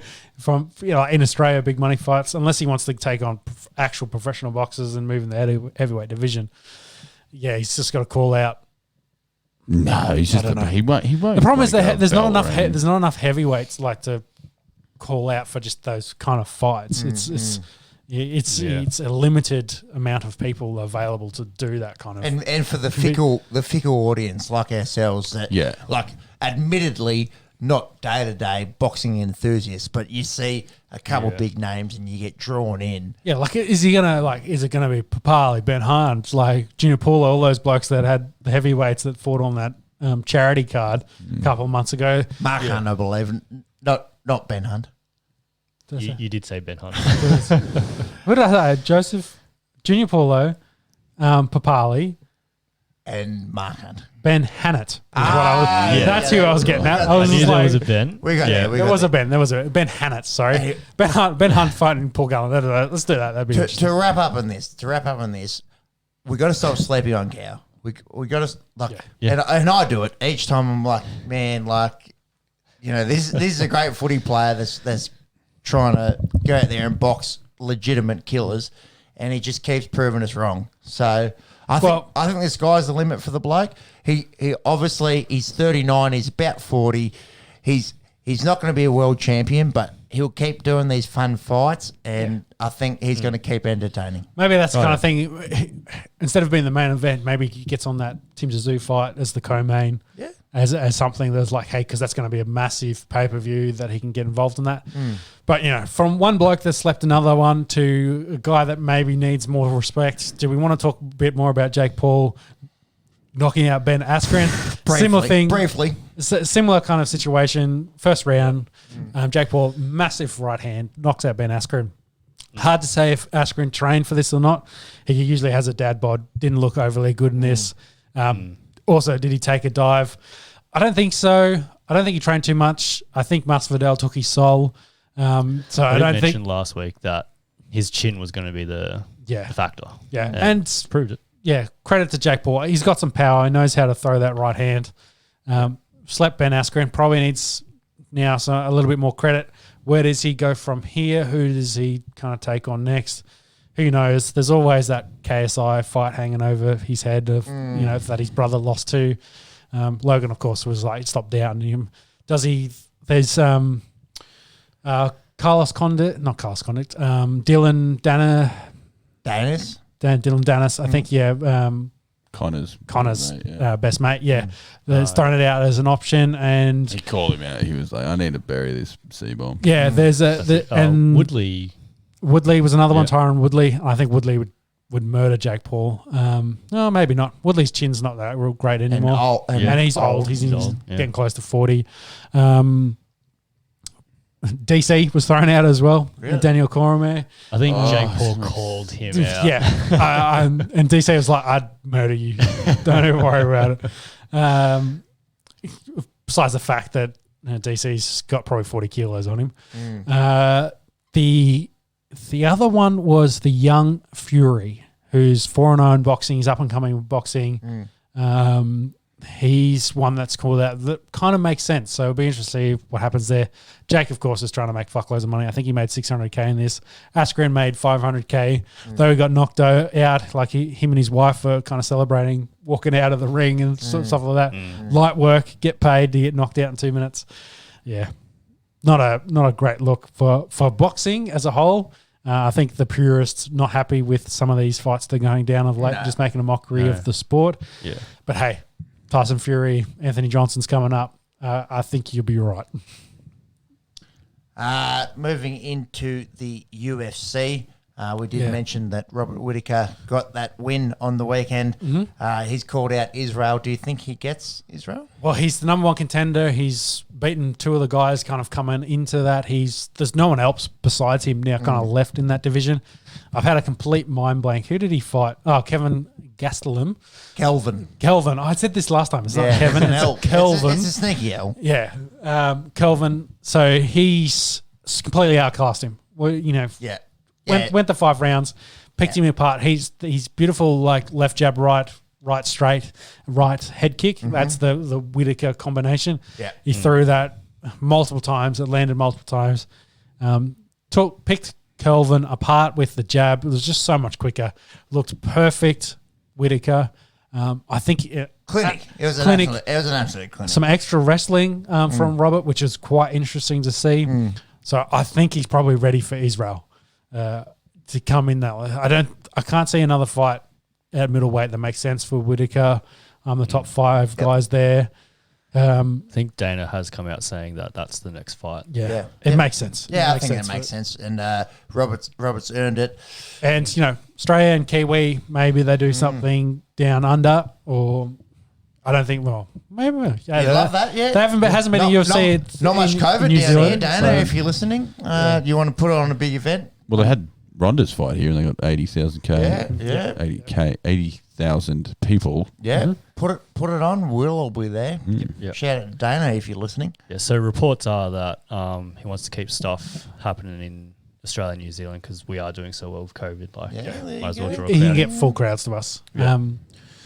Which I don't think for UFC, are they 261? Are they? No, it's not 261. They're planning full crowds. There's one of the UFC events coming up. It's coming up. Very quickly. They're going to have a full crowd for it. So that kind of leads into some of the other news. Amanda Nunes versus Julianne Pena. There's meant to be in a little line. the little thingy. Yeah, that's why I couldn't say it right. Close. So UFC 265 has been announced. Nunes, hasn't been dodging her at all, but she's been called out a fair bit by Pena. But Nunes is I don't know why we even talk about it. Nunes is going to win this. She's just so much better than everyone else at this point. Yeah. The rest of the card, of course, hasn't been built out yet. It's still got a bit more to go. Yeah. But the main card we should probably talk about is UFC 261, which is baby. Sunday This for weekend. us. So this weekend. Massive fight, like the 2 fights we haven't got listed there. Weidman's taking on Uriah Hall. I think that fight has been booked multiple times and is actually now finally going to go down. Weidman, of course, I think he's back at middleweight. He went up to light heavyweight. Come back down. It is. Yep. Hall kind of been in that middle tier of 10 to 15 for a long time. That's a good fight. But I think Anthony Smith taking our boy Jimmy Crute in the light heavyweight division, that's a huge fight. Oh, yeah. Because if Jimmy wins this, that's a massive step up in talent for him, but it's also leading towards his title shot contention, which is where we want to get him to. But then we move. That's 2 excellent fights to kick off the main card, and then you've got the 3 title fights. 3 title fights is huge, isn't it? Yes. On one card, and they're chicks fights, but they're amazing chicks fights as well. Yep. So you've got the Bullet taking on Andrade. She's the co-main. Yeah, Valentina Shevchenko. No, she's not the co-main. So they're they technically got the 3rd fight of the night, middle of the card. Not co-main, but it's a championship fight. Yeah. So Shevchenko takes on Jessica Andrade. Yeah, Andrade. Oh, it's actually Andrade, I think is how you say Andrade? it. Yeah, she comes up up. Yeah, she's definitely coming up in a division because she was in the same division as Zhang and Rose, who are actually fighting in the co-main. Yep, that's co-main. strawweight. Yeah, as we mentioned last week, the communism versus patriotism angle. I'm backing. I'm going to go Jimmy Crute, Rye Hall with an upset. I think Valentino's going to smoke Andrade, but I think Andrade has got great power. But I think Valentino's just so much better than her. Yep. Like there's Amanda Nunes, and then Valentino's the only one even remotely close to her. And then everyone else is everyone else. Yeah. I think this Rose Zhang fight's going to be interesting because Rose, of course, fought Andrade and lost. She got that slam knocked out. Yeah. So I think Rose is not as powerful as Zhang is. But can I back against the champion versus the former champion? I don't know. Shang for mine. Yeah. Can't see her losing this one. Do you have any bets there, Marks? Looking in front of you? Or you can look it up for me. I think Zhang's probably going to be favourite. Rose, I don't know. She was so dominant in a run up to the title contention before she lost to Andrade and then had to take a couple. Yeah, it's been a while. Some time off. It's been a while since that run. So, I don't see Shang losing. I think that UFC wants Zhang to win, of course, pushing that get that Chinese market, dollar bill y'all. But the main go some odds for me. Go for it. So Jimmy Crute, Anthony Smith. Jimmy is the favourite, $1.41. Ooh, there you go. Shorter than I would have expected. Yeah. Weidman and Hall. Weidman is the favourite, so you're right with the upset. Uriah Hall is paying $2.05. Yep. Shevchenko and Andrade. So Shevchenko is heavy favourite at $1.22. Yeah, expected that. Yep. Zhang and Rose. So Zhang is the favourite at $1.43, and that does lead into the main event. Yeah, so the big one, Usman versus Masvidal. Masvidal, of course, after the last fight, was short notice. He said to Dana, give me 6 weeks and I can beat that bloke. So he's had his fight camp. He's come into this ready. So it'll be interesting to see how this fight goes down. A lot of people thinking might not be too different. Usman grappled the shit out of him. A lot of clinch work. Yep. Kept Masvidal in the cage. Stayed away from all Masvidal's power. Very interesting to see what he can do game plan wise in this one. But for mine, Usman's still a step ahead of everyone else. Yep. Very interesting to see what he. But you can't count out Masvidal. I like Masvidal. I'm going to back Masvidal on this for a big upset. Oh, really? By some freaky KO of some description. I think 9 times out of 10 though, Usman wins this fight. Yeah, right. I'm going. It's not going to be a fluky win, but I'm going for that surprise upset, which I'd love to see because that'd make this fight excellent. I think the bookies tend to agree. Monks, if you don't mind with the odds there, I think Kamaru is well favoured in this one. Yeah. So Usman is $1.22 favourite. Wow, yeah. Masvidal's out at $4. If you like a sneaky bet on an upset, throw a tenner on that one. Interesting. Yeah, just trying to have a look at. So Masvidal is favourite for first round knockout at $10. Yep. Usman's at $15. Just see if there's anything else interesting on here. Yeah. So $10. He's $4, but $10 for the first round knockout. Yeah. You've got to think if he's going to win, it's got to be an early finish. I agree. Usman's going to outwork him, and if he can do his clinch work and keep him, where he wants him, he of course is going to point his way to the win in this. Masvidal is his attacking weapons is the only kind of extra thing he has. I don't think Usman will try and take him down because I think Masvidal's got a black belt in BJJ and, maybe a little bit worried about his jiu-jitsu on the ground. So I think Usman might come into this with a similar game plan to the last one where you'll try to grapple him, control him, impose his size on him because he is a little bit bigger than George is. But it's not hard to beat. Like Usman should be clear favourite. He has been so dominant. I'm just going the upset because I wouldn't mind seeing Masvidal win this because Dana's also come out during the week and said Kobe Covington will get the winner of this fight. The bad boy. Yeah, so he'll either run it back with Usman or he'll get, the 2-piece in a soda from Masvidal. And that Masvidal versus Kobe press conferences leading into that will be beautiful. Let's roll it into some F1 news. Let's yes. Peppy's time to take a pee break. I was going to ask you. So, what were your thoughts on the F1? I didn't watch it. There's Did you watch it in the highlights? Come on, bro. Full disclosure. For whatever reason, there's something in my brain that just doesn't click with the motorsports. So that's why I'll let you take it away, and I'll relieve myself. If nothing can get you more excited, is cars going 300 kilometers an hour in the rain. This was an excellent kind of setup for the race because you knew shit was going to go down, like stuff was going to happen.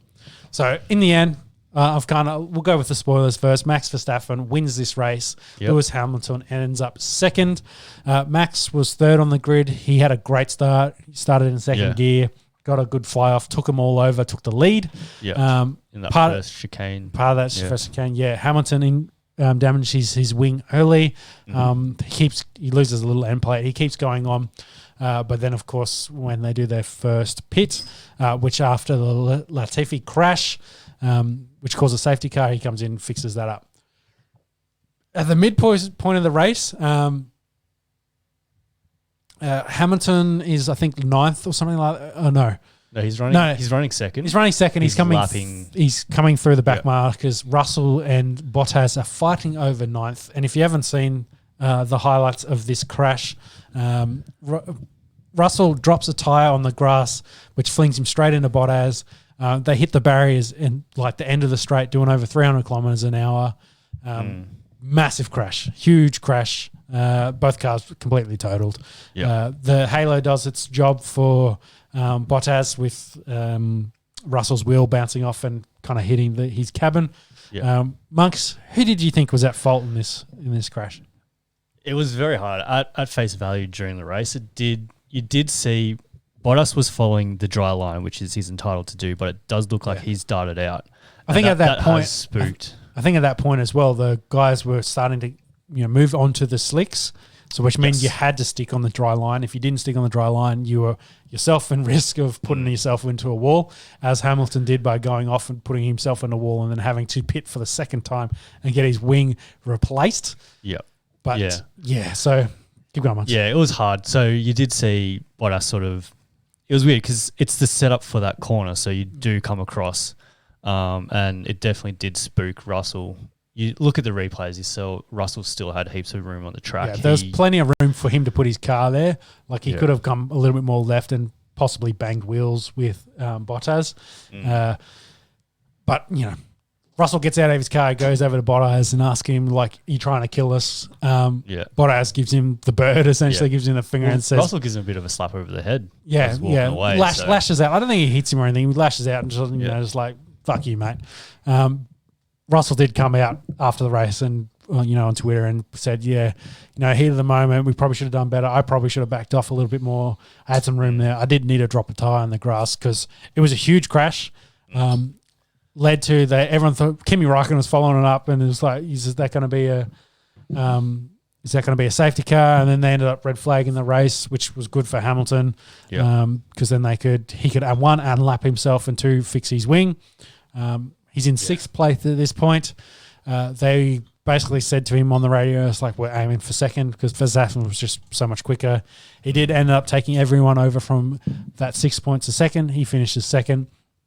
Lando Norris did it really well as well. Finished in third place for McLaren, which is great for that team.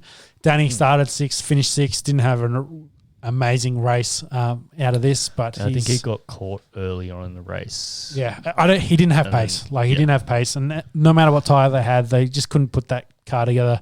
He did well to hold sixth place in that, so keeps himself relevant in the championship.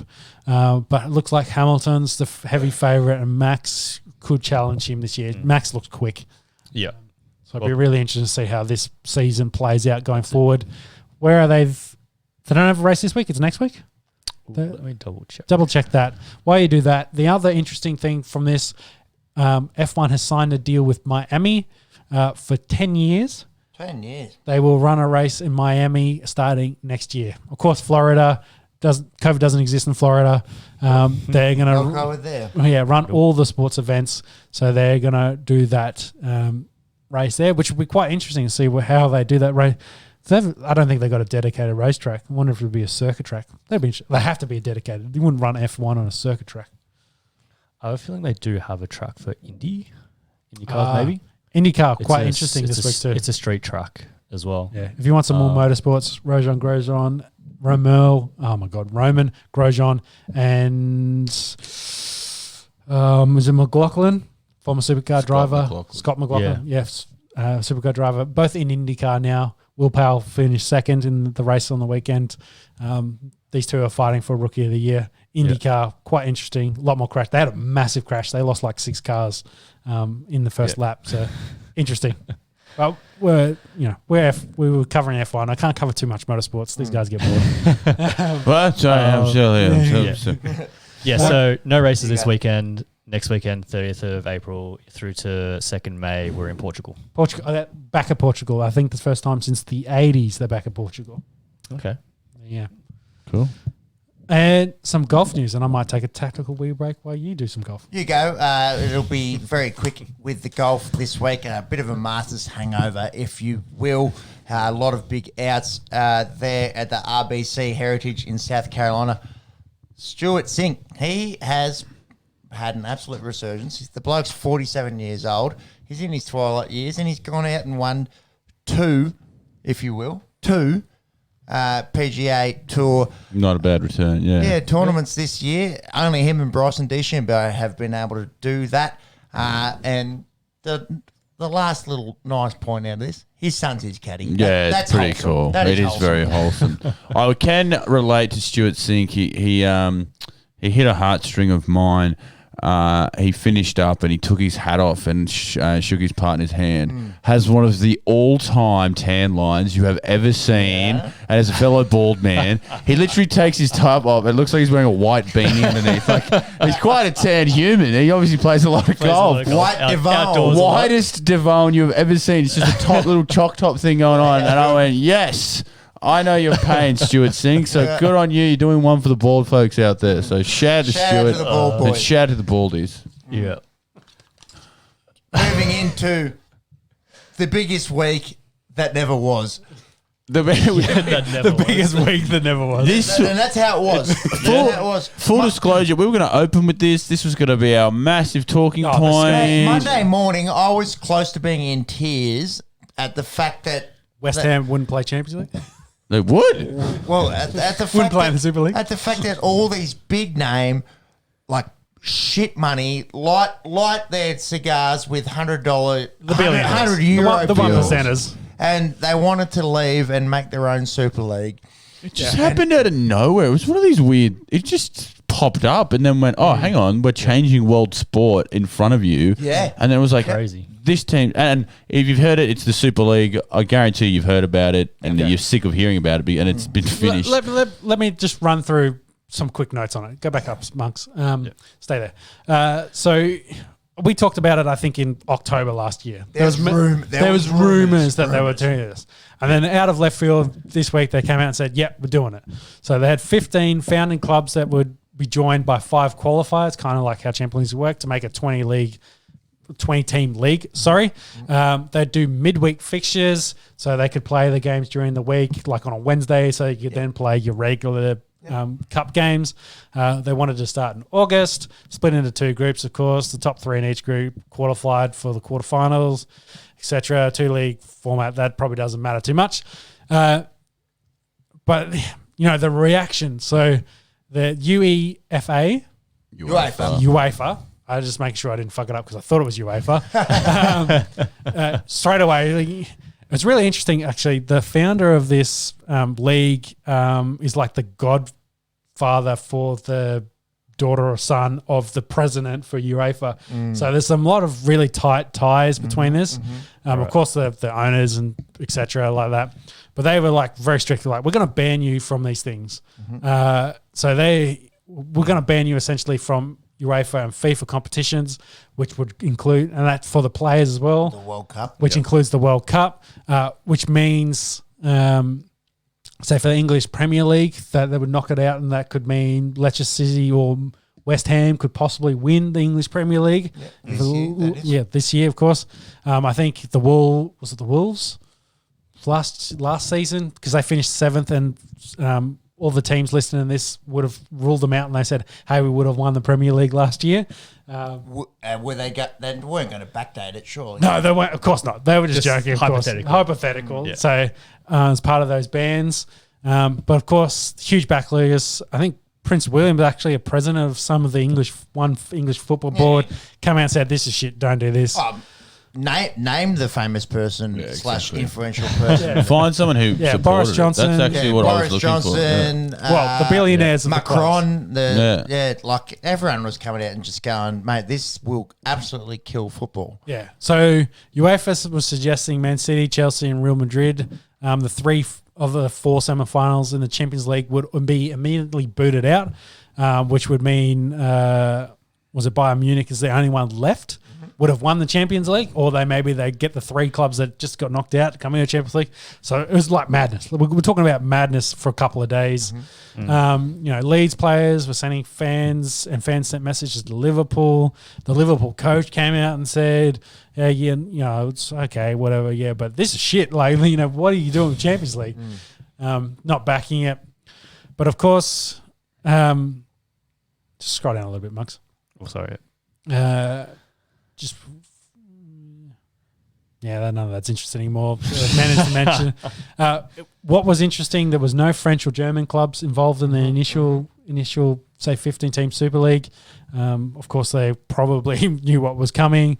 German clubs, majority ownership is to the fans. Yeah. Yep. And a good algorithm, I think. That 50. Did you look into it? That 50+1 rule. Very cool. I love that. So They should all be locked. Yeah, really, honestly, because then any major decision you have to let your fans jump on. There wasn't a single fan who thought, "Oh yeah, this will be cool." No, fucking no. And that's why they were having riots in the streets in England. Well, let me put it this: the product, in theory, is a good idea. You get the best teams and the best players playing against each other on a regular basis. No, it saturates it. I think it would be boring after a year or 2 years. I genuinely the thing that makes Champions League so cool is that you have to qualify to be there. Not only do we have the best players there, but they have to work to get there. Just to be able to rock up and have a schedule every couple of weeks. I'm not trying to defend the Super League. They did, of course, have the 5 qualifiers, which would probably across those five leagues. The top guy that finished that wasn't one of these 15 would be included in that process. But I agree that the Champions League format is probably better, and UEFA was going to announce some actual changes in that to help support some of the ideas that they wanted to do in relation to Champions League to try and make it better. I don't think any of that stuff's officially been put in place or anything like that. But the basic premise of the idea of we want the big clubs playing with the best players, that makes sense. I agree with the other point of there's no real passion. You look at State of Origin versus All-Star games, there's no passion in that stuff because it's just there, it's just the game. So it's just like whether you're getting good, the idea is good, but the quality of the product might not be good and it might not last. So I do like the idea, like you say, of the Champions League of getting those guys, like say West Ham, for example, work their way into fourth. They've held on to fourth and they get to play Champions League next year. Pepsi has the floor.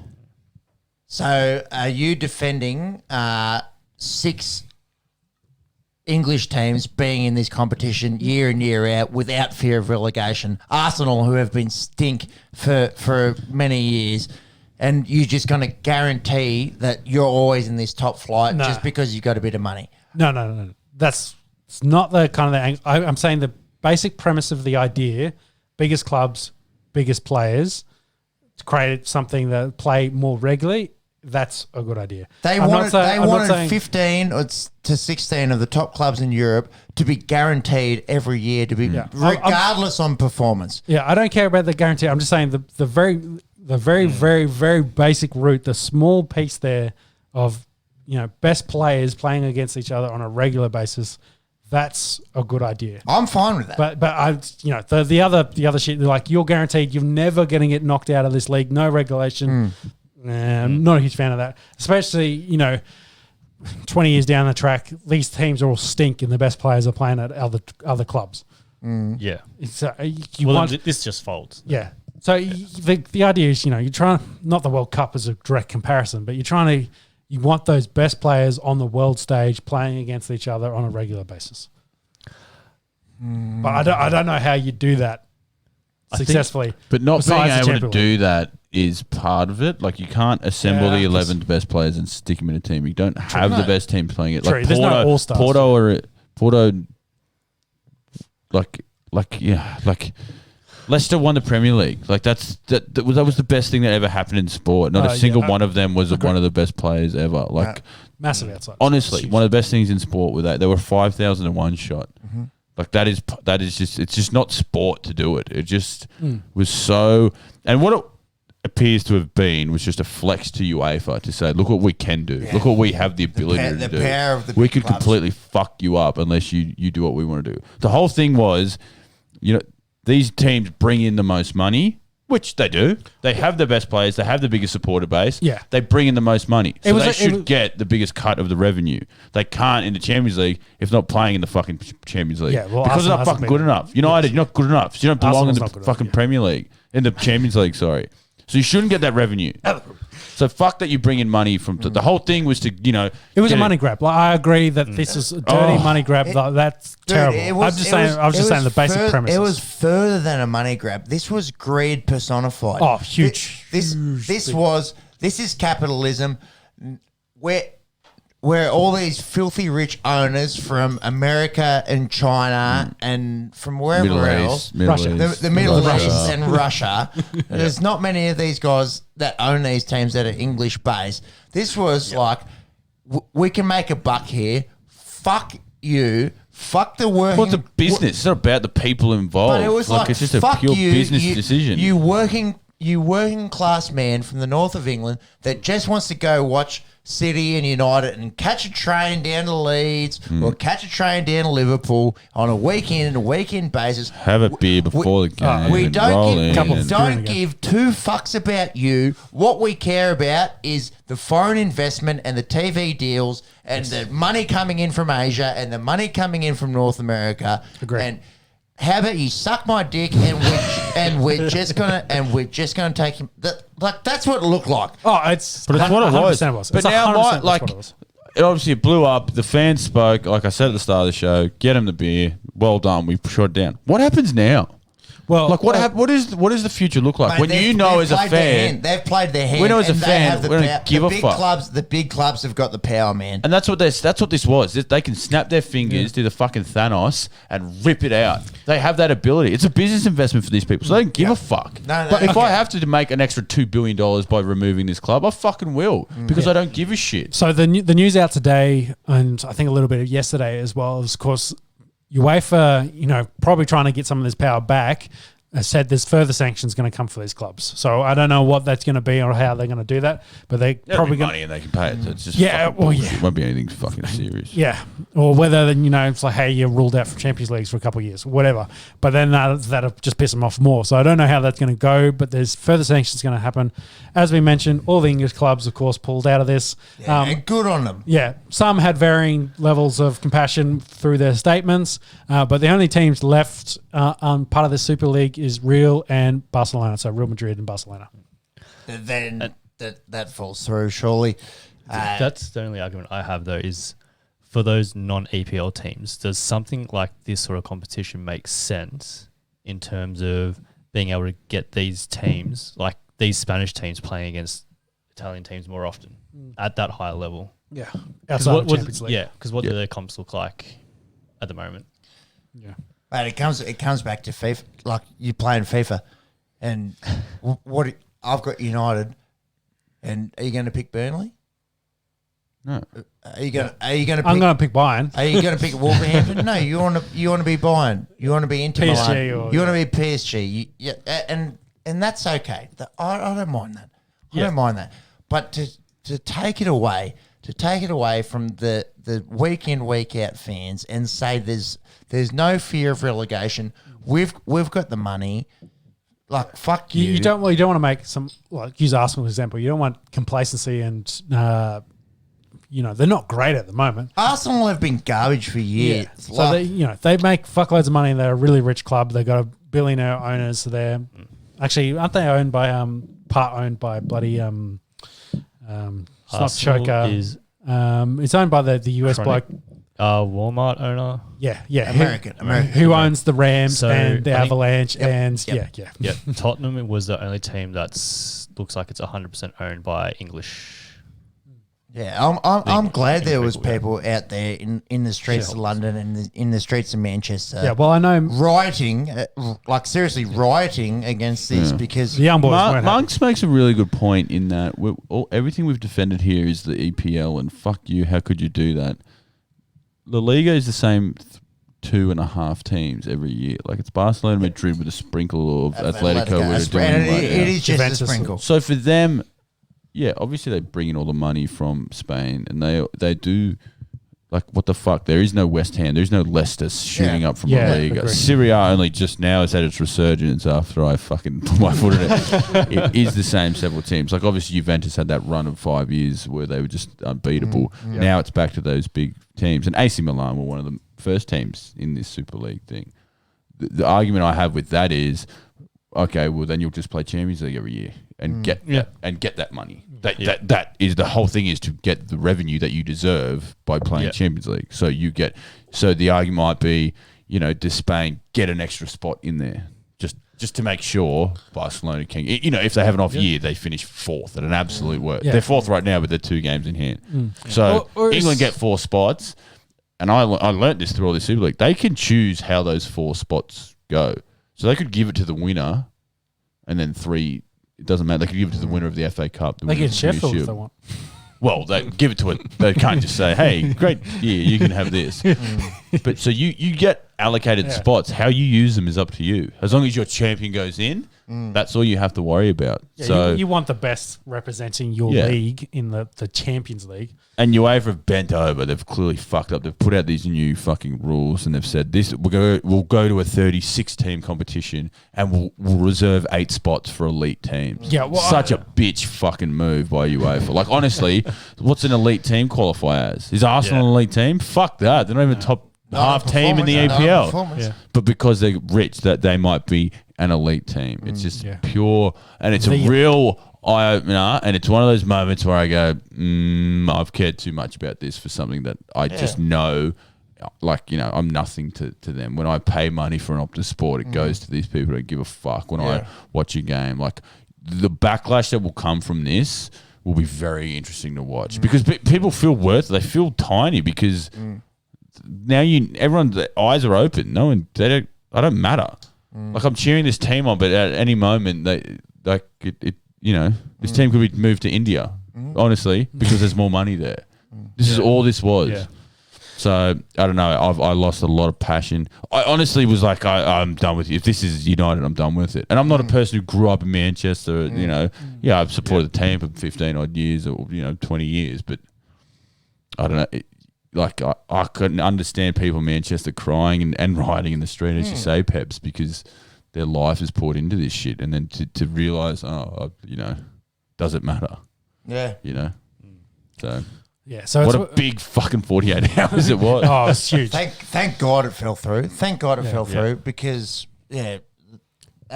as a bloke living down here on the other side of the world that really shouldn't give a shit about Manchester United, I was ready to turn my back and just say, this is fucking bullshit. This is the elite just grabbing more money and saying fuck you.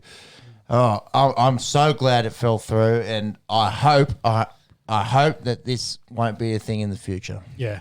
So quick 2 bits. I think Manchester United's share price dropped by about 7% because of this. So, significant backlash. Rightfully so. It dropped more.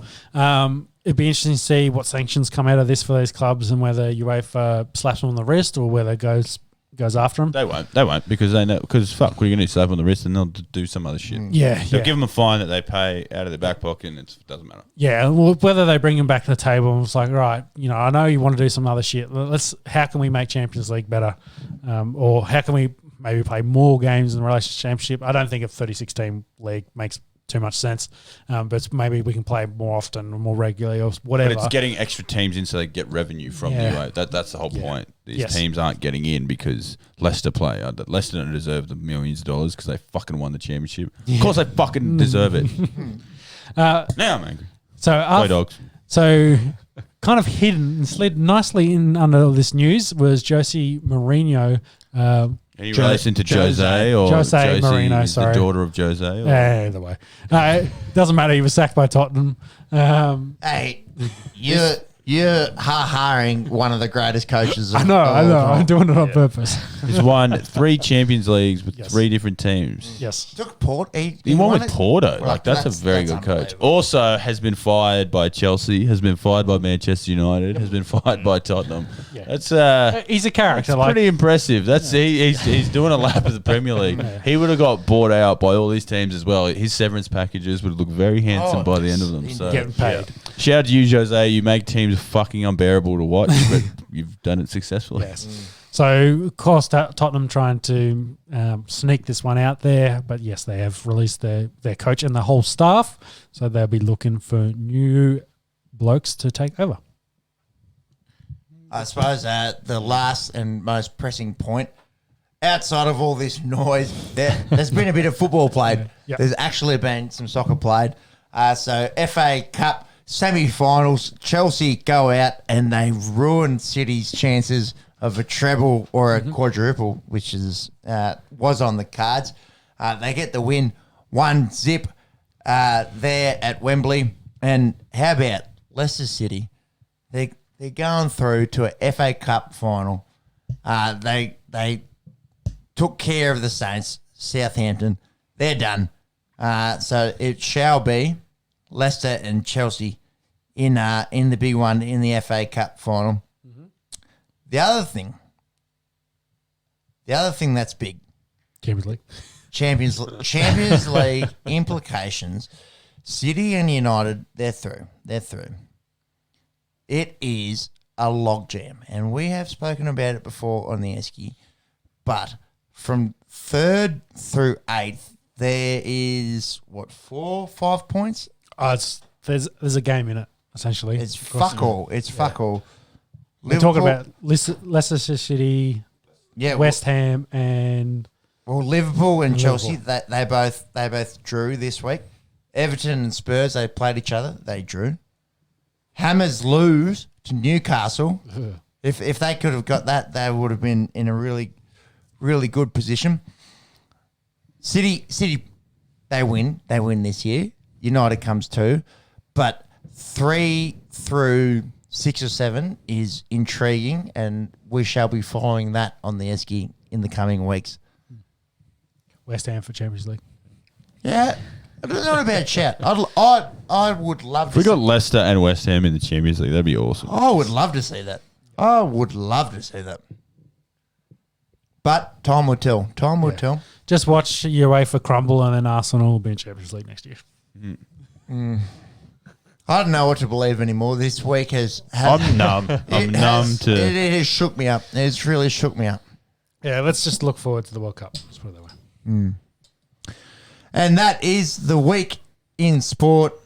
Yes. The boys from On the Esky, we thank you for, if you've nearly 4 hours through. Yep. Dribbling along. Yes, you are dribbling. Keep going. We thank you for being here.